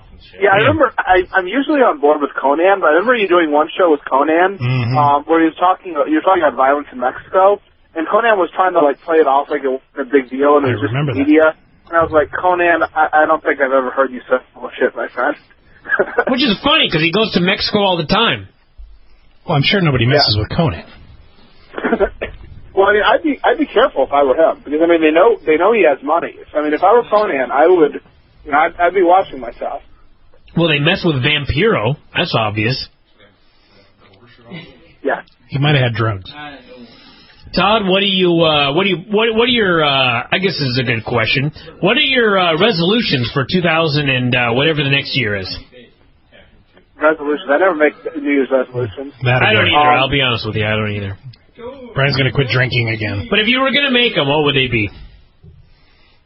Ensure that you lose any future games we do on our show.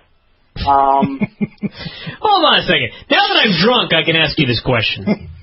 What the fuck was with the over-under show?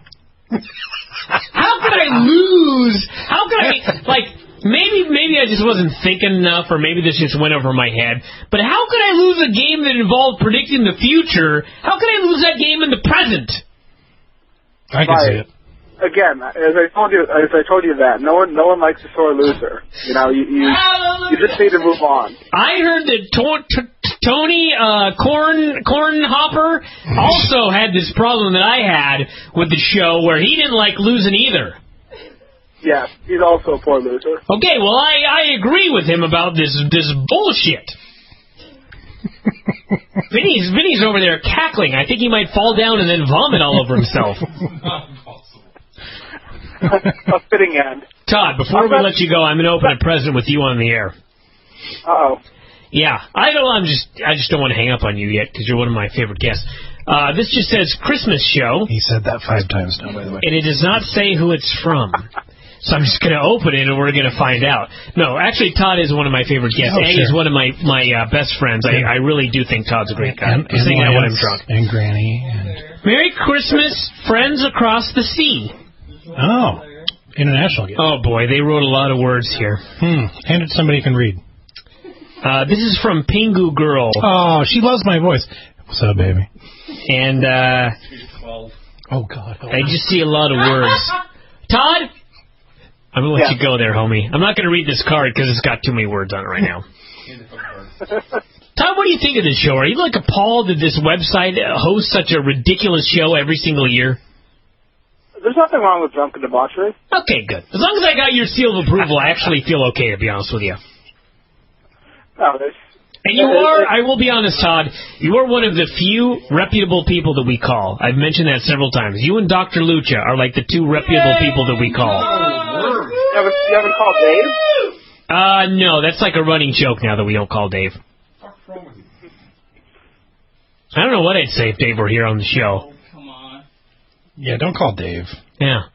No. I mean, you know, there have been times where after the shows, he'll go out and go drinking. Oh, really? Collapse, and then you have to record this the next morning. Oh, so. Yeah? Yeah. I'll next time Dave's drunk, I'll make sure we do a show. Todd, you're a fine man. We'll talk to you, I guess, on, what Thursday is it? Thursday. All right, I'll check my email when the show's over, because I ain't going to remember that. All right, take care, guys. Fine man. See you, Todd. Have a good one. You too. Thanks. That's it. Actually, you know what, dude? This is from many people, not just Pingu Girl. Many people? Read it to me. Yes. Well, I eat this muffin. Dear Bryan, Vinny, and others, Bryan, please slow down at the start of the day of shows. Please consider it a personal favor. And this is from Emo version. One. Thank you. And Yamo. Yeah. Dear Bryan, any chance on the wow? Some of these handwritings are bad. This is from Chibe. And it says, sponsored by Todd, thetalkingorange.info. Chibe, like chode? Is that what you're saying, Greg? No. Good God. Let's see. Bryan, Granny, Vinny, Tony, and everyone else. Tony? Really? Tony. Anyway, that's also from Alan. It says for Luger. Is that for Alan 4L by chance? I would guess that Alan Forel is not a big fan of Lex Luger. Okay, well, I'm just asking. And then lastly, so yeah, there's about 5 different people on here, and it's Pingu Girl's the last one, and put some cute little penguins on the cover of the card, and it says Merry Christmas from Friends Across the Sea. So, very nice, thank you. And as I said before, Pingu Girl loves my voice. I'm not a spit it out, son. What's the discipline where you understand, like, different continents? Geography? I'm not a geologist, but it's an ocean, not a sea. A geologist, you say. Let's open some more presents. That one has the cast of Charlie Brown on it. This one has the cast of Charlie Brown on it. I was a huge fan of the Peanuts when I was young. Right. And now he's just a fan of the penis. It's from Teddy Long. I'm going to fall down if you don't stand up. I have to give up my chair. Vinny is going to faint. Vinny, sit down. Here, son. This is from Teddy Long, and it says his address is in Michigan, which I find hard to believe. No, Teddy's in Michigan. He is in Michigan? He is. Did he move to the States? Yes. When? Months ago. 3 or 4 Why? months ago or something. Because it's awesome here. He is expediting his U.S. citizenship. So is that right? I didn't know that was his goal. Yeah, no, he's living in the States for like a year. So he's an illegal. He is an alien, Brian. Do you know anything about that? I would like to know that. I would like to note that he is legal. I'm going to read the letter first. Horseman, can you hand me that box? Merry Christmas, B&V, from Teddy Long in Michigan. I want to wish you two, all listeners, and everybody who's involved with this website, a Merry Christmas, a spectacular New Year. Horseman wants to do another shot. I'm telling him to fuck off. Thank you to all of America for letting me move to your country and allowing me to live the American dream. Not Dusty Rhodes, presumably. A special thank you goes out to the entire Vegas crew, all the awesome guys I've met through this website. You guys are amazing. See y'all in May. Sent 2 presents this year. First of all, Vinny gets hot new shades because he always looks so cool with his sunglasses in Vegas. That is true. I'm a cool man. You are getting 2 special things. The first is a bag of coal. Because that's all...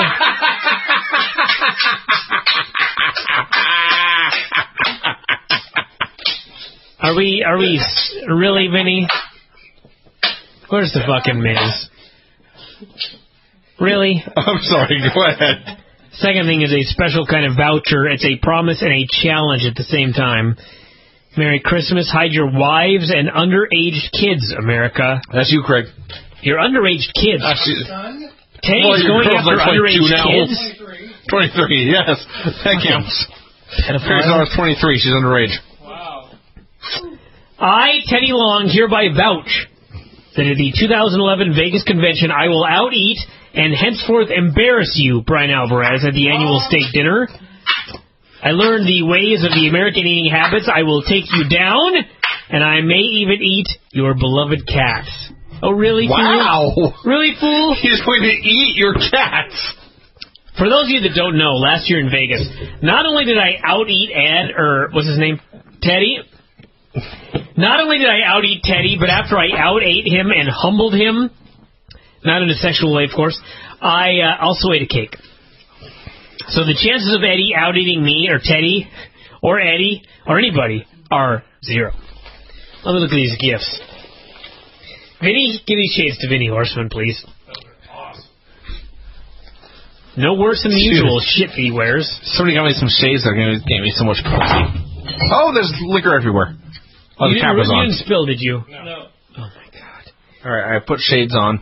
Teddy legit got me a bag of coal. It is chocolate? Are you sure? Because I have seen bags of coal that is, in fact, coal from the earth. Why don't I open up this piece of coal and find out what it really is? I think Craig's right. I think it probably is chocolate. It is in black. Oh, that looks like chocolate to me there, homies. Should have gone coal, legit coal. Oh, and it's, crunch. Crunchy coal? Teddy, I'm sorry that I owned you in the eating contest, but next year I'll be happy to do it again. All right, I have a present as well, because people also like me. Open it. This is from wine.com. Includes a note, BNV. Merry Xmas, and thanks again for a tremendous year. Wine.com. Yeah, by the way, I don't want to sound like a dick, but if you want to surprise us with a gift, don't send it from wine.com. I suspect this gift is, in fact, wine. Why don't you open it up and find out there, fool? BNV. Merry Xmas, and thanks again for a tremendous year. Please enjoy this excellent Pinot. Favored by my wife and I. One for Bryan and Whitney, one for Vince and his girlfriend. Look forward to seeing you again in Atlanta. Kenny in Florida. Kenny, age 75. Kenny's a good guy. I'm also, by the way, still wearing sunglasses inside at night at like, what time is it, 10:30? You're an idiot. It's 7:40, you jackass. That was my next guess. Wow, there's a lot of paperwork involved. All right, this present is wear from my sunglasses at night so I can.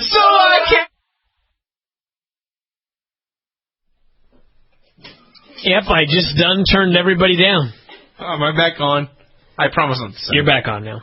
It's Mark West Pinot Noir from Appalachian, California, vintage 2009. I am not very cool, it's true. It's all an act, everyone. I'm sorry. This present is from Ryan Day. I'm going to open it right now. Thank you, Ken Hesser. Kenny is a great guy. He gives us so much more respect than we deserve. That's for sure. Ryan Day has sent me... that's something else. Oh, wow. Chikara, King of Trios, Night 3. Am I on this? No. Which time will come over to watch Emmy? Night 1 and Night 2. Yeah. Ryan Day, you're the man. Thanks, dude. I wish I'd been on him. Who is this person? Ryan Day? Yeah, where you can wear your sunglasses. Larry Sweeney does team with Robbie Ellis on these DVDs. That's money right there. Junior Horse is trying to get me to do another shot in hopes that I will pass out and then pass away. I'm not going to die tonight, you understand? Come on! Craig, do the shot for me. They don't drink. Do one more shot, Vinny. We're almost done with the show. But then I'll die. You ain't gonna die. Alright, fuck. If I die, everyone, it's Brian's fault. Alright, here we go. Not mine. Horseman just took a shot, too, because he's a... I managed to swallow that time without choking. Alright, let's, I see Gatorade over there. It looks awesome. Let me, see who we've got left to call. Do we try... Yeah, call Brent Kremen. If you don't call Brent Kremen, I'm going to read his email in the air. In fact, I'm going to load it right now. Load it right now, because I already called him and he didn't answer the phone. Yeah, like an hour later, he might not be home. Well, apparently not, because I told him to email me if he gets home, and he didn't email me. Oh, because Lord knows Brent Kremen follows instructions well. Call Rodney. I'll sit in. Jesus Christ. All right, hold on. I'm going to give somebody a call here. I'm losing life. 2007. What? This is 2007. Craig has a DVD. Is 2007. What's Vinny, silence, please. I'm sorry. Oh. There's a lot of cackling going on downstairs. Oh, shit. Hello?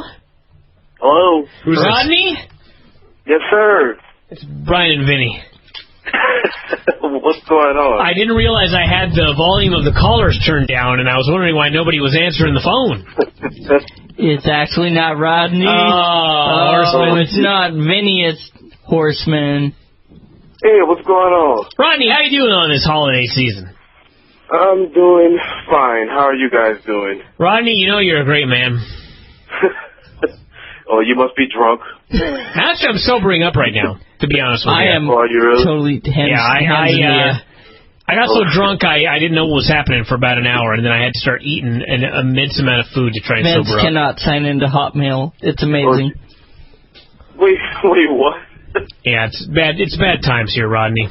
Oh, Jesus. So, Rodney, tell us when you're going to... Oh, my buddy Justin's here, who I teach jiu-jitsu to. Horseman. Yeah. Oh! Yes. Rodney, when are you going to move up here to Seattle? Are you in New Orleans right now? I'm outside of New Orleans, yes, sir. I'm sorry. When are you going to move up here? I don't know. That's a good question. I guess whenever I decide to, I don't know, just pick up, empty my bank accounts, and come up. I don't know. I don't have any exact date. I'll just show up on your doorstep. How's that? Well, we're waiting for you.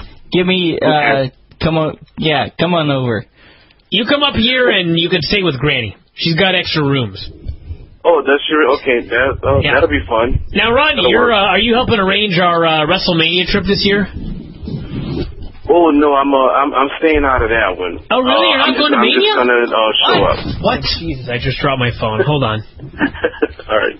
Hey Rodney, this is Craig. What's going on? I got. Hey, what's going on, Craig? We're gonna get new. You have to come to Mania. What in the world? Oh no. I'm saying, I'll be there. Oh sweet. But I'm just not doing any of the organizing that I know of anyway. Yeah. By the way, if anybody has never met Rodney, he is a great man, and He's lying. It's over-exaggerated. And chauffeured Bryan and I around last year, and he is an amazing, amazing human being. And presumably we're talking about Rodney here, not Vince. Yeah, anymore. And your spare bed is still at my house, and you can come anytime you want. I appreciate that, Craig. Yes. And if I was white, you'd see me blushing. Now, wait a second. Explain that joke. He's black, you see. Horseman is getting way on the too close to outside, me right now. white on the inside, black on the outside, you see. Horseman, what are you doing? What do you got to say here? I love you, Rodney. Okay, get out of here. He's going to say hello. An uncomfortable moment here with the Horseman. We've got Justin here. He's my bodyguard. Whenever there's trouble, he solves the problem. I figured that would be Craig. Are you kidding me? Role. No, Craig gets too sweaty too fast. Oh, okay. Let's move on. They slip out of his grip. Let's move on. I love you and all, Craig, but I don't want to picture the sweat thing. But no, the organizing I think is going to be done by the other black fellow, the Cancer. The Cancer doing all the organizing for Mania? For Mania, I think he's setting up like the restaurants and other extracurricular activities from what I've heard. So are you going to Vegas this year? Is that the plan? Yeah, well, I'll be at Mania. Vegas, I'm still not sure yet. And I will be, I don't know how many of the guys will be there, but I am going to be in Toronto also for UFC. Toronto? You going to Toronto for UFC? What? Yep. Wow. Even I'm not doing that. Why don't you come to really? Seattle instead in March for UFC? Really, that's the plan, making arrangements for that right now. So I'm going to try to do all three. You're trying to do all three, huh? Rodney, I'm here. I want you to know that I'm sorry, here. Justin, that my shirt's I'm not doing very well. I won't lie. Yeah. Rodney, we want to wish you a very Merry Christmas. I appreciate it. Was that Vinny that I just heard? That is Vince Verhey. Vinny is far worse than I am right now. I'm Rodney, you're a finer man than I deserve to know. No, that's not true. You don't see me in my everyday life. I think your opinion would change. But I need to go down to New Orleans. It sounds like Craig is concerned that I will get sick. Yeah, I mean, you all need to come. I've been waiting forever. Rodney, will you show me a good time down there if I head down there? Will you show me a good time if I head down to New Orleans? Yeah, dude, there's plenty of us down here that'll show you a good time. All right. I just got to try to make sure. I don't want Whitney mad at me, so I can't show you too good of a time. But well, if she comes down, then you could show all of us a good time. Yeah. Oh well, yeah, okay, well that'll work. Okay. Keep them out of the houses of ill repute. Wait, what's that? You know what I mean. Rodney, I'm gonna. I hate to hang up on you like this abruptly, but Vinny's just getting wacky. Okay, all right. He's going to ask you out if I leave on the line any longer. I don't do well with that, so yeah, I think we should end it on that note. Rodney, happy holidays. Happy holidays to you too as well, sir. All right, we'll talk to you after a while. We love you, Rodney. All right, love you guys too. Take care. All right, bye. All right, bye. Okay, two things. It's from Stevie J, by the way, but go on, Vinny.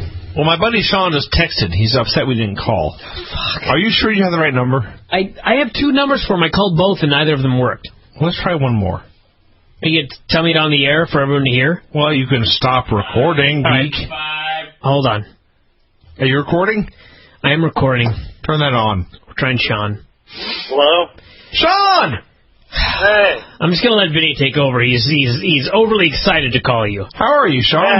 Hey, it's about time you guys called. That's what I said. It's almost 8 o'clock and I'm hammered. I heard. What's going on, dude? Well, I'm still at work. It's flooding in Southern California.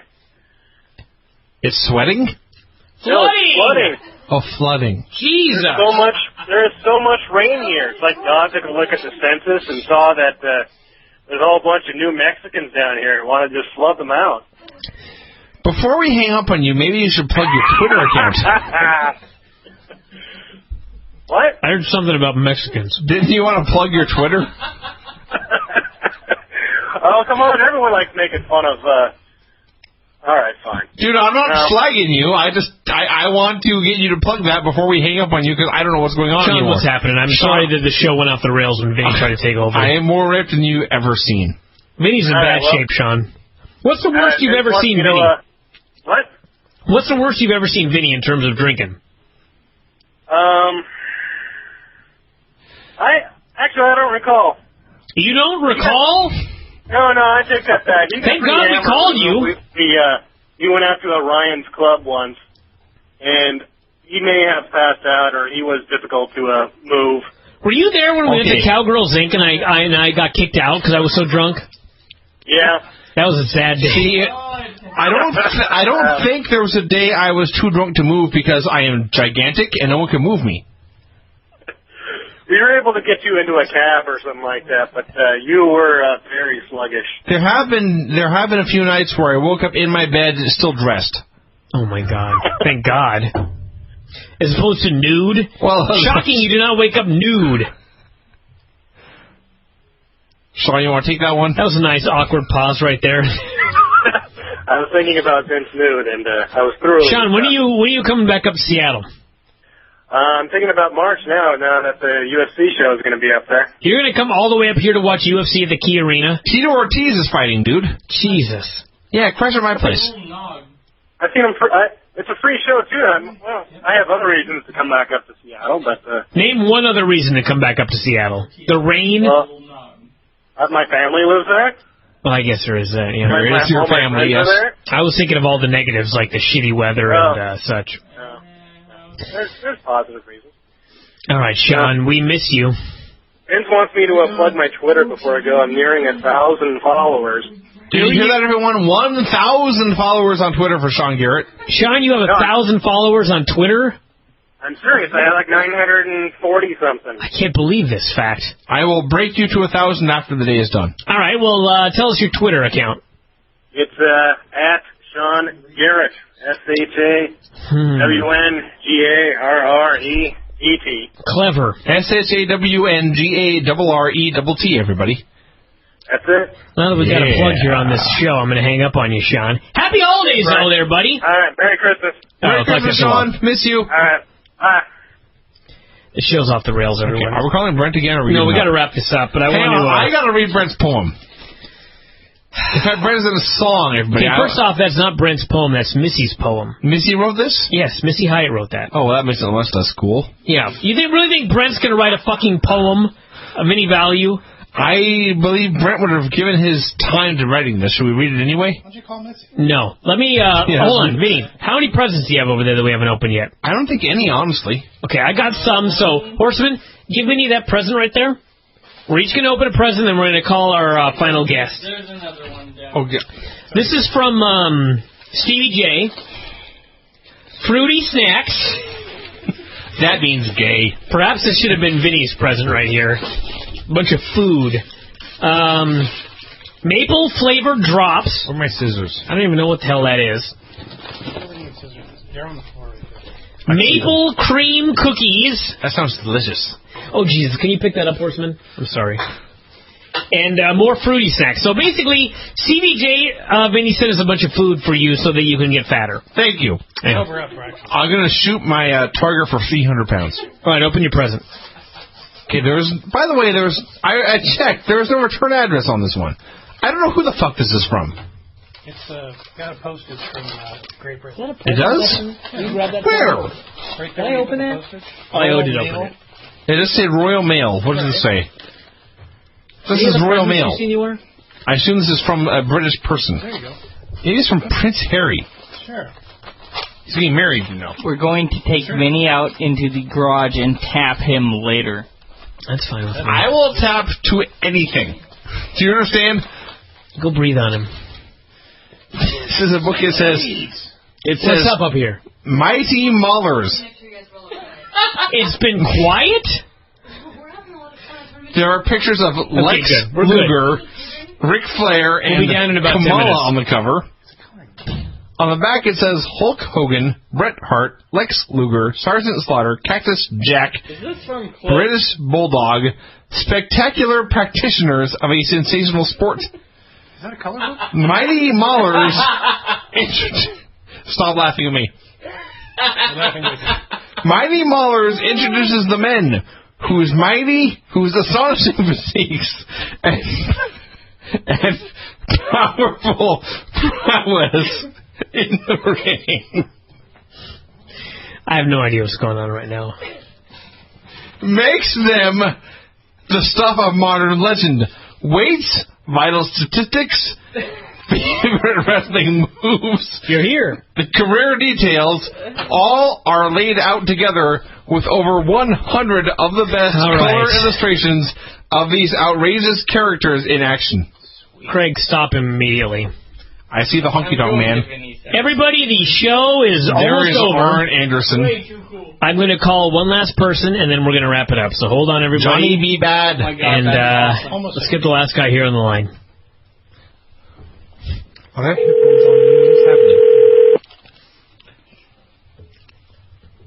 Dude, how many people do we have gathered around a mic over there? Hello?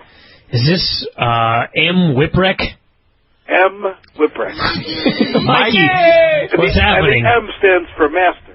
Master! Master Whipwreck is on the phone, everybody. I never knew that about you. Mikey, you're the main event on the Christmas show this year.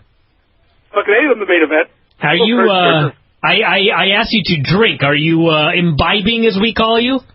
I do have a beer in my hand, yes. A beer, huh? A beer? Well, I had to work until 9. Well, Mikey, this is Vince. I don't know if you ever listened to our show. That was 2 hours ago. It's not very good. Your show was awesome, Vince. Well, I appreciate you saying that. This is the worst show that's a very polite lie ever been done in the history of man. I love your show. You guys get Granny on. It's great. I realize now that I figured out tonight that our show is much better when we're sober. Nah. Oh, yeah. Maybe. Oh, yeah. Wait till you hear this one back. Mikey, what are you doing on this holiday season? I hear the rumor through the grapevine is that your significant other saw photos of our cats on my Facebook, and you were forced to get 2 kittens. Is that true? 2 kittens, that's correct. Oh, my God. Ozzy and Delilah. Who? Ozzy and Delilah. Honesty and Delilah? No, not Honesty. What? Brian, have another drink. I'll talk to him. Yes, Mikey, I'm here. No, the Ozzy. Ozzy! Ozzy is an Australian. Sure. Now tell us about these. How are these kittens doing? Because mine are doing pretty good. They're a little nutty, but they're doing pretty good. Yeah, no, they are doing good. They're kind of fucking crazy. I was going to go for Ozzy and Sharon, but my wife wouldn't go for the Sharon part. So I don't blame her. I went with Delilah. Now, hang on. Why was she upset about Sharon? Because Ozzy and Sharon, you jackass. Yeah, Ozzy and Sharon like the Osbournes. What's wrong with that? She wasn't too keen on the whole Sharon thing. Because it's bullshit, Vinny. Come on. She doesn't like Sharon? Well, we went going for one cat. I was a black one. I was going to call Ozzy. Okay, well that actually makes some kind of sense. Like she consented to a second cat, but demanded on the name. Right. See, she had to pick the name, so she wasn't going for Sharon, so she went with Delilah, and that's the name. That makes sense to me. I hear that your cats dive bomb the dogs. Is that correct? Dive bomb the dog. Tell us about this. Well, let's see. I have a little dog. Don't laugh at the fucking name. I will come to Washington and kick somebody's ass. We have a little Yorkie. Her name is Princess Fifi. Princess Fifi? Hey, there's nothing wrong with that name at all. I'm dying over here. That's the name of a dog of a former ECW champion right there. Is Princess Fifi. Yeah, Princess Fifi.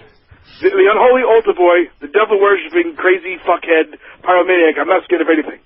Except my wife. That sounds like cats, actually, yes. Well, I don't blame you. If your wife said Princess Fifi, that's the name of the fucking dog. That's the name of the fucking... Well, with a pink collar? You gotta see me walking the dog with a pink collar and a little leash. Oh, I need video of this. No. I think I will. I'll get it put on Facebook or something. Thank God you're here, Mikey, to save this show. So, I'm always good for stories. So, here's what'll happen. We'll have the cats out. They're running around like little crazy fuckers. Mm-hmm. And Princess Fifi is likes to torment the cats. And the cats will hide now. They hide behind the Christmas tree now because they get very nervous. Good place, Zinni. It's a good hiding spot. Yeah, the Delilah, the crazy one, she will run under the couch, and Princess Fifi will chase her, and she'll go under the couch, but the dog at that point has to stop because even though she's a little ankle biter, she can't fit under the couch. So what happened is as she goes under the couch across the back, the cat will sneak out the front of the couch, and hop up onto the couch. Now, as the dog is looking underneath for the cat will come off the top, dive bomb, do the old Luther's press onto the dog. This is awesome. A Luthez Press. So what you're telling me is the cat is setting a trap for the dog, and the dog is dumb enough to fall into this trap. Oh, it's the old bait and switch, the old little decoy, and then the heel comes out, distracts the baby face because the baby face is fucking stupid. Turns around, and then the cat Pearl Harbors the heel dog from the top of the cat. Now, do you find the cats to be growing at an unacceptable rate? Yes, they're at the point where they're not really like cute. Oh, look at them anymore. Now they're kind of like almost looking like cats. Where when they're bad, you want to yell at them. Ridiculous, isn't it? It's pretty fucked up. I try to limit their food so that they stay their growth is stunted. Should I just say that when I was drunk? Did you say you were starving your cats? I'm fucking kidding with you. No, but they're growing big, aren't they?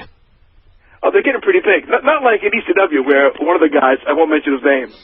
Bubba Ray. Dog. No. Oh. Well, he said fat, so I assume. Put his dog on the gas. What? Yeah. What? Somebody put their dog on steroids? Put the dog on the gas. Yeah. Really? Yeah. And did it work? It worked. This dog was a fucking monster and pissed. I am so sad that company is dead now. This is the best show I've ever done. I did not know these scoops. Oh. I mean, was it Winstrol, or what did he put this dog on? Well, we don't you want to get him lean. You put him on. What the hell did he put him on? Like Decca and everything else. Really? You put the dog on Decca? Oh, yeah. Jesus. I bet his dog was an ass kicker. This dog, it was a Rottweiler. This thing was a mean, nasty... He had a Rottweiler and he put it on the juice? Oh, yeah. It was great. It was great, says Mikey. Was he trying to create a lion? What was he trying to do here? This dog was a killer. I don't doubt you for a second. Nicest dog in the world. But when you get him all riled up and want to play, oh, yeah. He'll take your head off. That doesn't sound like the nicest dog in the world. That sounds like an asshole dog. No, dog's not an asshole. This dog kicked ass. And you can't mention this guy's name. Why don't you drink another beer and then tell us who this is? No, don't get Mikey in trouble. Oh, who gives a fuck? I want to get pissed. Yeah, I don't want to get pissed. Hold on, I got to check my baked ziti. Hold on. What's happening? His baked ziti? My baked ziti. Oh, it's cooking dinner. Meanwhile, I'm eating a fucking muffin from Costco and trying to sober up here, and he's eating baked ziti? Why are you trying to sober up? It's early. Mikey, you don't even have any idea where I was at for about an hour there. I was on my way to the hospital. Mikey, you have to understand, first thing, we're pussies. We get drunk easy. I'm very small. I'm like a hobbit. Yeah. You're like a hobbit with big, ugly feet. Yeah, exactly. Basically, and I'm barefoot right now. I've been taking my clothes off, one article of clothing at a time, like Ric Flair. I even did a strut and dropped an elbow on my suit. That's true. Yeah, but at least, Bryan, you're in some sort of shape. Yeah. I don't know about this exact moment, you don't want me doing that. No, we wouldn't want you or Vinny, for example, stripping down. No offense, of course. No, my clothes are all on. My clothes. It's bad enough I come into bed, my wife's to turn the light off. I'm sure she loves you. She loves me. That's important. So are you looking to do you have any other pets besides the dive-bombing cats and Fifi the barmaid? I want to get a shark. A shark? A shark, you say? I want to get a shark and name him asshole. Okay, I'm going to edit everything else off this show and just air this segment for the Christmas show. A shark named asshole. You're not going to put the shark on the gas, are you? No, you can't, Bryan. I know he's an idiot, Mikey. I'm sorry. I don't know. If you can put a fucking dog on the gas, you can put a shark on the gas, can't you? Well, how are you going to inject a shark in gas? How am I going to put a syringe? I don't know. You probably could. I don't know if you want to put a shark in the gas, though. They're pissed off in that. I don't want to put a dog on the gas, but apparently somebody did. All they do is swim and make baby sharks. Didn't you hear Richard Dreyfuss? That's right. Yeah. Did you ever see Richard Dreyfuss in the skit they did on Saturday Night Live, where they did like the Star Wars screen test? Wasn't that William Shatner? No, it was. I think it was Kevin Spacey, where he went out there and they had Richard Dreyfuss was out there and he was doing. They had him doing C-3PO. I see. They had Walter Matthau doing Obi-Wan. It's like they traveled side by side to hide their numbers. What in the fuck is Mikey Whipwreck talking about on this show right now? I think we were talking about different skits. And then they show C-3PO walking out, right? And they go, and he did like binary load lifters in the C-3PO voice, and you hear the guy playing George Lucas goes, who's under the mask? And the guy goes, it's me, Richard Dreyfuss. I don't need this. I was in Jaws, okay? Yeah. He was in Jaws. Why are you on this show and not any other shows we do, Mikey? You should be like a weekly guest. Brian, first of all, you little fucker, you tell me, we got to have you back on, and I won't hear from you for months. He's not reliable, Mikey. You don't either have to die or have heart attacks for me to hear from Brian Alvarez. Come on. I'm always checking to see how your neck's doing. How is your neck doing, by the way? You can't trust this Brian for nothing. He hasn't asked about my neck in I don't know how long. How is your neck? It sucks. That sucks. I'm sorry. Yeah, because I always talk about on the show when I hear about how Mikey shouldn't be in the ring and then he's in a fucking 6-man at his own show. Yes. Yeah? Well, I'm a retard. I have nothing to add to that right there. So when are you getting your surgery? Well, here's the thing with my surgery. Oh, boy. If it was up to me, I'd probably get my surgery tomorrow. But being that you get your surgery, and my insurance will cover it, for the most part. Except now they just raised our fucking deductible to $1,600. Oh, shit. Suckered fucking shit. Fuck. Anyway. So I would get it, but the thing is, when you go on disability, you only get paid like 70%. I see. So for me to be out for like 70%, and then I really don't feel like driving to New York to go do any kind of wrestling shows and rock a locker room or anything else like that, it really kind of, I'm putting it off until I absolutely can't take it. Oh, Mikey. Dude, that's hardcore. You can't get in the ring, though, buddy. Why not? Well, you could be paralyzed. Well, then I won't have to wear anything then. I'll be good. Well, that's true. So if you're paralyzed, they will cover you, but until then, you're kind of on your own. That's right. I see. What bullshit that is. If I paralyze myself, I'll get a check from the government every month, like Cronus used to get. Well, Mikey, I hope you don't paralyze yourself and get a check like Cronus did every month. Yeah, Mikey, you and I have never spoken before, but I don't want that to happen to you. I feel like I know you. I feel like we go way back. Well, I appreciate that. I'm honestly not nearly cool enough to hang out with you guys. Mikey, if you hung out with him for 5 minutes, you'd be like, who is this fucking goof? You would be sick of me and kick my ass. Sure. I kick your ass, Vince, but you wouldn't feel a thing. Fair enough. Yeah, that's fair. That is fair. Mikey, what are you doing for the holiday season? Getting fat. What kind of treats do you have on this Christmas week? You got cookies? Oh, we got chocolate chip cookies. We got some nut tossing things. Don't take your sick perverted fucking mind. Nut tossing things? Thank God we don't have any of those here. Nut tossing. Go on. I don't like nuts, so I don't fucking eat them. Vinny does. How dare you? He'll have them. I'm not gay, Mikey. Oh my God, this show just sucks. Mikey, I think that's not true. What is that old show where they used to always say, like, Mikey, take us out? The Bryan and Vinny show is Jump the Shark. Hey, it jumped the shark like 3 years ago. But we just keep going.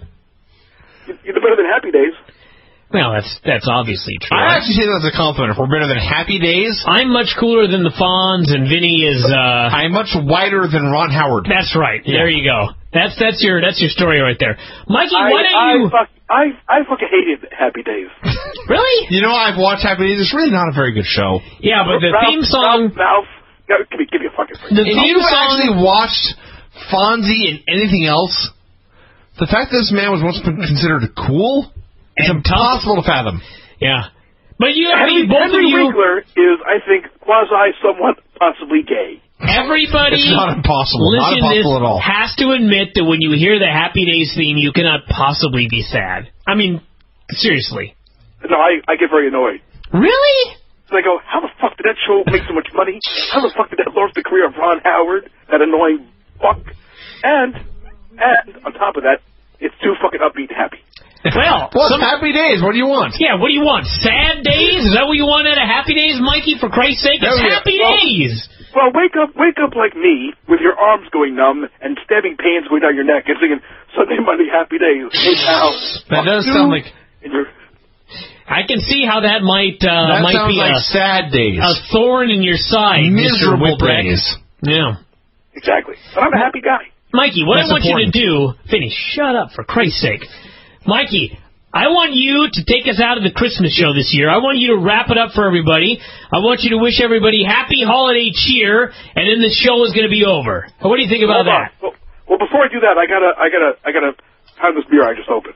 All right. So give me about 10, 15 seconds. Hold All right. We're gonna let Mikey chug a beer.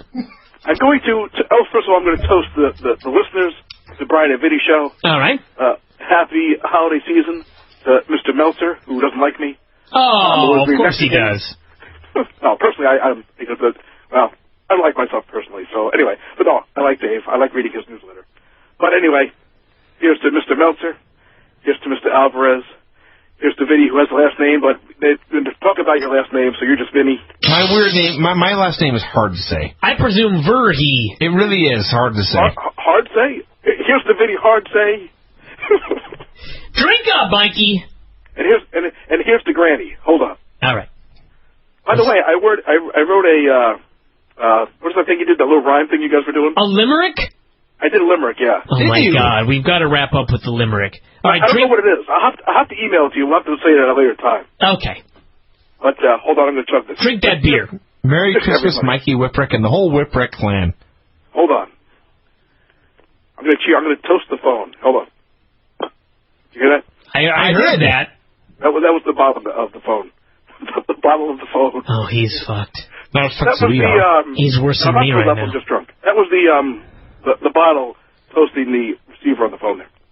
But let me drink this and stop rambling. Hold on. Bottoms up. Let him finish. Let him finish. That must be a lot of booze. Holy fuck. Mikey, you still there? Hold on. Still?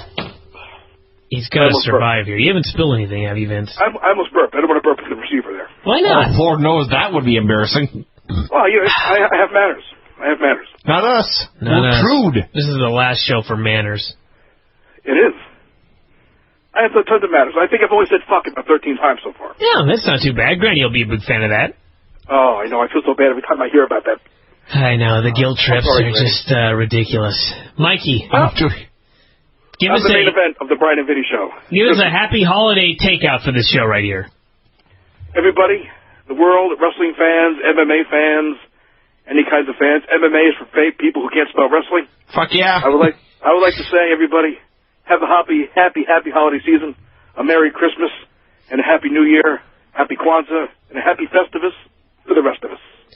Salute, Mr. Whipwreck. You're a fine man. We're going to have you back on the show soon. I know you've told that a million times. I'll call and ask about your neck in about a year. But have a happy holiday, Mikey, and say hello to your wife and your beautiful cats, or vice versa. No comment. All right, we'll talk to you after a while. And everybody, we are out of here. Thanks for listening. I apologize for this being the worst Christmas show ever. I don't even know what we do anymore. I have no idea what we do anymore. But I hope that everybody has a happy holiday. All those things Mikey just said, the different holidays. Can I read Missy's poem? Festivus. And we'll talk to you again very soon. Well, bye. I want to read Missy's poem before we go off. Missy's poem. Hold on, we're back. I'm going to let Vinny read the poem. All right. Read the goddamn poem, Vinny. Brent Kerman sent me this email. I got to get my sunglasses off. It says, Missy wrote about so many guests. Can I please at least perform the song? There are only 2 nights left. This is me saying this now. Put on your yarmulke. Here comes Hanukkah. It's so much funica to celebrate Hanukkah. Hanukkah is the festival of lights. Instead of one day of presents, we have 8 crazy nights. When you feel like the only wrestling fan in town without a Christmas tree, here's a list of wrestlers who are Jewish. Jesus. For companies such as the WWE. Giant Bernard eats latkes and manischewitz. Wine is what he'll prefer. Then he eats lots of guilt with ECW's own Joel Gertner. Vinny. I'm not doing very well. I was trying to do Missy a favor by not having you read this goddamn poem and butcher it like this. Do you want to do better? Would you like to continue? No, I didn't want you to butcher it. Then he eats... Oh, wait. On last year's Hanukkah, a wrestler gave his other Jewish friends bandanas. No, I'm not talking about Hulk Hogan. I'm talking about Mr. Colt Cabana. Guess who on all 8 nights gives and receives all new clothes? Former world champ Goldberg and all 3 of the Malenko's. Billy Kid Man and Mark Marrow both use the Shooting Star Press. But ask them if they like the menorah, and they will surely say yes. A certain tag team always looks forward to playing with other dreidels and other Hanukkah toys. Once again, it's not Hulk Hogan, but his good friends, the Nasty Boys. I've reached the 9th circle of hell. So keep on your yarmulke, because there's more wrestlers that celebrate Hanukkah. Rob Feinstein had a bar mitzvah, and yes, so did Raven. Nowadays, the two celebrate all 8 nights with the legendary Paul Heyman. Randy Savage and Brian Pillman are 2 more Jews on television. They've been in many brutal matches, but it doesn't compare to pain of their circumcisions. Barry Horowitz, Lenny Poffo, Kane, and Kevin Nash all get together with DDP and count their Hanukkah cash. Steve Blackman and Mike Stryker share the Hanukkah blessing. Missy Hyatt and Michael Hayes wonder what gifts they'll get this year. It always keeps them guessing. You know by now who celebrates Hanukkah, so tell your girlfriend, Monica, to stop listening to electronica so she can realize it's once again Hanukkah. Get her a gift card for the salon Hanukkah. Hopefully you'll get games like Mario and Sonica. It'll also be nice to receive a harmonica on this late night, 8-night Hanukkah. So turn a good flick Hanukkah on the 8-day experience known as Hanukkah. Happy Hanukkah, Brent. Are you happy now? I am so happy now. Are you proud of yourself? No, not really. Missy Hyatt, I apologize. I did what I could. But everybody else, Merry Christmas and a Happy New Year. Hell yeah.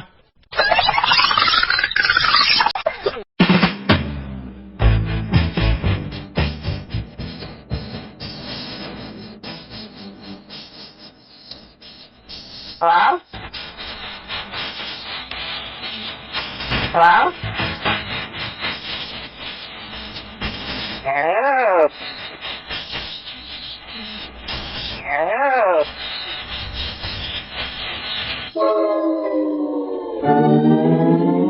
Hello? Hello?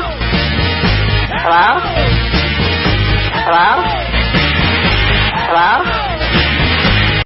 What's happening, Granny? Kind of tired. A deep sigh. A deep sigh. We're exactly 16 minutes later than usual, so. Oh. It is late. Well, it is late. It is late. It's not like we're calling much. It's not like we're calling 3 hours later than usual or anything. I like to go play pool on Fridays, but if I get up, stay up this late, I don't go. Granny, what kind of a guilt trip is that? You do the show every single week at the same time without fail. So don't try and tell me that, sometimes now you're not playing pool because of this show. Because I know you were probably, before you called me, talking about your kitties. I actually spoke about the cats for only about 5 seconds. Okay. Yeah.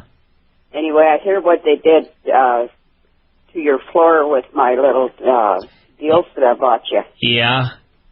Oh, boy. Oh, boy. Craig actually thinks that he can fix his problem easily. Well, it can't be very big. It can't be very big ones. He's just going to... Oh, yes, they can. Putty them up? I don't know what he's going to do. Maybe some sort of voodoo. Well, you shouldn't have hid them in there. Well, I didn't hide them. They happened to be there. Granny, accidents happen there. No one ever sees them coming. Otherwise, they wouldn't really be accidents. That's true. Yeah. Okay, anyway, first thing I want to do is, Ed's got a birthday Sunday. Actually, I did not know that. Yeah, so he wanted me to be sure and wish him and Anchor a happy birthday. Wait, what? Anchor and Ed have a birthday on the same day? That's what he said. There's some things that just are impossible. Why? Because they're too much alike, or what? I just cannot conceive of Anchor and Ed in San Antonio just happen to be born on the same day. Perhaps they are twins. One more year and he'll be over the hill. I will? No, him. Oh, Ed? What was he, 39? Yeah. Really? I actually had no earthly idea how old Ed was. I would not have even I've made a guess, actually. I guess he appears to be about 39. No, he looks younger than that. Yeah. He looks younger than me. I was very surprised when... Vinny, you can't compare people to you. I realized that. Is it always a terrible idea? Yeah. But, no, he started putting up, on Facebook, he put up some high school photos, and they were from the 80s. And, yeah, he's about 5 years older than us. I actually figured he was right around my age, actually. How about that? Well, happy birthday on Sunday, Ed, you old man. Yeah. I was hoping I could say you're over the hill, but can't do that until they're 40. Randy, there aren't many people you can say are over the hill. I am. That's kind of the point, Granny. Okay. I see what you mean. Tough to make fun of people's ages when you're 81. I disagree. Well, that's true. She's a young 81. She does appear younger than you, Vinny. That's all the more reason I should. She certainly lives a younger lifestyle than I do. That's undoubtedly true. Playing pool. Hey, well, you know what? I'm going to have 4 parties this month. Really? Tell us about them. Well, let's see. Next Wednesday, my brother and his wife are coming up for lunch, and your mom and Nikki are going to come over, and we're going to all have lunch. And then Sunday, I kind of turned the house over to them, and they're going to have a tea party. A tea party? Uh-huh. I am no longer the oldest person in this conversation. A tea party. That's what they're calling it, you know. But so I just kind of let them do that for Sunday, and then next week Sylvia and my other 2 friends are going to be over, and then toward the end of the month, my brother and sister-in-law both have birthdays, and they always do such nice stuff for me, so I'm going to have them over for a prime rib dinner. Really? That sounds better than a tea party. Well, tea party, that's just the way they put it, I guess. That's just the way they term it. Is tea code for vodka? Well, it's still going to be kind of like Christmas because everybody's going to they're going to exchange gifts. Now, is everyone going to actually drink tea, or is this some sort of political get-together? Well, it's probably just a Christmas party, but you never know what might be discussed. It's going to be a gift exchange, too. It could be a march. Well, sure. A what? Well, there is a tea party, you see, Vinny. I understand. I actually, believe it or not, I did not get that reference until you brought it up. Oh, my God. But, I'm on the ball here tonight, and I may be the only one. And you know what? I was just watching... Case in point. Alfred Hitchcock thing on TV. I haven't seen one of those for a long time. Well, they stopped making them. I was going to say, was it new or a repeat? Yeah, sure. It certainly was. You knew, right. All right, Granny, let's do some Q&As here or something. I got gold sayings, right? Well, you know what? Last night, your mom emailed me, and she said she just sat there and thought about them, and she found 18 of them. Really? Like off the top of her head? She didn't do internet investigations? Yeah. Really? These I got to hear them. Let's hear some of them. Well, you want to hear hers first? I've got some others, but okay. Cut them off at the pass. Heard that one. You're dead meat. Oh, boy, have I heard that one. I don't know exactly how old that one is, but I've definitely heard it. Okay, and being a dead horse. Being a dead horse, heard that one. You know, I really hope that you're dead meat is not actually an old saying, or I am, in fact, old. That's like a common saying when I was in school. Well, what actually beating a dead horse, what does that mean? It means you're... doing something that's already been done or something? Yes, it means you're making the same point you've made over and over again. There's no point in beating a dead horse. It's dead. Yeah. Okay. Turn over a new leaf. I cannot tell you how many times I've used that phrase. And one for the road. I used to use those. Really? Good to hear. Yeah. And takes 2 to tango. Heard that one. Usually after you've had one for the road. Here's one for you, Vinny. Are you a man or a mouse? That's one for you, Vinny. I can't even answer after that cackle. Let's see. Let's just move on. Did I write this one right? Kiss a gift horse in the mouth? Look a gift horse in the mouth. Well, I suppose it still works. Yeah, you don't want to kiss a gift horse in the mouth either. You don't want to do that either, no. That's what I had written down here. No, that's not the same. Okay. Foot in the door. Foot in the door, yeah. Or foot in your mouth as well. They mean different things. Or boot in the ass, all pretty much the same. Shout for the moon. Shoot for the moon. I was going to say, moon!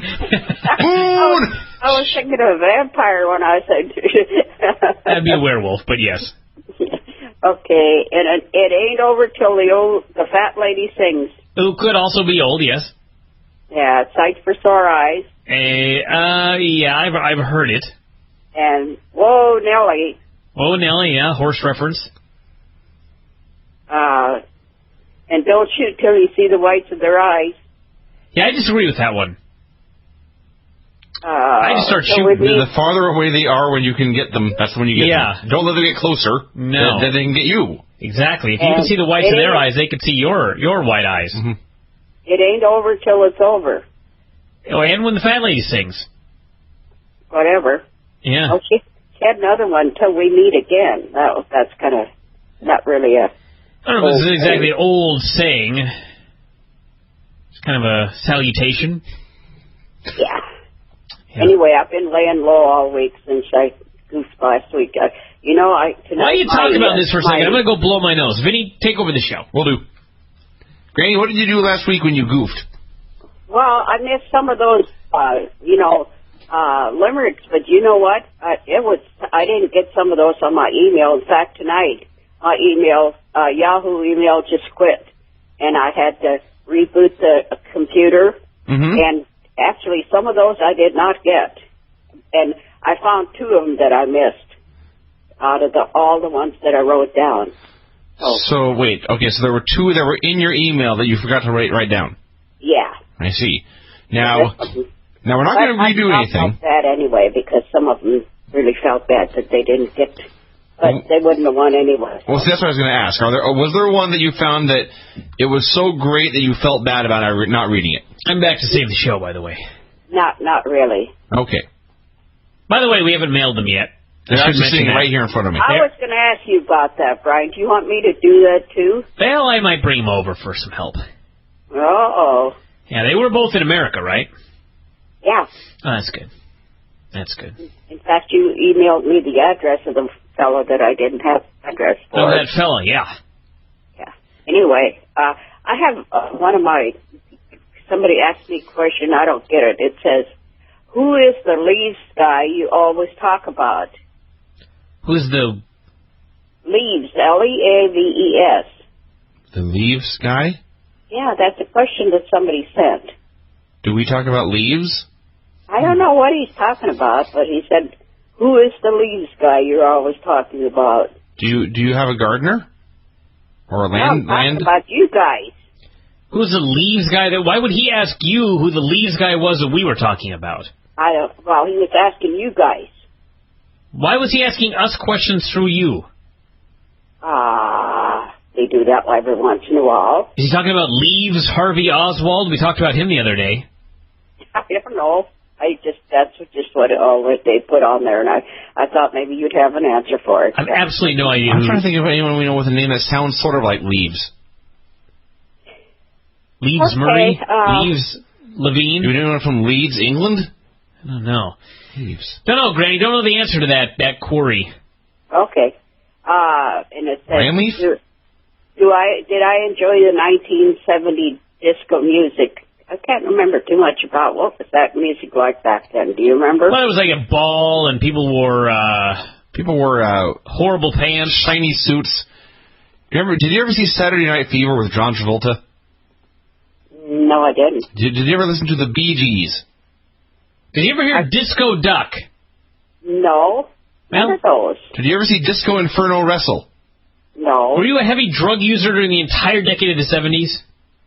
Well, I was busy raising a family. In the 70s?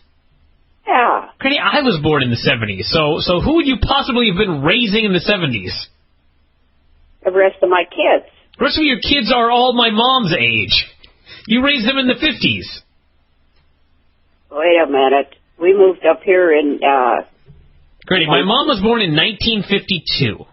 Okay. Which would mean that you raised her in the 50s and throughout some of the 60s. She was married and had me in the 70s. Okay, but Lynn was probably still home. She's 2 years younger. I don't know. Let's move on. Anyway, somebody was still around when we moved up here. Well, what probably happened, Granny, was everyone moved out, and so you went wacky for a whole decade. Don't remember it. I didn't go wacky until 1974. That is, in fact, the 70s, last time I checked. Yeah, that's probably why. She sure showed you, Brian. I listened to other music other than disco. When I used to hang out in the taverns. Well, see, exactly as I said. You hung out in the taverns throughout the 70s, and now you don't remember disco or anything else. Probably wasn't into that. Yeah. I was more into the polkas. Polkas? Polka. Yeah, dancing the polka. Did you actually go to taverns and dance polkas? Yes. No, you didn't. My. Quit lying, Granny. Seriously? Yeah, it was fun. You danced the polka? Mm-hmm. All right, I'm gonna load up I'm gonna say it again. I'm no longer the oldest person in the conversation. I'm gonna load up a polka song here on YouTube, so all you youngsters can. Well, isn't kind of Roll Out the Barrel? Roll Out the Barrel is a fine example of a polka. Yeah. I think you should load up some disco for Granny to check out. Let's see if she likes it. And maybe she missed out. Well, she can't. Unfortunately, she can't hear the song usually. All right. Well, what's next, Granny? Okay. Would I be watching wrestling if it wasn't for Bryan? You don't watch wrestling? No, I don't. What difference would that make? Well, then would I be watching wrestling if I... Well, for example, my wife, when she's forced to watch wrestling, it's only because of me, you know what I mean? Yeah, I guess. The person writing the email assumes you watch wrestling. And by the way, I do mean forced. She would never watch this on her own. Well, Sylvia watches it 3 times a week. 3? Oh, I guess TNA, yeah. I've seen some of the programming your wife does watch, and she has nothing to complain about. Yeah. Okay, here's a good one. Who is more likely to kill a person, Bryan, Vinny, Lance, Dave, or Brent? Vinny. I was going to say for me. Oh, come on, Granny. The answer is certainly Vinny. Yes. Oh, maybe not even out of anger, by the way. I was going to say, Vinny might kill more people than all the rest of us put together. It may not be a rash decision. It may be a calculated plan. Well, glad we've got this on tape for all to hear. Yes. Well, how many more have I got before I come up with the one that I think I like the best for? I got a couple more minutes here. We did talk about cats today, so we got some extra time for you. Well, you mean they've been good all day today? Yeah, they actually, I sat down on the couch to watch Impact. Well, I guess before I went there. When I was doing the show with Dave, they were very, very bad. But when I came downstairs, one of them went to sleep on the couch, and the other crawled into my lap and sat there purring for 2 straight hours and caused no trouble whatsoever. Okay, first of all, within the first 3 minutes of you coming downstairs, they were on the counter like 5 times. There is that. Second of all, Whitney tells me that you have now introduced the concept of cat timeouts. Oh, yeah. I'll tell the story real quick. One of them was being a complete idiot the other day. Just a complete idiot, over and over again. She kept jumping on the table, I'd spray her. She'd jump back up, I'd spray her. I'd be looking right at her, and she'd jump right up there, and I'd spray her. And finally I was like, Cat? And we actually had a chase scene, because she knew she was in trouble. And so I went after her, and she ran under the couch, and then I went around the other side, she ran around the other side. And I was stalking her throughout the house as she ran away from me. And finally she took off, and I took off, like literally running through my house. She ran up the stairs, I ran after her, she ran around a corner, I gave chase, and then she ran into the room where they eat. And she jumped up on the washing machine, and I said, Cat! And I slammed the door, and I left her in there. And I went downstairs for a while, and she was actually remarkably quiet. She didn't cry, she didn't meow or anything like that. And went downstairs, played with the other cat for about half hour or so, and went back upstairs, and I opened the door, and she just was sitting there on the washing machine looking at me. And I walked in, and I looked at her, and she looked at me, and I looked at her, and she looked at me, and then she started to purr, and she walked over towards me, and she climbed into my arms, and she was just purring and rubbing all over me, and I put her down, and then she started climbing up my leg to get back up, and she was just the loveliest cat in the world. And she wasn't bad for a long time after that. Ah, so she was telling you she was sorry. Huh? I think so, actually. I know that sounds ridiculous to people that don't have cats or pets, but I firmly believe this cat was apologizing for her poor behavior. Yeah, it was very sweet, actually. Okay, here's another one. That's Stevie J, that I can't pronounce his last name. J? Remember we were talking about Here's Mud in Your Eye? Yeah. He emailed me and said that it's a drinking toast come from the Bible, Gospel of John 9, 6 and 7. It means your drink will cure whatever ails you, just like mud in your eye was a biblical cure for blindness. What? Very interesting, huh? A biblical cure? Oh, I find this impossible. Or a biblical attempted cure? Oh, it says was a biblical cure for blindness. Because I think if it were an actual cure, then people would still be putting mud in their eyes. So that theory would mean mud in your eye is a good thing. I guess. I mean, it just depends on Bibles are different. You know, you. No, I don't know. What do you mean Bibles are different? Versions. Sometimes their versions are a little different than you interpret them. Well, I'll be damned. They are saying it's from the Bible. I'll be damned, Vinny said. I'm actually flabbergasted by this. I thought that was a negative saying. I don't know, it was a toast. Yeah, how about that? Mud in your eye. Yeah. All right, let's do two more and then do the winner, Granny. Okay, let me see. No sooner do I speak, but the cats are acting like idiots out there. All right, go ahead, Granny. I'm sorry. It's working in a confectioner store, packing fudge into small boxes, the worst job in the world. Someone had to ask about that, didn't they? Yeah, they did. Who was it? Who asked this question about fudge packing, Granny? I didn't write it down. You didn't write down his name? No. Was it Alfred Packer? I should do that more often, but I haven't been doing it. Be warned. Okay, here's another one. Have I ever bought anything over the phone from TV infomercial or something? No, I never buy anything over the phone. You don't have a Thigh Master or anything? Nope. No, what else is there? You don't have the Slap Chop? Nope. No never do any knives? other shopping on the... I don't want to get a virus. Brian's mom got something the other night. It took 2 hours to get rid of it. Granny, how would you get a virus ordering something over the telephone that you saw on television? I don't know. Sometimes things just come up. You know? No, I don't understand in the slightest. How are you going to get a virus ordering something over the telephone that you saw on TV? Sometimes something pops up and they want to sell you something and you cannot get it off. But Granny, you're missing the question. Let's say you're watching Jeopardy and all of a sudden there's a commercial comes on that says, these are the best knives in the world, straight from Japan, the Ginsu knife. It will cut a can. It will cut anything you've got. Order now, 1-800-GINSU. You've never called the number and ordered the knives? Oh, you know what? I was thinking of the computer more than the TV. You sure were. So but the question he had. Either way, I don't ever do either one. Okay, that's the answer on the TV or on the computer. All right, good answer there, Granny. Okay, and says, do I shop at the mall during Christmas season? I wouldn't go near the mall.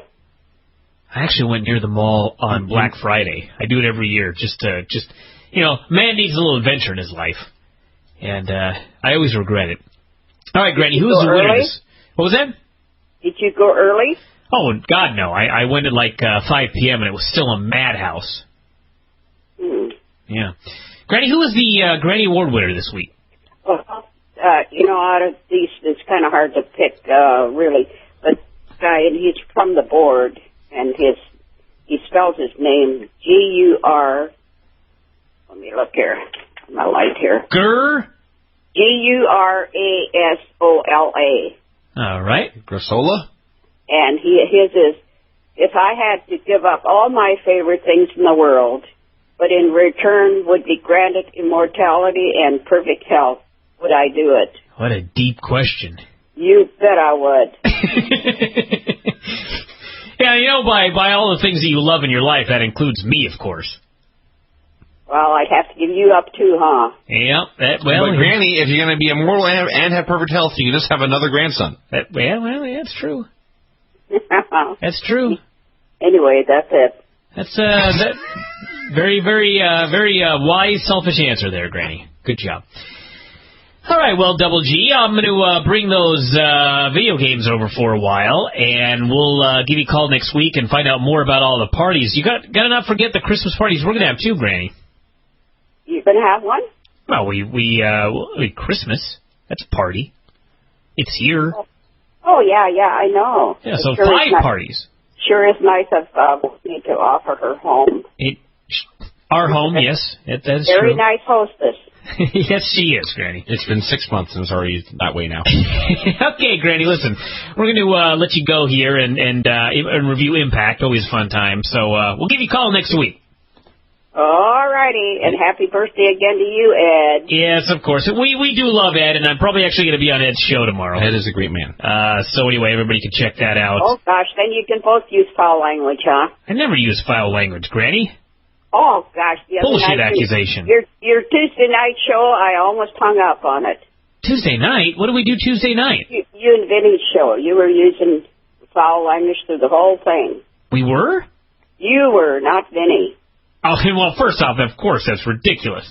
I don't even know what I would have been. I was going to say, I did Tiggy fall. Maybe I was swearing about that. Yeah, Vinny did the whole show that night, practically. He reviewed Raw. I talked about the cats. I don't remember swearing about the cats, did I? Oh, you were. Actually, I do remember. You know, you're right. I think Edge and Keen brought out the profanity in you. Well, I think it was not only that, but I apparently used some profanity when discussing the Bible, as someone alerted me. So I do apologize to God for that. I won't do that again. All right, Granny, seriously, we're letting you go. All I got to say is hold it down. Okay, Granny. All right. All right. Talk to you later. Okay. Bye. Bye. Hold it down, she says. Consider it held. No, don't consider it held. This is my show. Granny. Yeah. What's up? Oh, lots of interesting things happened to me this week. Really? Yeah. I can only imagine. Well, I had a lot of fun. Yesterday, let's see, one day this week I went to Applebee's, and I just love Rodney because I'm having so much fun with that card he sent me for my birthday. How much money was on this card? How much fun could you possibly have with a gift card? Believe it or not, it was a $50 one. Wow. Oh, my God. When I got it, I thought it was $25, so I gave it to the gal, and she come back and she said, "You got $40 more on this," and I thought, "Oh wow!" You ate for $10 at Applebee's? I less than that. What'd you get? I get the it's called a little striker. It's 2 little buns with beef in it. The slider, yeah. A slider, and then you get soup and 2 little, and they're so good. Wow, the little strikers. Yeah, that's what I get every time. Like my kittens. So, yeah, I like how you went to Applebee's, which is a minute from my house, and you never called. Well, I went with a friend. A friend? And I'm not a friend? Well, I mean... Was this a date, Granny? Was this a male I was going to say, friend? what's this gentleman's name? The name was Tony. No, it's a gal friend named Tony. Oh. Well, wasn't named Tony. Now, if I would have found out that you went to Applebee's with Tony Leader and didn't invite me, we'd have problems, Granny. I know, and if we'd have more problems because he wouldn't have went. So my buddy Rob used to say, we'd have heat. Mm-hmm. Hey, that's another thing, huh? I guess so, yeah. We'd have heat? We've got heat. Hey, you won't believe what I did today. What'd you do today? Your mom and Nikki and I went up to Snohomish, and we had lunch with your Aunt Debbie and your cousin Trina. Wow. Yeah, and we went to this usual, you know how they go for Mexican places, and Mexican food upsets my stomach, so guess what I had? A hamburger. Dead silence. Then we went to some antique stores. What did you have? Did you have a hamburger? Yeah. Okay. She said it at the same time you did. I see. You drowned her out. I wasn't listening. You shouted so loud. When you were coughing. Coughing? I was answering. Oh, okay. Whatever. You both said hamburger at the same time. All right. Then you went to the coffee shop, or the antique shop.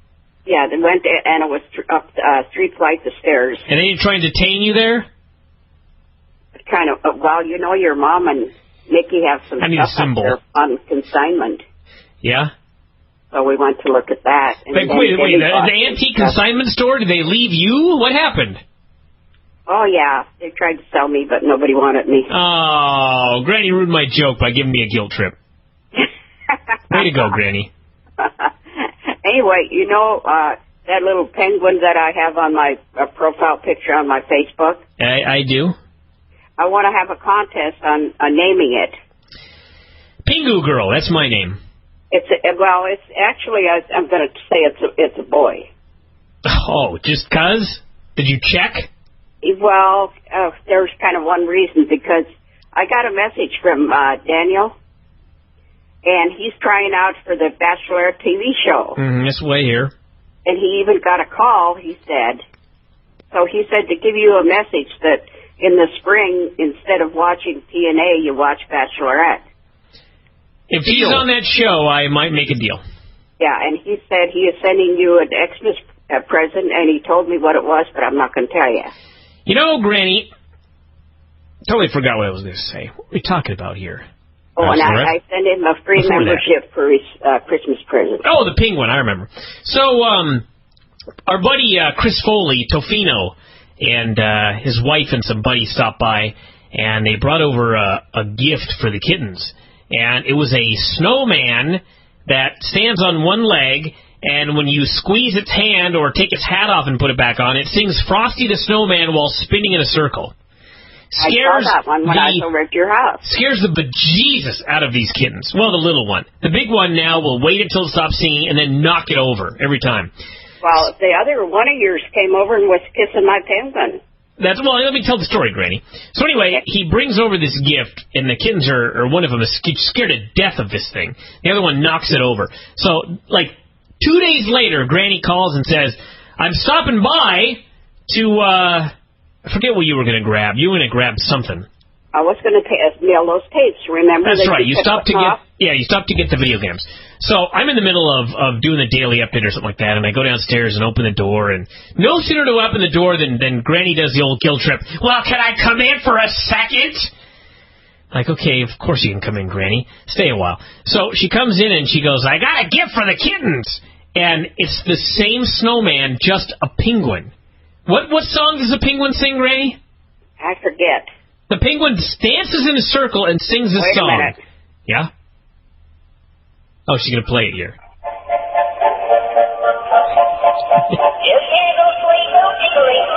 You can imagine what the cats thought when they saw this. Hear him? We do. Yeah, I hear him, yeah. I'm setting him around the corner now. You're what? Anyway, I turned him on and then set him over around the corner so we wouldn't hear him. Yeah, we can't hear him at all right now. I know, I put him away. You did a great job. Yeah. You want to hear some more? Yeah. Yeah, sure, why not? Just a minute.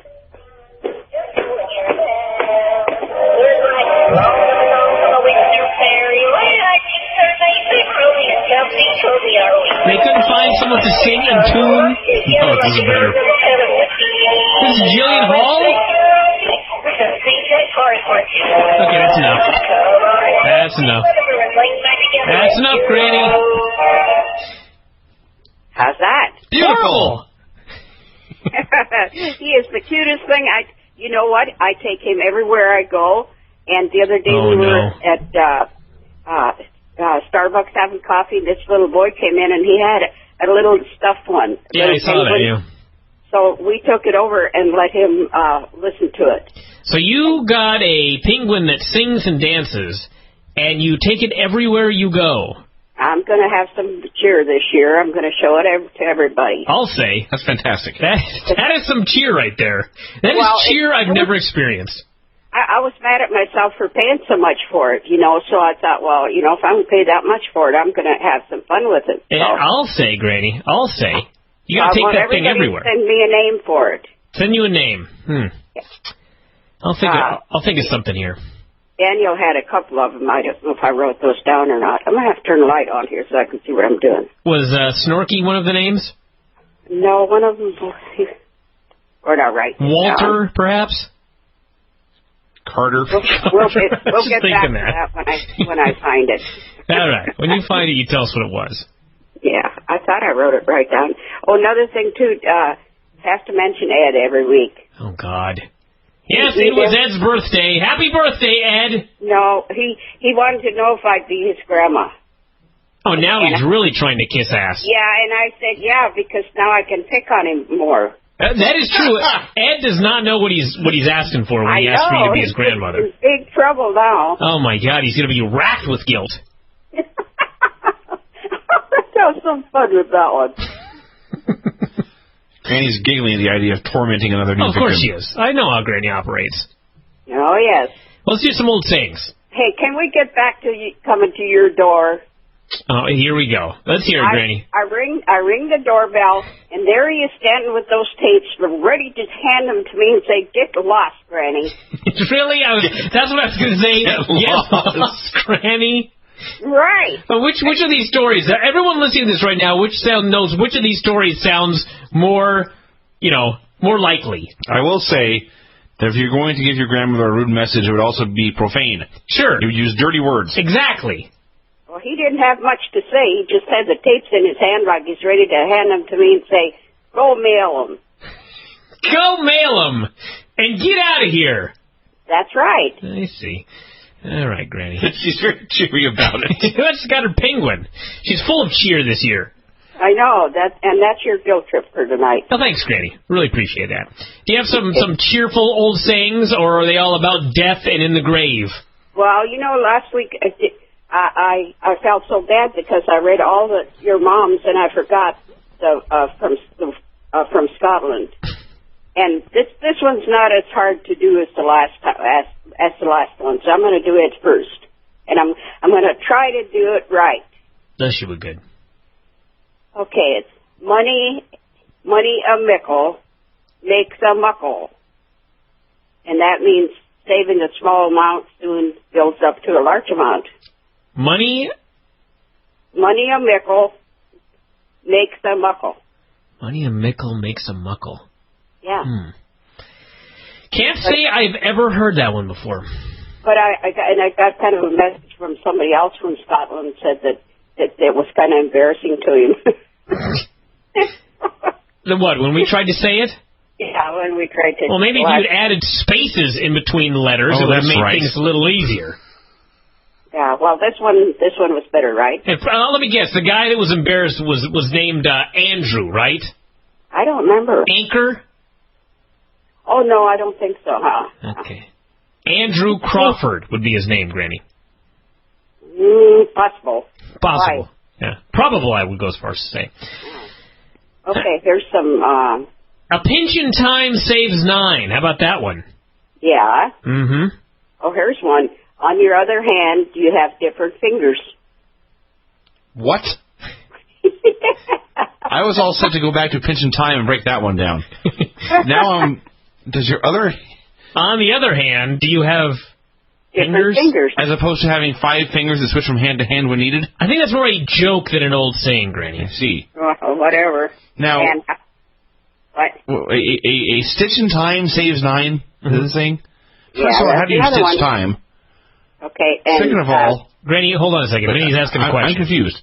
How do you stitch time, and what are the 9 things you're saving? I don't know. I don't know. Okay. I'm presuming the term stitch in this particular old saying is not in reference to sewing. Stitch it's just something that you do to save time, I guess. Mm-hmm. Okay, how about thick as fleas? Thick as fleas? Fleas, you say? Thick as fleas. You don't think it's... Granny, where are you getting these? Are people on the board sending these to you? Some, and some of it I've comes into my mind. Okay, clearly this was sent from someone on the board trying to make you look dumb. Are you sure you're not thinking of what? Thick as thieves? As thick as fleas, I mean... Thick as thieves. No, and it's fleas, too. It's what? Thick as thieves and fleas. You know, like fleas on a cat. We're trying to convince you that's wrong. Yeah, it's not thick as fleas, it's thick as thieves. Well, I think there's 2 of things. I would bet if you Google thick as fleas, you probably won't find much. Okay, I'll try it. All right. Okay. Give us an update next week. Sleep tight and don't let the bed bugs bite. That one I've heard, and that one has taken on a new meaning here in 2010. Yeah, and Can't see the forest for the trees. Story of many lives on the board. And Cooking Up a Storm. Never done it, but heard about it. And Took the Wind Out of My Sails. Vinny taking bumps. And That's a Low Blow. Also Vinny taking bumps. How about this one? Drunk as a Skunk. Also. Yeah. Earlier. You'll hear that one in a couple of weeks.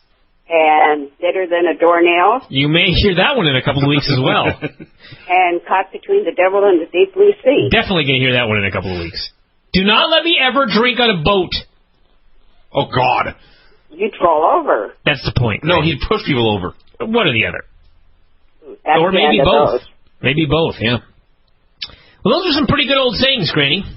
Yeah, and I think of them, and if I don't write them down, I come over here and it's just slipped my mind. It's gone. But Nikki and Val helped me quite a bit on some of them. That's very good. That's very good. Well, do we have any Q&As here this week, Granny? I have some pretty good ones. Oh, wow. Excellent. That's rare. Usually they're all stupid. And the funny part of this, this one guy, I wrote the names down. It's Simon Beach. And the question he asked... Simon or son of a? Huh? Simon or son of a? Simon. Okay. And so tonight I get this email, and this guy, Johnny Frisk, asked the same question. Really? Two people asked the same question? They asked the very same question. How do you know they're not the same guy? No, because I wrote it down from the other one. No, this one came in tonight, and the other one came in a few days ago. So they must be different people. I just told you they were. Listen! Granny, hold on a minute. What proof do you have that it's not the same guy sending his question in under two names? Oh, I don't know about that. I mean, gee, if he does that, that's up to him. Oh, okay. Just making sure. What's the question? The question was, what was the best Christmas gift I ever got? Definitely two different people. What's the answer? Anyway, I'll have to say that Don, Lynn's boyfriend, after Terry passed away, he bought me this Kodak camera, and I've developed my own pictures, and I have had it for 6 years, and it still works great. And besides the Joel Osteen books, that's the best one. Wow. Well, hopefully, maybe this year, Granny, I can top that present. Yeah, oh, yeah. Is that a Polaroid? Mm-hmm, Polaroid, Vince. Another beer can? Oh, yeah, that's right. So your birthday present, yes. It was a barrel, Granny. Okay. Oh, and Richard Smith wants to know, when you first told me about the website and doing the audio show about wrestling, did I ever think I would be on as a weekly guest? And, I was just wondering, I can't remember the first time I was on. Was that Christmas? I think we've gone through this many times, but I'm pretty sure we had you on as a... she was a correspondent. Correspondent for Dancing with the Stars when Stacy Keebler was on. Oh, no. I remember what it was. I did the book report on that was in the newsletter. Whatever her name was. That was in the newsletter, Granny. We've had this exact same conversation before. I feel like deja vu. No. Yes. You did a book review for the newsletter. I remember this. This was like 2002. Oh, but it wasn't on the radio show, right? There was no radio show then, no. Oh, okay. What the hell was that? I thought I did it on the radio show. No. I mean, you may have, but originally it was in the newsletter. Okay. And Michael Madsen wants to know, was there ever a lot of paranoia and fear of the bomb dropping at any time during the Cold War? I had a friend that had one of those underground rooms. Bomb shelter? Yeah. Wow. Yeah. I mean, presumably they still have it. It's probably still there. Maybe whoever bought the house, she's passed away since, but whoever bought the house might not even know it's there. If I bought a house... hidden bomb shelter? If I had a bomb shelter in my house, I wouldn't fill it up. You never know, Yeah, I don't know if I'd get claustrophobic. Or you could be dead, one or the other. Yeah, that's right. You'd be afraid to come up, and by the time you decided to come up, you'd be dead. It's tough, Granny. Yeah. There are no winners in a nuclear war. There's no winners in any war. Too. Anyway, nothing ever happened, so. That's good. There was no war. There was no atomic bomb that was dropped on the United States, Granny? No. Okay. Next question. Thank you for confirming.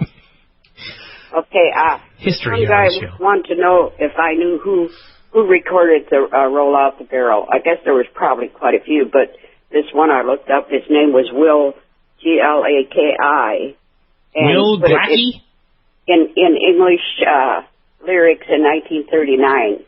1939. So this song exists in other languages. Huh? The song exists in other languages.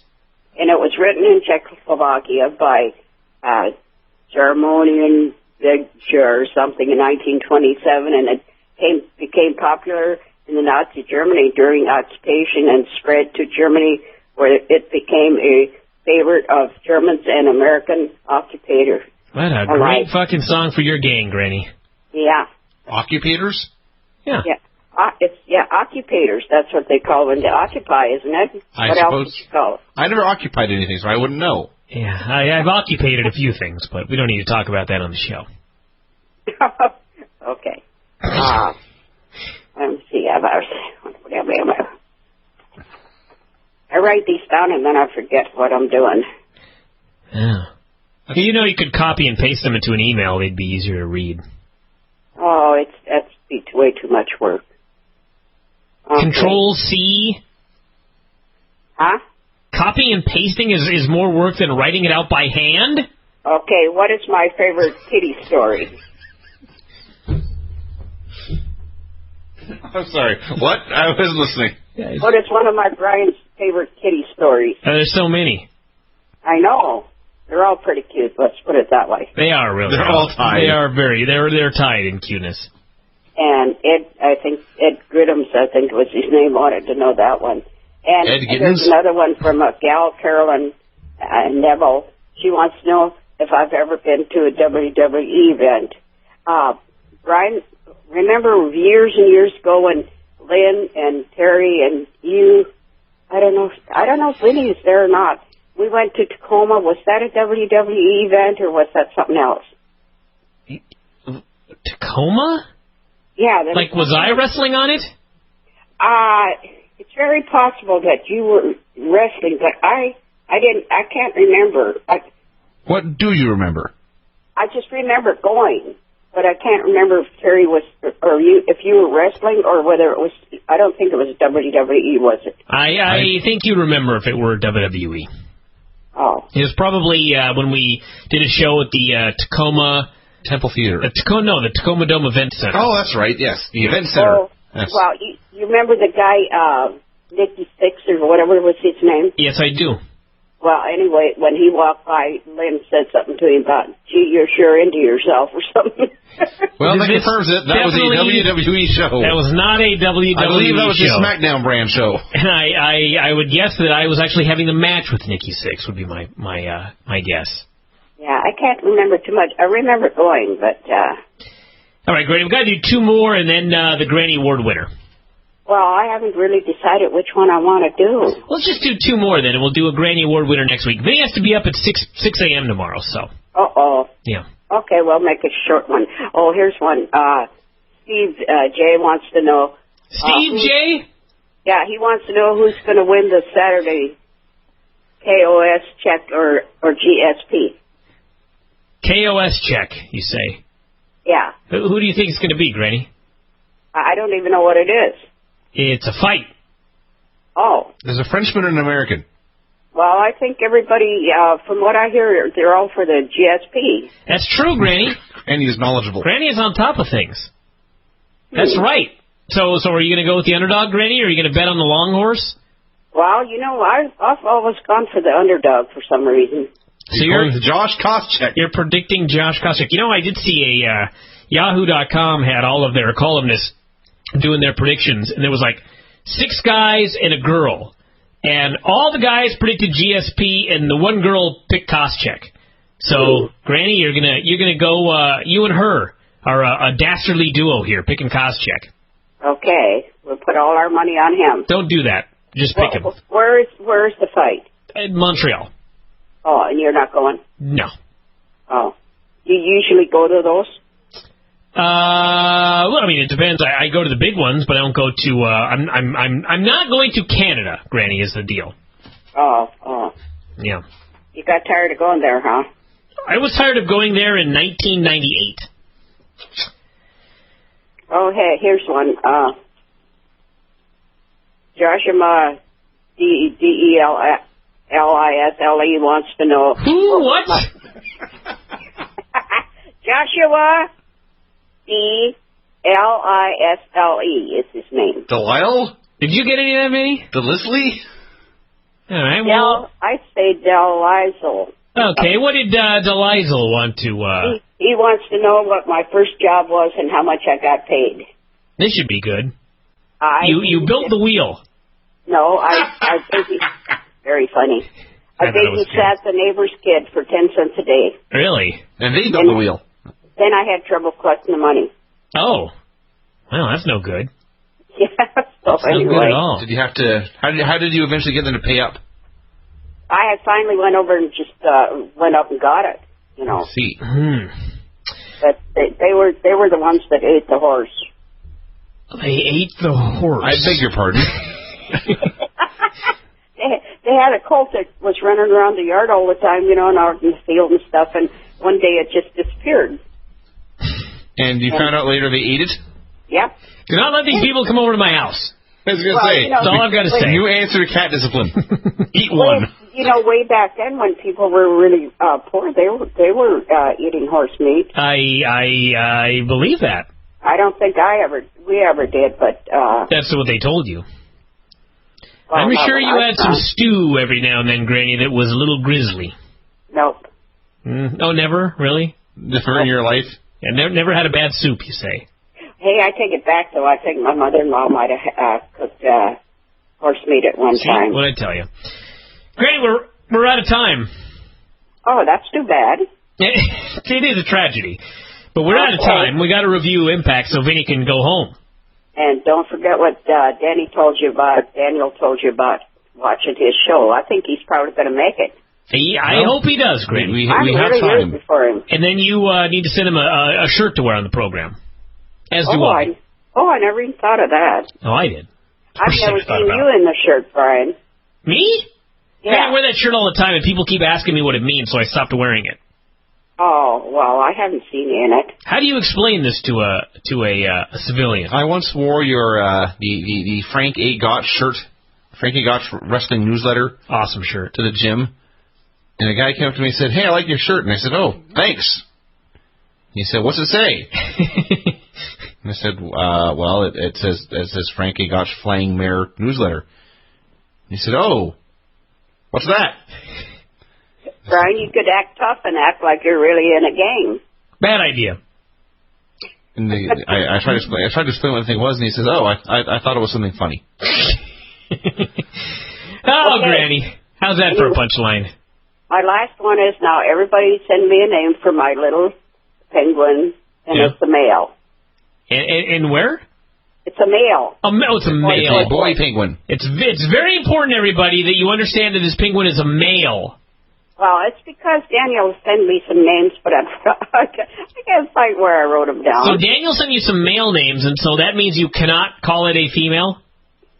Well, it looks more like a little boy. All right. Send her names, everybody. Perhaps asexual ones actually would be the best, so that way...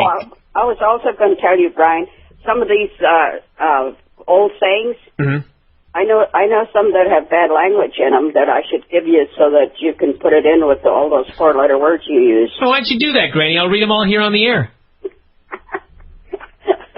You can't win with me, Granny. That was a plan for you. You ain't going to beat me in the end, Granny. Oh, bummer. I'm going to keep trying, though. Oh, I know you will. I know. It's a never-ending battle of good and evil. I wouldn't be a good grandma if I didn't. Oh, really? Yeah. Hey, how about that? I did not know that. It's important to combat your grandchildren. I did not know that was what grandmothers did. All right, Granny, we're going to let you go here, because in the end, I do have the power. All righty. All right. Tell Whitney I'll see her Sunday for our party. Party? What party? Party Sunday here. Thanks for inviting me. It's girls only. Oh. You should have invited him. I see how it is. Because he's a girl. All right, Granny, well, I'll let her know. You can crash it. Oh, she knows. Oh. Anyway, you can crash if you want to. So I don't have to remind her because she knows. You just had to tell me that so that I know that I'm not invited. No guys are invited. Okay, never mind. Granny, we'll talk to you next week, and she'll see you on Sunday. All right. Okay. Bye-bye. Goodness gracious. Well, that was something. Yeah. Like everything in my life, cats, Granny, the board, just surrounded by trolls. Everywhere I look, right and left, up and down, trolls. Trolls everywhere. What's happening, Granny? I'm kind of stressed out. You know, I emailed you about your show. Mm-hmm. I was listening to you and Lance, and right in the middle of it, it cut out, and I haven't been able to get on since. Well, you need to re-download it. What do you mean re-download it? Well, I tried everything I could. I even booted my computer and everything, and I just nothing will come up. Are you sure that's not just where the show ended? So you can't even open up our webpage? Oh, I can open it, but it won't. The sound won't come up at all. Are you logged? I have two ways that I can get in, to listen to it, and neither one of them works. Are you logged in? Oh, yeah. Are you sure? I'm positive. And what happens when you hit play? Just nothing. Well, you know what that means, Granny. We're going to have to go on right now and see if it works here on my computer. Well, haven't you checked it since some of the guys on Facebook was trying to help me, and I think the one guy said he had to boot it a couple of times, but I've been trying since the last time I emailed you. Well, let me give this a shot right here. Figure 4 Daily, David Lagana, and Lance Storm. Yeah, it was right in the middle. You guys were talking, and it just cut out, and that was it. Well, let's give it a shot. That's the first time this has ever happened in all these years. Figure 4 Daily. It is Thursday, December 16th, 2010, here at Figure4Online.com/WrestlingObserver.com. Joined right now by David Lagana. Let's just leave it running until she gets to the part where she missed. Mm-hmm. So you're doing okay. It's just something on my end of it then? Yeah, I think so. Let me check where Lance comes on and see if he goes all the way to the end. Pulling out what's left of his hair right now. I know that you... To the after interview. Just overseas or big events at man... Comments or something just for the sake of their camera. It's working just fine there, Granny, so I really don't know what to tell you. Okay. I'll just try it later, but I don't know what's the problem because I've tried about 5 or 6 times. Okay, anyway. All right. I'll figure it out later. Yeah, we'll figure it out later, Granny. I'm sure it's a minor issue that you can easily remedy. Okay. Mm-hmm. Since it's never happened before, I got kind of stressed, so... Stressed, you say? Anyway, I went to Applebee's again, and you're always saying that we don't invite you, and we invited you, and you didn't come. That's true, I couldn't go that day, but at least you invited me. Well, I told Nikki you'd let Bryan know. Mm-hmm. In fact, I paid for the girls. Wow. Yeah. I did like how you sent me the invitation after you guys were already there about to order. Well, I mean... And actually, it wasn't even you, it was my sister that sent me the invitation. I told her to do it. I see. So, anyway. Granny, who are the 2 people on Dancing with the Stars this year? Oh, did you see that? No, I didn't, but I know you put it on your Facebook, so I'm letting you alert the world here on the show. Okay. No, it wasn't me. It was Obama and Sarah Palin. So this was some sort of gag?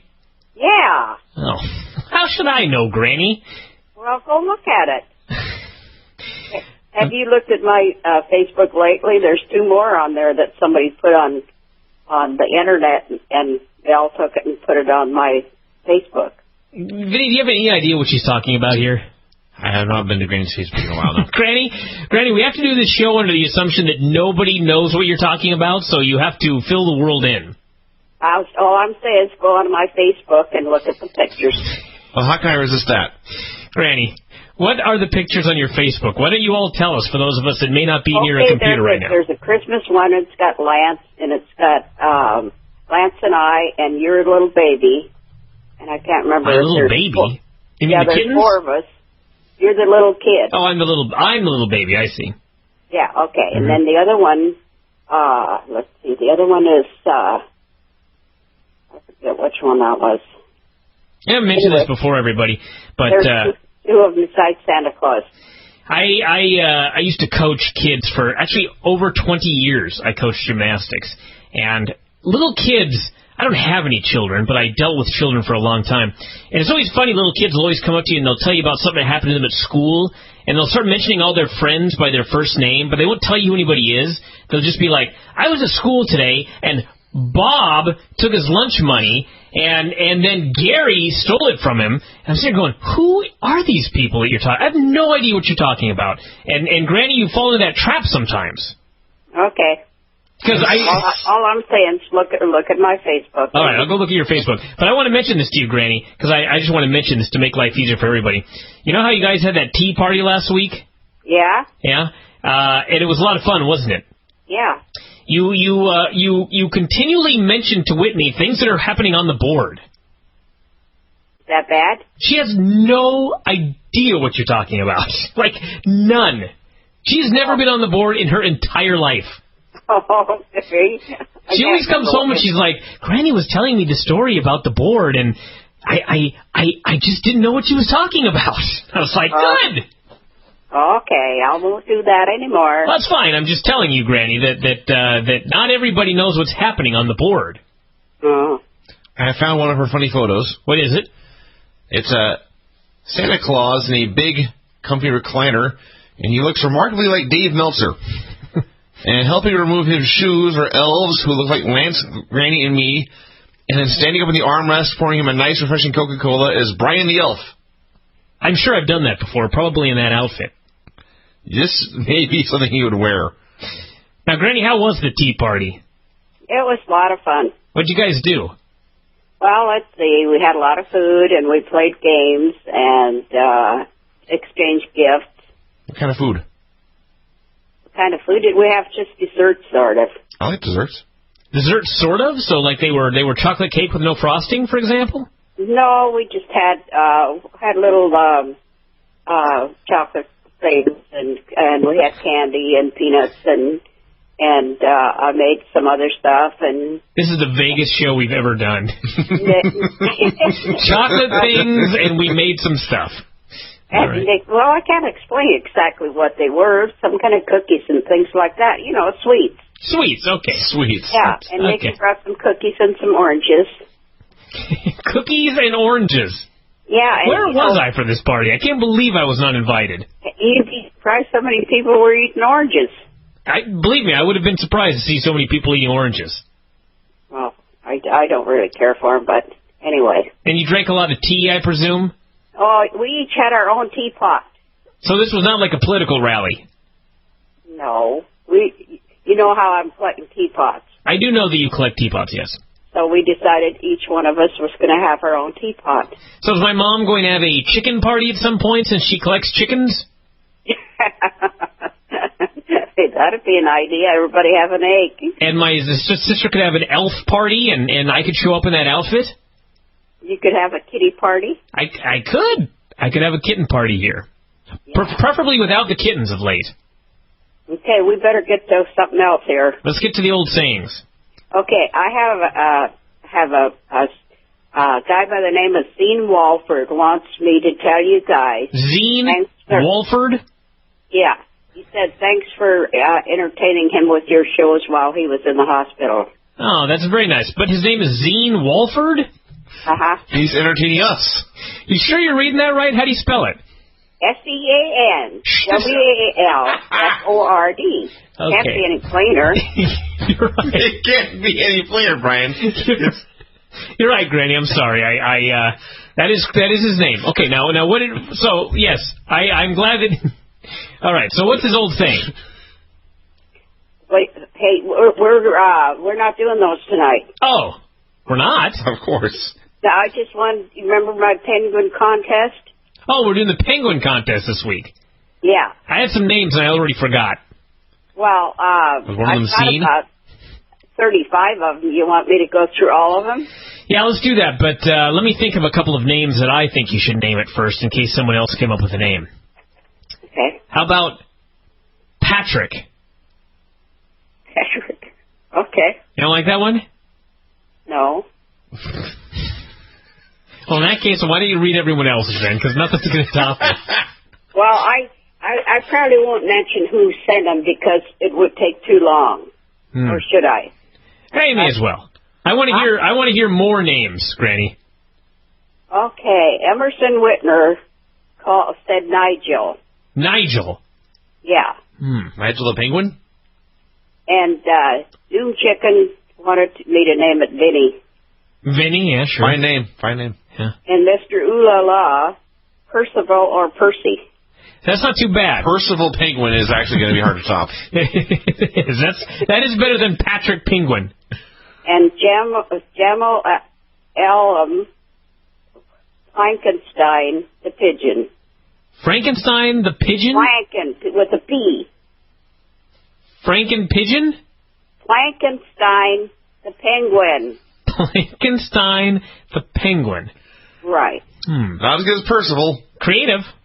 And David Fisher with Peak Knuckle. Peak Knuckle? Mm-hmm. And then Bob Thompson said Opus, and he said Vinny might get this one. I do. I do remember there was like a... Opus the Penguin. Yeah, Opus the Penguin. Great man. Okay. Hey, bird. Did anyone suggest Chili Willy? I'm getting to that. Oh, I'm sorry. What about Oswald? Ed wants it to be named Ed, of course. There's no one like Ed. That's true. Michael Barton had Chico El Corazon. Chico of the Heart? Chico El Heart Corazon. Boy? Or Heart of Chico? I like Heart Boy.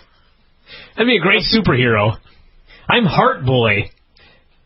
I beat... You're belonging to agony. villains. Oh, God. Remember when you're paying for the show. Sorry, Granny, go ahead. Stephen Richards wants Pickles or Porky. Are you writing down Heart Boy? In fact, he gave me 4 of them, but I went back and I said, you guys are only allowed one. Hold on, Granny. What? I'm laughing at my own joke. It's the best one I've come up with in years, maybe. Heart Boy. Heart Boy? Always delivering a beating. Bad. Bad. In fact, that's the worst one I ever got. Are you high? What's wrong with you? Oh, God. Okay, here's another one. Brad Croft, Barrel the Penguin. Barrel the Pension? Barrel the Penguin. Hey, you guys, come on.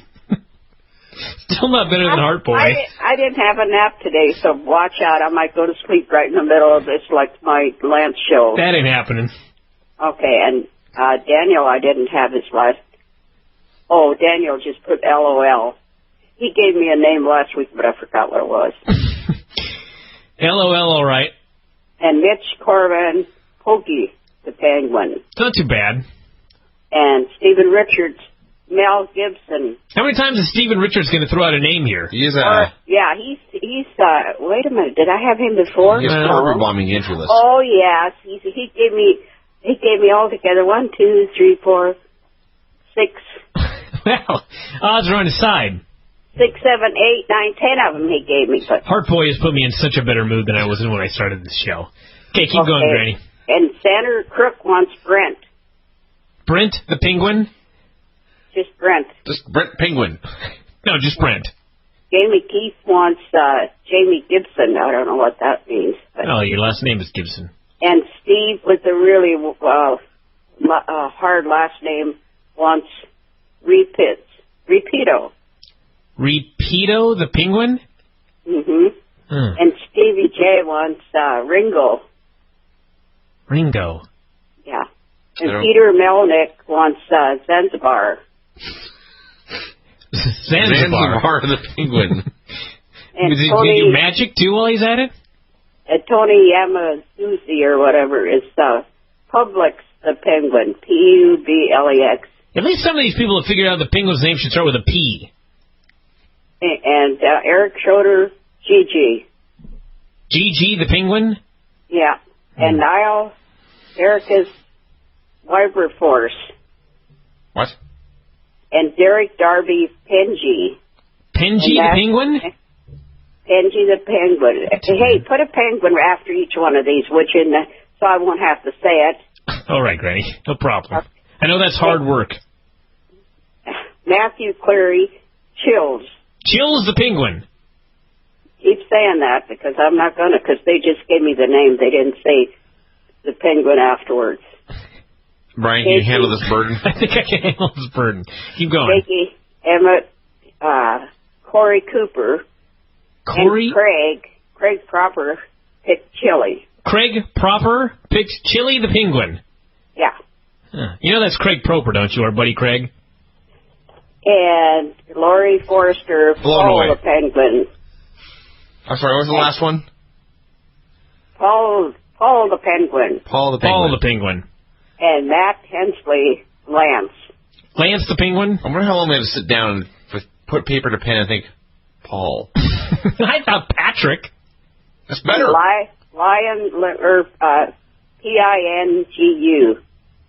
Pingu the penguin. That's the one I said last week. Anyway, and then Dan Peace, Burgess. Burgess? Like Burgess Meredith or something. Yeah. Oh, of course. The actor who played the penguin. Yeah, I see. And Chris Barnes said Polka. Polka the penguin? That's not too bad, actually, that may have just taught personal. How about Porky? I think somebody had that one. Porky the penguin? I think Steve had that one. But anyway. Granny likes polkas, so it fits. Craig Woodfoot, Hamish. Hamish the penguin? Yeah, and here's the winner. Cliffy and Carlos. Poppy the penguin. Poppy the penguin. That's the winner. Poppy. I guess that's a pretty good one there, Granny. Well, because it hops. Oh, wait, yeah, Poppy or Hoppy? Hoppy. Hoppy. Hoppy the penguin?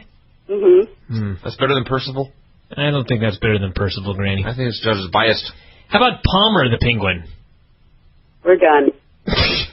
Fine.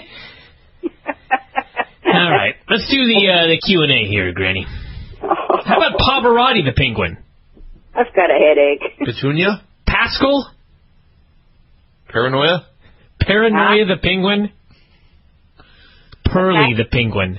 Okay, that's He enough. the paranoid penguin. Pembroke. The winners are Clifford and Carlos for my little Hoppy the penguin. Can I throw in one more? Plato the penguin. Penrod. Penrod. No, all right. All right, let's do the Q&A here. All right. My first question to you, Granny, is do you realize that the Craig Proper that you were referring to was Craig Proper that you've met a million times? Oh, I know that. I know. It's Proper, not Proper. Oh, I thought it is? Yeah, Craig Proper. Proper the penguin. Oh. Yeah, Proper the penguin. That's a good one. It's not spelled right then. How about Carter? He does spell his name wrong. How about Putnam the penguin? All right, Granny, go ahead. All right. Mark Russ wants to know what my worst... I'm going to go to the Christmas ones first because it's going to be the last week before Christmas. That's true, it is. Anyway, Mark Russ wants to know what the worst present was that I ever got for Christmas. My mother-in-law years ago bought me a black stretch belt that was worth $1 that she got from the Goodwill. That sounds pretty crummy. That's the worst present you've ever gotten, Granny?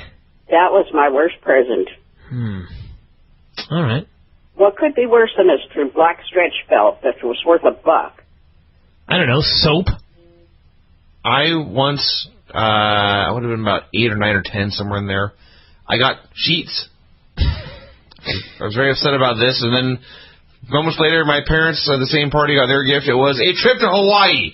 Yeah. Whoa. I'm still angry. I can tell you how many times I've gotten socks or underwear. Those are bad gifts. A terrible gift for a present.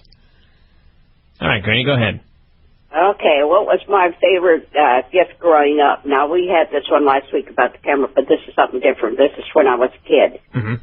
When I was about 6 or 7, my mom got me a doll. I never will forget that doll. That was the only present I ever remember getting when I was younger. Wow. Did it have a name? No, I don't think I had a name for it. Carter. Maybe we could have a contest to name the doll.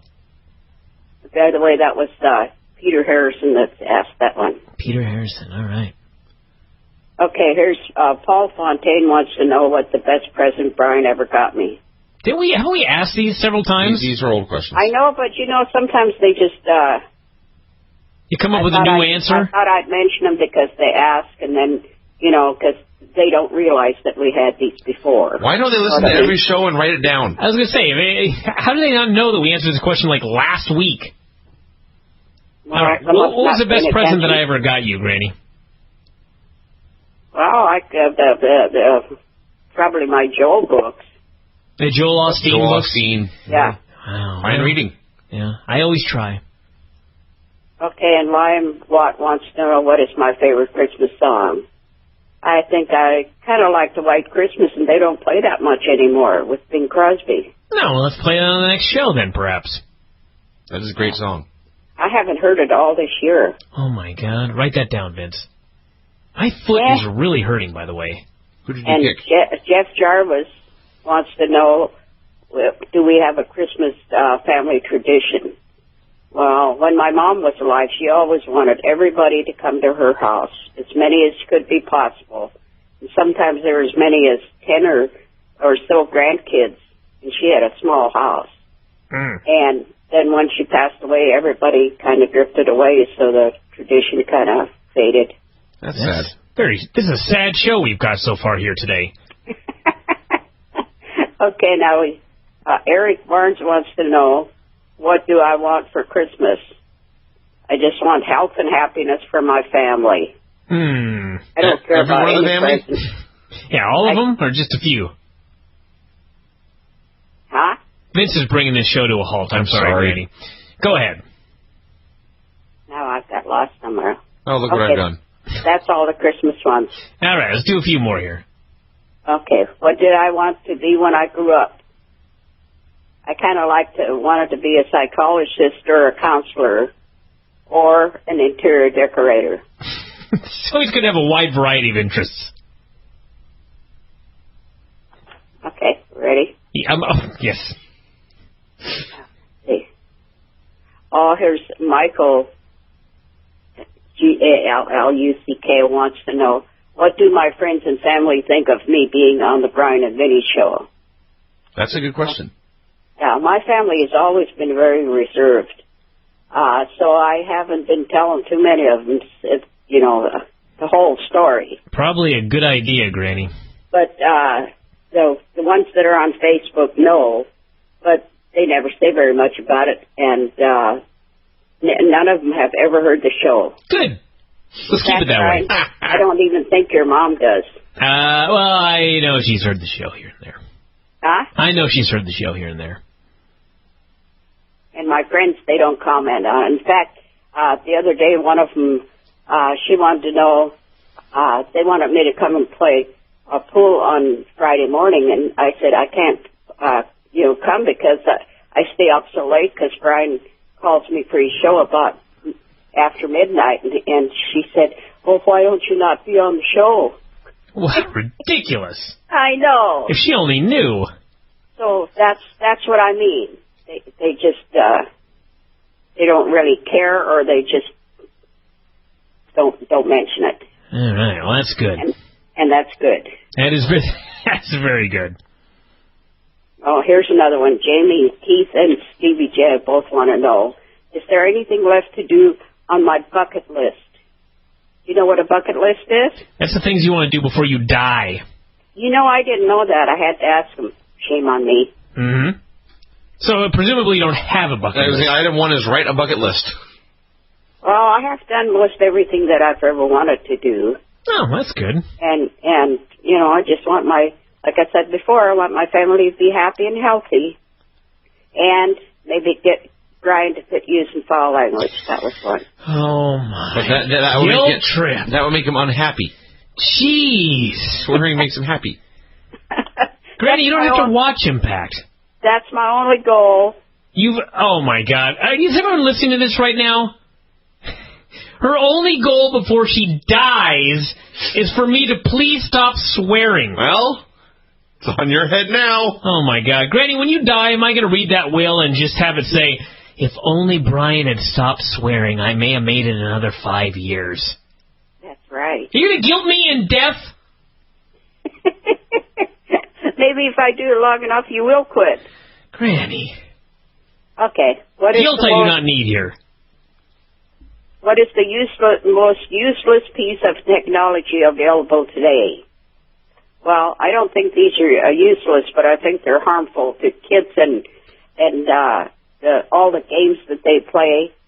And the texting is something that I hate, because we go to coffee or something and Nikki will sit there and she doesn't even talk. She just sits there and texts through the whole thing. Okay, wait a minute. Hang on. I've spent time with Nikki. She doesn't talk much at all anyway.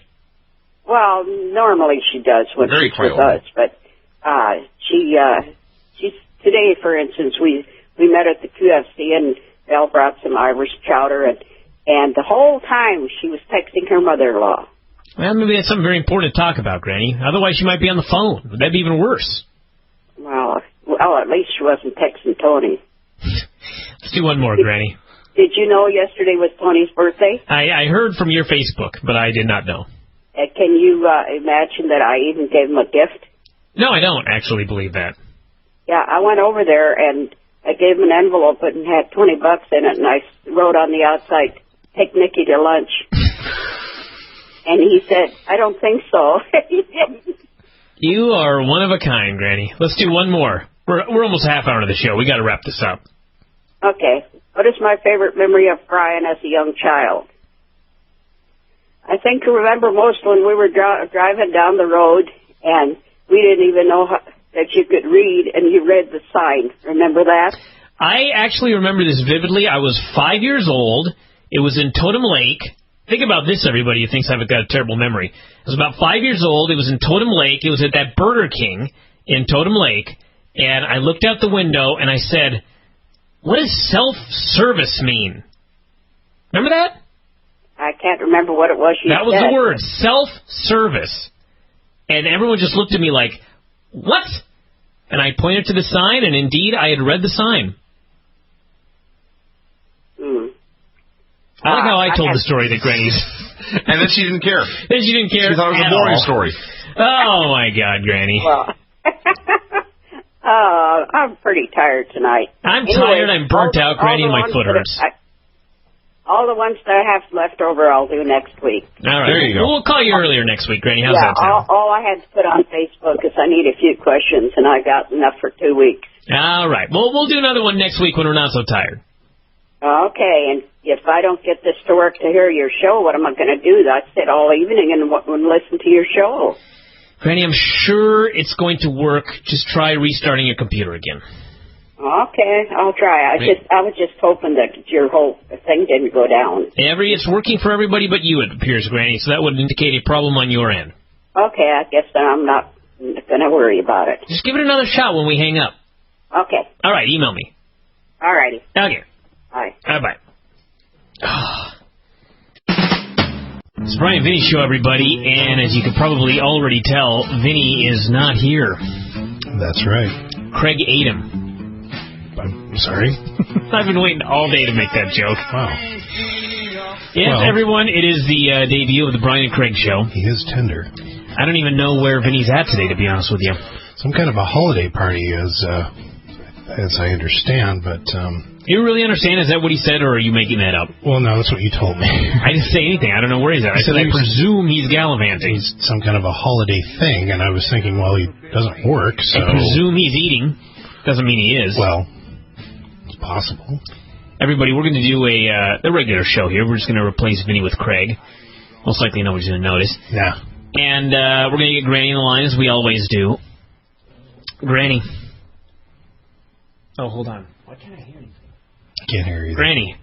What? There we go. I had you turned down on accident. Okay. I am sober right now. Oh, that's good. I understand that I may have hung up on you on the show. Well, probably, maybe not so directly, but... no, it was like, directly. He hung up on you, Granny. Hi, this is Craig Proper. How are you? Hi. Yeah, Vinny's not here tonight. Craig ate him. Really? We have to do this? It gets funnier every time I tell you, you gotta admit. By 5-6 times, it's going to be hysterical. Granny, we haven't posted the show yet, but tell me what happened when I hung up on you. I don't recall. Well, you know how I usually try to say a few words before we leave. You know how that is. I keep talking. No, I'm unaware of you. You just talking and talking and talking. Well, you know I do. Every time at the end of the show, you say I have to let you go, and I just keep on talking. So okay, that's true. I think I tried that, and you just hung up. So, Don't ever try that with a drunk man, Granny. Well, you know, and I just did that for promotion anyway. I see. I was told today I was called for the Horseman and Bluefist did a Christmas show today, and Bluefist alerted me that I hung up on him as well. Right. Apparently, the conversation was going all right, and then he made some sort of snide remark about the kittens, and I immediately just hung up on him. Uh-oh. Yeah, are you going to air it? Yeah, it's going to air tomorrow. Oh, well, that's good. Yeah. Granny, what's new? What's crack-a-lackin'? Oh, I was sitting here listening to Kixie's music and being sentimental. I just feel like I've been so blessed this year. This year? Yeah, I'm happy and healthy, and I love all my friends on Facebook. I have so much fun with them. Oh, Granny, we should end your segment with all of this sentimentality. And Stephen Richards sent a new picture of our little mascot, and he is the cutest little thing. You know, Granny, this is terrible. You're gonna kill me. But since I hung up on you and you're already mad at me, I may as well tell you. So yesterday, Whitney's going through a big stack of mail that was downstairs that apparently I hadn't gone through, which is actually kind of bad. But she's like, I can't believe there's a card here from Granny you haven't even opened yet. And I was like, oh, what? Bryan. And I opened it up, and it's my membership card for Granny's Gang. I just now opened it. You're kidding. I am not kidding. And you know what? You got the first one. Really? Yeah. Wow. Well, it's in pristine condition right now. Are these numbered? Does he actually have number one? I got one right here. Hold on. No, they're not numbered, but I did send yours first, Bryan. It says lifetime membership. There's a Granny's Gang shirt in the upper right-hand corner. And by the way, Craig, what am I wearing today? You're wearing your Granny's Gang T-shirt. Bryan. Indeed. And you should take a picture of it and put it on on your Facebook right now. Now's not the time. Why? Just not the time. Granny's Gang, there's a picture of Granny in the upper left-hand corner. The bottom right-hand corner, it says, roll out the barrel. There's a picture of the barrel, and our song is written on the barrel. It's got my name written out by Granny. It's got the date, November 4th, 2010, which just happens to be Granny's birthday. I'm sure she wants me to mention that. Motto, Barrels of Fun, it says, and mascot, Jake Richards. I don't know why that made me laugh, but even Whitney looked like that, and she goes, who's Jake Richards? And I said, he's a little bugger. She goes, oh. So anyway, that's the membership card, everyone. You can get one by going to Granny's Facebook, I believe. Do you still have extras, Granny? Oh, I got lots of them. Oh, well, everyone head up there then. Why don't you plug it, Granny, while you're at it? I just, I've got so many of them now. If they know it's there, if they want to be my friend, that's okay, Granny doesn't even have to plug this stuff anymore. She's so famous. Wow, that's amazing. If they want to be a gang member, that's fine. I've got it right there underneath my profile, and, so. It's going to be written up in the Island Times here in a bit. I even sent Daniel a free one. Well, he is handsome. Well, maybe Daniel will wear it if he ends up on The Bachelor. Yeah, I heard about that. That's The Bachelorette, isn't it, that he's going to be on? I think it was specified on the show, but I don't quite remember which one. I think it is The Bachelorette. Yeah. Yeah, I think it is. He'd be one of many dudes. Right. Mm-hmm. Or douches. He's pretty handsome. I think he could do it. A handsome man, Granny. Yes, yes. Striking, really. Dashing. Stunning. Hey, I have something here for you from Bob Evans. Oh, no. Bob Evans is now... Brutal Bob is now corresponding with Granny. Yeah, he says he has an old saying. It's called... Sure he does. Tomato can. That is, in fact, an old saying. And it's a term used in boxing back in the days when... to describe an inferior opponent. Well, that is a tomato can. That is true. Is that what it is? That's tomato can, Granny. It is also a receptacle for tomatoes. Yeah. Really? It really is, I swear to God. I didn't know that. Yeah. I was trying to think of an old saying to apply to Brutal Bob, but I'm not witty enough right now. Oh, Ham and egger? Hello, Bob. I'm kidding. All right, Granny, let's do some other old sayings. Yeah, well, actually, Granny... I don't have any more old sayings, but I'm going to go to the casino tomorrow with Lynn and Dawn. What a way to spend Christmas Eve. So hold on, Granny. You've run through every old saying there's ever been? Well, I didn't know we were going to have the show tonight, so I didn't... Granny, we don't take breaks around here. We never take a break. Except Vinny. I thought the other night was enough. So did I, quite frankly, but I'm back on the wagon now. I'm doing a daily update on Christmas Eve, Granny. Dave's doing one on Christmas Day. We don't quit around here. We won't sleep. We don't work 9 to 5 around here. I know you're always so busy when I come over. It's like in and out. Oh, God, here we go again. Granny, we don't need to do the same gags on every show. I'm feeling guilty right now. You can't say I haven't invited you to lunch because your mom and I went to Jen's. I feel like I'm in Groundhog Day. Didn't we talk about this last week? Then we went to Applebee's, and we went to Applebee's on purpose because we thought maybe you could make it. Yeah, but Granny, you can't go to Applebee's and then when you arrive, alert me. You know what I mean? I need some advance warning here. He's a busy man. Why? You're only a stone's throw away. Okay, so if I'm on the air doing a show, Granny, and you call me and say we just arrived and are sitting down, and I've got another 50 minutes of a show to do, what do you want me to do? Just say, hey, Alberto Del Rio, I got to call you back. I got to go to Applebee's with my grandmother. What did you talk to? Yeah, because I was lying. Oh, Jesus! When you put it that way, drop everything. Yeah. All right. Well, I'll remember that for the next time. In fact, I've had so much extra money coming in that I took girls twice to Applebee's and paid for it. And by the way, Granny, I was never alerted you went to Chang's. Yes. No, I was not. Your mom and I went, and I think she did while we were there or something. I can't remember. But I think she sent a text to Whitney, who was not here. So I was unaware of it until it was long past too late. I'm feeling uncomfortable in this family squabble. These family squabbles happen every week, Craig. Get used to it. It's over. Oh, yeah? I'm not finished yet. Let Craig talk for a while. Craig has nothing to say. No, I have nothing to say. Granny, let me ask you this. You don't prepare any old sayings. Why don't you give us a couple of old sayings, how people used to refer to men like Daniel. I, for example, use the term dashing. What other words did they use? Oh, I can't remember. I mean, it's just the same old thing. Would he be the cat's meow? Yeah, what about the cat's meow? That's a good one. That's a good one. That's, I think, mostly for girls, though. Oh. And, like Hubba Hubba and the whistling. Sure, Hubba Hubba and the whistling. Yeah. Yeah, that's it. Yeah. That was very popular. Different generation here. Yeah. All right, Granny, do we have any Q&As today, for example? Oh, yeah, I do have some of those, yes. Why don't we get into some of those? But first off, what are the plans for Christmas? Don't give out dates and times and addresses. Just tell us what the plans are. Well, we're going to your house for dinner. For dinner? Yeah. Look stunned. Well, dinner after 1 o'clock is called dinner. Oh, I see. We're having exchanging gifts, and we're not putting. It's a Christmas or Santa Claus present, and nobody knows who they're getting it from. So a secret Santa present. Yeah. Granny, I actually have a question. Did you grow up here your whole life? No, I'm from Montana. Oh, okay, Montana. I was in Dallas last weekend, and we sat down for what we called dinner, and they called it supper. They have breakfast, dinner, and then supper.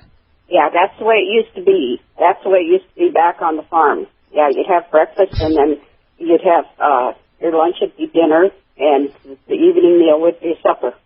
And really? They were all big meals.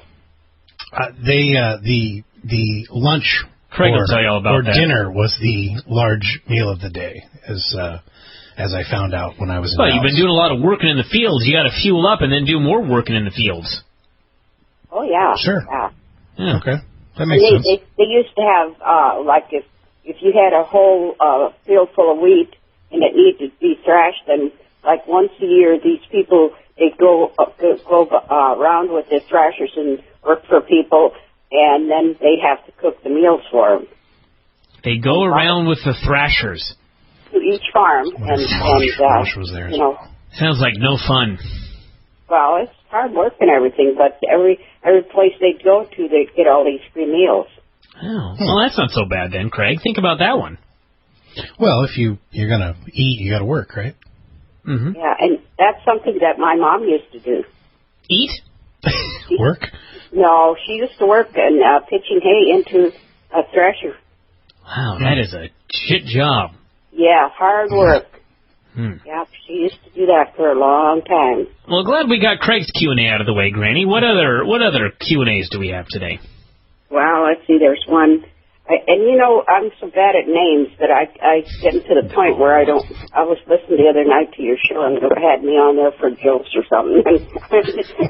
Some of the names I pronounced weren't very good. The whole show was kind of a joke, Granny. Okay, Kenny Murphy wants to know if I have any plans for the gang to get involved in organized crime. That's a valid question. You have a gang. You know what? I could probably do that because I was watching the news tonight, and this little granny, and I think it was her son, went to the bank, and she held it up. That's hilarious. She held up the bank. Well, I could do that. I could have 2 or 3 big guys, you know. Oh, yeah, you got a couple of burly fellas in your gang. Send Cliffy and Carlos in there for... Hey, how about Ed? Oh, how about him? Now, you need to find... Ed, when I think of Ed in bank robbery, I think bungled. You know what? He says he wanted me to be his grandma.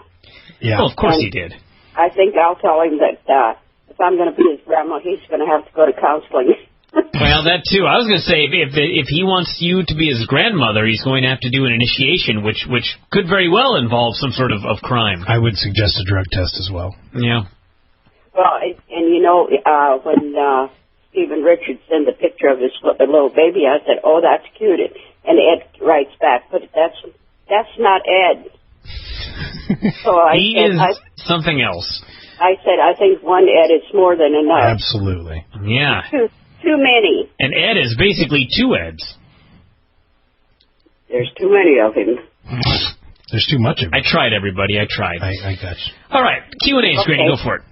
Stephen Gray, who is my favorite game host show? I guess I'd have to say Bob Barker. Bob Barker is an oldie but a goodie, Granny. Yeah. I was always a fan of Wink Martindale. I know people probably know that by now. You weren't offended by Bob kissing all those girls, Granny? Bob Barker? Oh, yeah. When was that? Of course not. That's his gimmick. No, not Bob Barker. Yeah, Bob Barker. Bob Barker was notorious for flirting with the Price is Right girls. I know he had an affair with one of the girls, but he didn't necessarily kiss her. Come on. Well, at some point he might have had to kiss her, Brian. I don't know. Don't second guess Granny. Okay, All right, what's next, Granny? Let's see, if I can't remember. Aaron Wood, I think his name is. Aaron. He wants to know if for a grandson who I would pick, Vinny, Ed, or Rodney. I can do this. Vinny, Ed, or Rodney? Yeah, I hope he's got a second question that's better. No, I'll take Vinny and Rodney. Leave Ed out. That answer was enough to make me appreciate Aaron Wood's question. Okay. All right, next one. You know, these are kind of some that I put on there that I didn't do before, just kind of leftovers. So, Anyway, has rock and roll music really corrupted the young people? Absolutely. Well, I don't think the rock and roll as much as the rap. It's not the rock and roll, Granny. It's those rock and roll records that you play backwards, and they've got Satan's message embedded in them. You know about those? No, I didn't. You didn't know about that, Granny? No. Where you been? That's how Satan corrupted the youth back in the day. Is he put his message on records backwards? That's right. Did you know that? Judas Priest. Oh, I didn't know that. Yeah. You know, though, when I was a kid... there was no easier way for him to corrupt the youth. When I was a kid, though, they had a thing that they believed in witches and stuff. And they had this 400 years ago, yes. That if you read it backwards, the furniture would start jumping around the room. If you read what backwards? The book. What book? There's a lot of them in this world. Well, I don't know if they Are you talking reading it like right to left? Would it be the Bible if I started reading the Bible backwards? No, I don't know what the book was, but there was just a book that if you read it backwards, the furniture start jumping around the room. You ever tried it? Never find out what book it was. Granny, you ever tried using a Ouija board? I was just going to ask that. No, I haven't. Now's not a good time to start. Never had one. Too close to Christ's birth. You know, before I forget, what I'd like to do next for my gang and all my friends is for them he likely wasn't born on Christmas. Say their New Year's resolution. Oh, that would be a good one. Maybe next week's show you could ask everyone their New Year's resolution. I'm asking them right now. Well, yes, and then next week we'll reveal some of them. Yeah. Granny, how about this before we move on to the next part of the Q&A here? I'm asking this to all of the guests of late. I want you to make one prediction for the year 2011. What do you think is going to happen in 2011? Whoa. I know. It's a ponderous thought. It's not an election year. That is a true prediction. All I can predict is that the housing thing will never get any bigger. I mean, like it was before. It will never get any bigger? What does that mean? Well, I mean, it won't go back to where it was with all the homes that were being built. So you don't expect home prices to return to pre-2008 levels? No, I don't. Strong prediction, actually. And there aren't going to be that many homes built either because they got too carried away, and this is what happened. It had to happen because they just did too many of them. That's why I'm in a different job right now. Granny Buffett's here on the line. All right, a couple more Q&As, Granny. Go for it. Let me see. It's really going out on a limb on those predictions, by the way. It says, what do I think of philosophers, and would I want Bryan and Vinny to do a show on it? On philosophers? Eric Darcy, huh? Philosophers? Yeah, what is a philosopher in your definition? Well, he's a philosopher. He find the word. He discusses great truths about the world. Oh, is that what it is? That would be interesting for you to have a show. Like Nostradamus would be a philosopher, wouldn't he? Okay, here's He'd be a another one. prognosticator. There's a big difference. If I had two kittens, what would I name them? That's from Todd Burwell.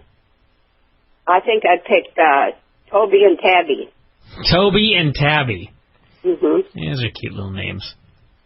By the way, how are your kittens? I don't want to talk about it right now. Holy terrors. They had a really bad day today, Granny. I don't want to hear you saying that you told me so. They had one bad day. Listen to the joy in her voice. Not really. Oh, Granny, come on now. You don't need to harp on me. They had one bad day. Okay. They'll be better tomorrow. Or else. Well, you punished them, so. All right, Granny, let's do two more. Okay, how many people have I met named Gladys? I can't really remember any, but I have a niece named after me. You have a niece named after you? I didn't even know that. Mm-hmm. All right, one more. Oh, did I do the one about my favorite animal? You have not done your favorite animal. Well, when we had a pony called Nancy, and my dad used to use her out in the field. And when winter time came, we had kind of like we call it a butte, but it was a kind of a great big mountain on the property. And so Wait a second. Hold on. Stop. You had a mountain on your property? We called it a butte. But it was a mountain? We call it a mountain. How big was your property? I don't know, a few acres. All right, go ahead. Finish. Anyway, so we didn't have enough food to feed her, so he left her out all winter, and in the spring we were just waiting for her to come home. Because, we were just kids, and it was really sad. That is the most horrible story we've ever told on this show. You can't end like that. We need one more, Granny. Let's have one that does not involve putting the horse out to pasture, literally. Okay. Here's an old saying for you, by the way. The best one I've got here is what year did I have a microwave? That's a good question, actually. Let's see. It's in the 70s. 1970s. Yeah, after we moved up here, I think I think the first one I had was when we moved into this mobile home. Did it have a door on it, or did you just bake yourself with microwaves? No, it had a regular microwave. Wow. Boy, I couldn't do without mine, though. Well, I couldn't either. Who could? Who could live without a microwave nowadays? Well, there probably are people that do, though. Vegans, probably, right?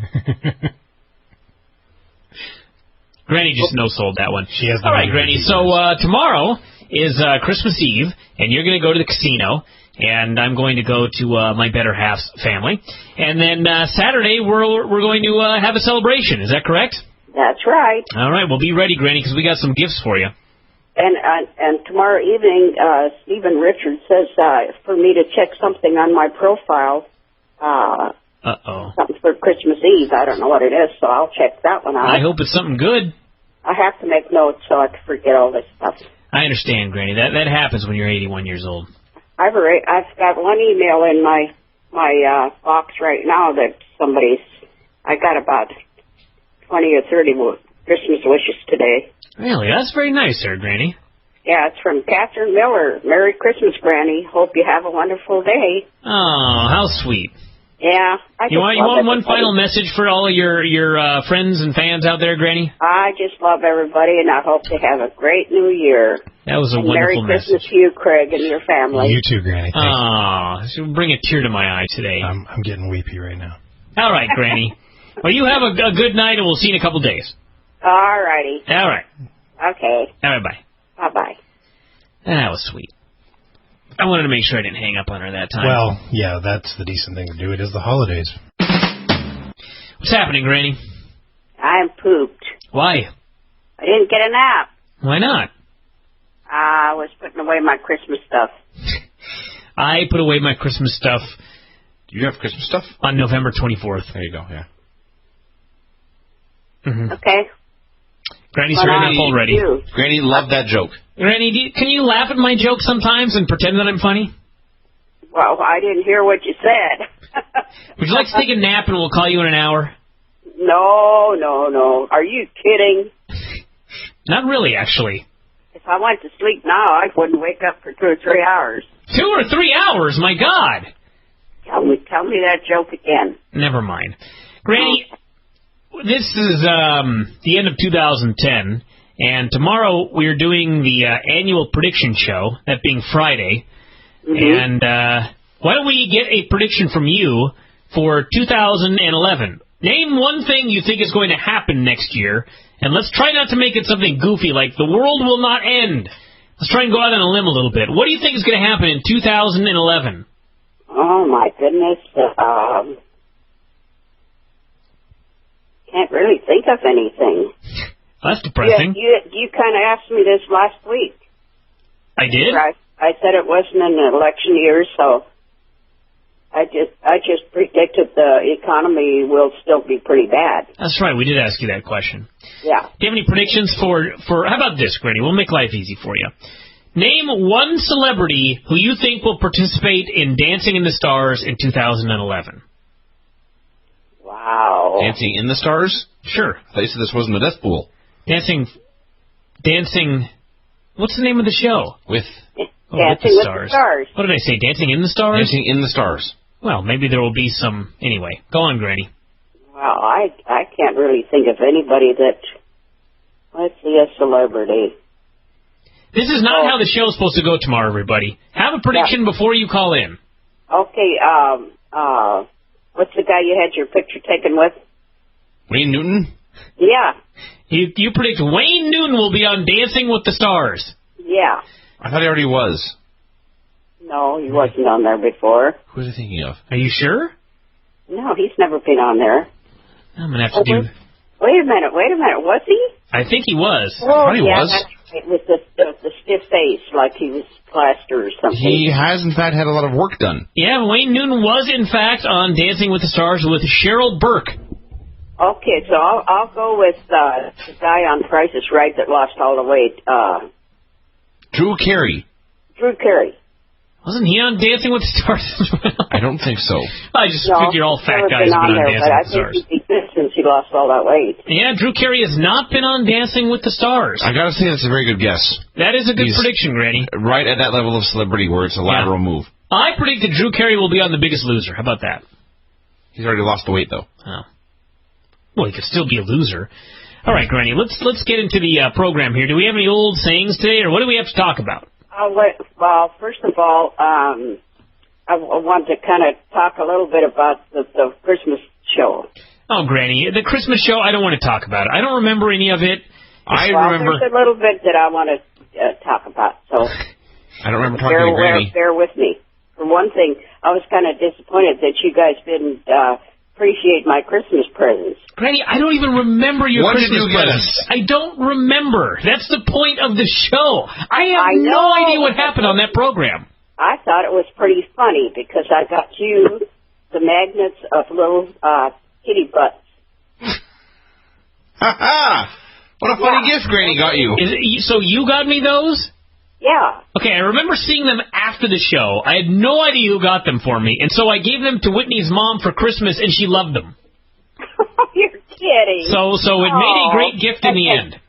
And Vinny, I gave you the ones that said screwed because you always seem like everybody's always talking against you or whatever. Well, that's true. So that's why I got you the magnets that were just a bunch of screws. Well, thank you, Granny. They're in a box in my living room as we speak. I don't remember the box of screws at all. Granny, did we talk to you during that show? Yeah. I don't you don't remember that, huh? Remember Granny was upset because we apparently hung up on her? I don't remember. No. Well, she posted it on her Facebook. She was very upset. I missed that. I don't remember talking. I literally have zero memory of talking to Granny. Yeah. Well, you weren't bad. Anyway, one more thing. I noticed they said some kind of bad things about horsemen. So I want to read something that one of the guys on your board put on there. His name is Brock Smash, 1. Okay. Yeah, he says, yeah, to hell with Granny. Her B&V segments have been stale for forever now. Anyway, and now with this, I never want to hear her on another show again. And that's because I admitted that I faked the drunkenness last year. I see, yeah. So he shouldn't feel bad. Horseman shouldn't feel bad because I got worse than he did. I see what you're trying to say. Well, Granny, first off, listen. The fact that he keeps listening to your segments over and over again when there's this thing called the fast forward button means your segments can't be all that bad. And if he's not listening to your segments, I don't know what he's talking about your segments for because he's not even listening to them. Yeah, I don't have any idea. In other words, you're not listening to this criticism from these people. Anyway, what we're going to do tonight is I'm going to read a bunch of New Year's resolutions because I put on this today. How about somebody giving me, I guess, how many I got? You got New Year's resolutions from your gang? Yep. Well, this should be good. 24, oh my God. All right, well, let's get through these quickly. So I want to get into the Q&A for sure tonight. No Q&A. Granny, there's one Q&A we need to get into. What? The one you sent me today. Oh, that. Yeah, we'll talk about that one after we get into this. Well, I thought we were just going to ignore that one. Well, we probably should, but I would like to address it. Okay, all right. Okay, Andy Crawford, he wants to meet you. Andy Crawford? Andy, you say. Andrew Crawford. Anchor. Not anymore. Now he's Andy. Andy. All right, so tell me about Andy Crawford. Andrew. Tell me about him. What is his resolution? He wants to meet you in Toronto or Vegas. Well, Vegas is his best bet, seeing as how I still don't have my passport yet. Oh, okay. Anchor, you better get your ass out to Vegas this year, or you're a failure. Who? Anchor. Andrew. Can you imagine? Okay. Anyway, I left all these on my email so I can just read them right off. All right. Good job. Amanda Newbar, she says, to laugh more and more and to make others laugh. Sometimes it's all you can do. Well, that's a sweet resolution. Okay. So, and then Rodney, he called me today and we talked for a while. Really? Said he was coming up in March. That's true. Anyway, he says, one of my New Year's resolutions is to try and be more patient of some of my coworkers, even though like TNA, they have no idea what they're doing. Good resolution, Rodney. Yeah. I feel the same way with Vinny. I would resolve to get new coworkers. And Lori Forrester said she wants to lose 15 pounds and get a job. That's very good. Okay, and maybe she could get a job at a health club and lose the 15 pounds. I was going to see if I could tie those together somehow. Yeah. Craig Allen, of course, exercise, but my big goal is to write my 2 novels I started and never finished. Happy New Year's, Granny. Let me give a tip to that fellow right there. This is actually a friendly tip. Your resolution should have been to just finish 1. Yeah. To try to finish 2 is setting the bar awfully high, and if you only finish 1, you may feel like a failure. Whereas if you set your goal to complete 1 novel and you finish it, you're a success, and if you finish both, you're a double success. Oh, that's good. Yeah. Okay, and Mark Evers, who is my nephew, my sister's boy from down in California, he wrote, due diligence with my physical therapy after the knee replacement. Wow. That's an important one. Yeah. Yeah, he was, never mind him. Okay, Donald, some of these names I don't know how to just spell pronounce. Them. It's G-U. Just do your best. Donald Duretti, G-U-E-R-E-T-T-E. Okay, that would be Duretti. His New Year's resolution is to win King of the Board. Good luck with that. That is aiming high. That is aiming very high. You're probably better off trying to finish 2 novels. Okay, and it is King of the Board season, everybody, so get over to the Major Psychological Issues Forum and participate. It's starting, now. We've already got the first, however many, I think there's 50, and we're about to do the runoff here to get the final bracket. So that's in the Major Psychological Issues Forum right now. Wow. Yeah. Okay, and this name I never can pronounce, and he gets upset at me, but it's Nabil Spoussi. Just read his thing. Huh? Just read his thing.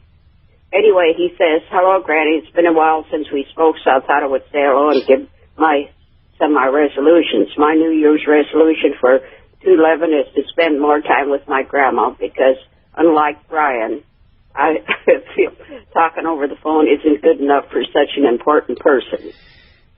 Maybe his New Year's resolution should be to stop being such a blatant troll. And he says, P.S., and can you say hello to Bryan for me and tell him I would like to apologize on behalf of HATH, whatever that is. Yeah, let's move on to the next one, Granny. He's got a question that I'll put on next time. Okay. So we can move on to the next person now. Okay, Eric Darcy. New Year's resolution, seek God more with every day, graduate from college, listen to Bryan, Vinny, Dave, and Lance, and find a girlfriend. You know, those are some great resolutions right there. Until that last one, they were getting steadily easier. Because listening to us is certainly easier than going to college, which is much easier than seeing God. And learning less, right? What was the last one?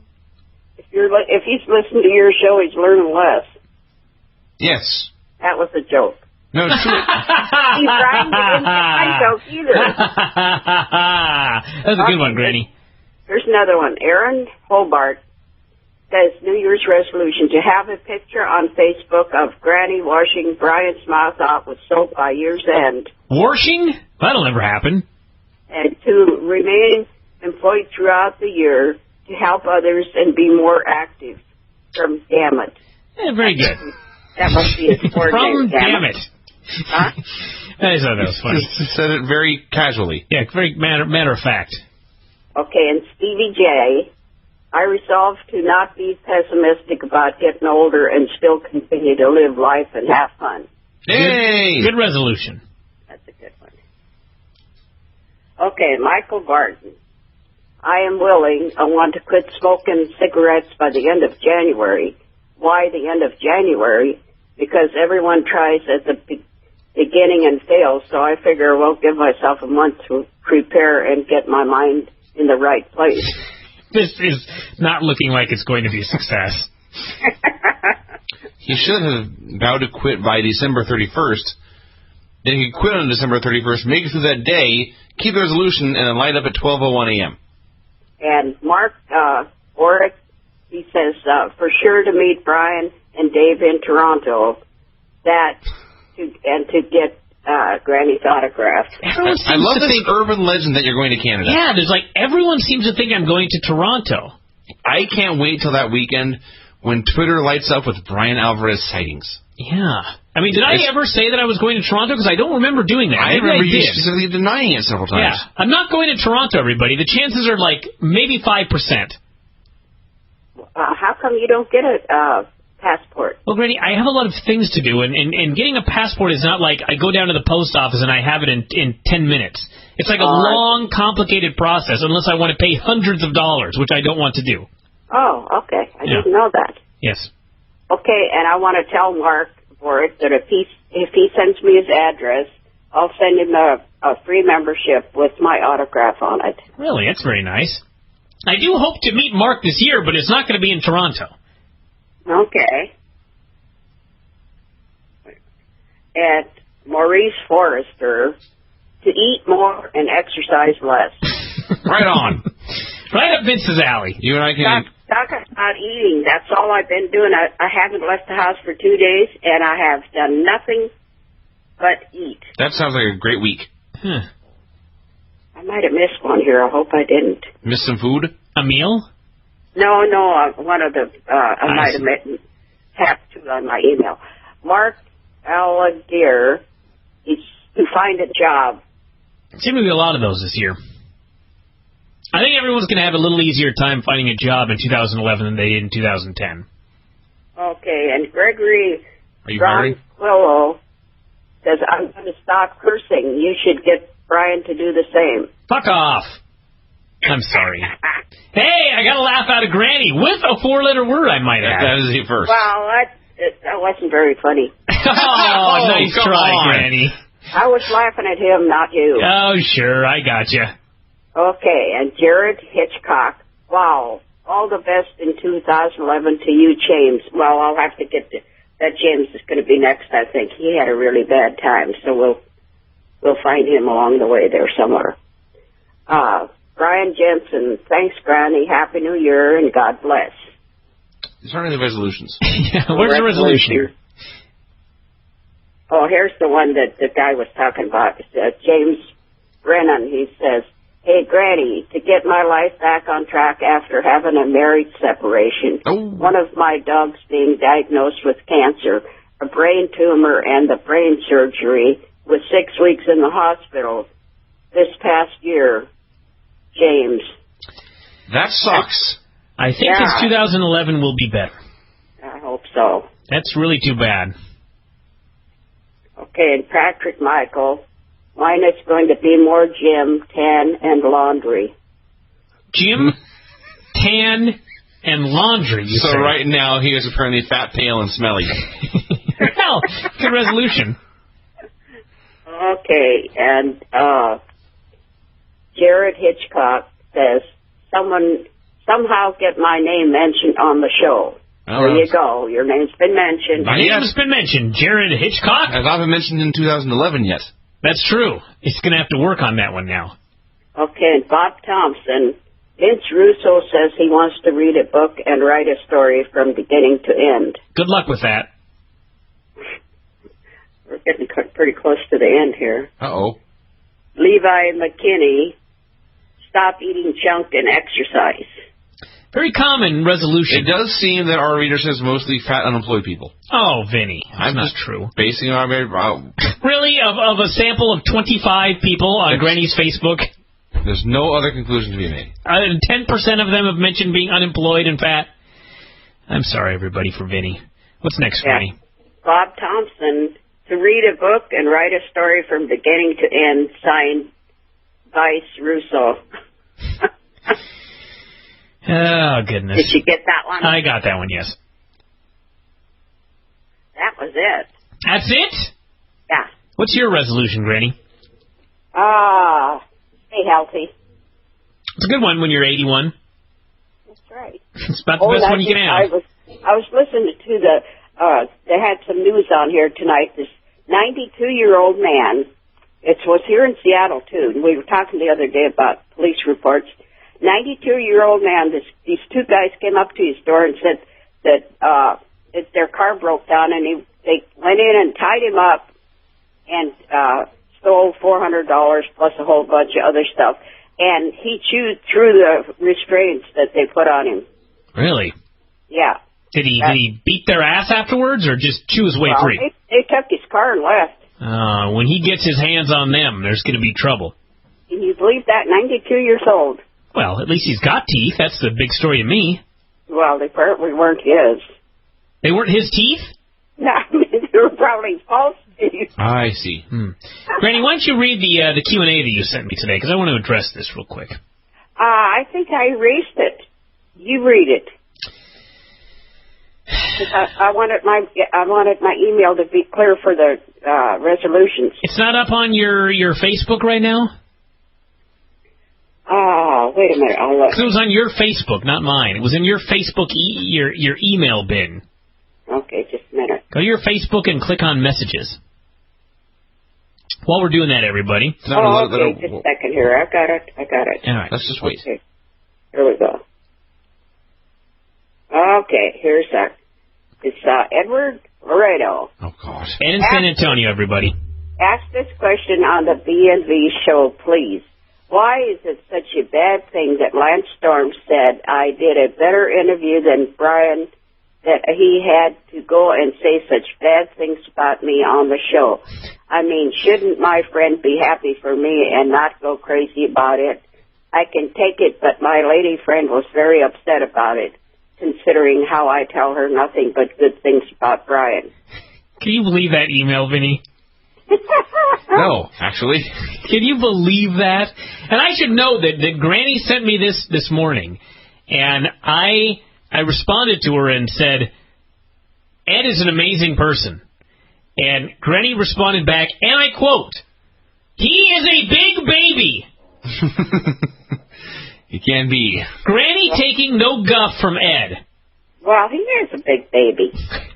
Granny, listen, I want to say this about Ed and the Lance show and everything like that, and the Christmas show. I will start off by publicly apologizing to Ed, because I know that during the Christmas show, I repeatedly referred to him as a fat blowhard. I remember shrieking this repeatedly on the show, that he was a fat blowhard. Are you sure you were talking about him and not me? Well, I was probably talking about both of you, but I know I was referencing Ed at one point, about what a fat blowhard he was. So, I would like to apologize for that, but, because that was kind of cruel. I mean, Ed, let's be fair, Ed has done a lot to lose weight over the past year, and I'm actually very proud of Ed for losing weight. So it was not very nice for me to call him a fat blowhard. So I do apologize for that. However, I will say that if any of you got the emails that I get from Ed all the fucking time, Ed brings all of this on himself. I know he does. You know what I mean? Ed picks a fight. Ed picks a fight, and all I'm going to say is, if you are going to pick fights, then you better accept that you're probably going to have to take a beating here and there. From me. It's just the way things go. And me. Yeah. If you can't take it, then don't dish it out. Then it's the way it goes, right? Yeah. So, and the other thing is, Ed, for Christ's sake, why would you have your special lady friend listen to the fucking Christmas show?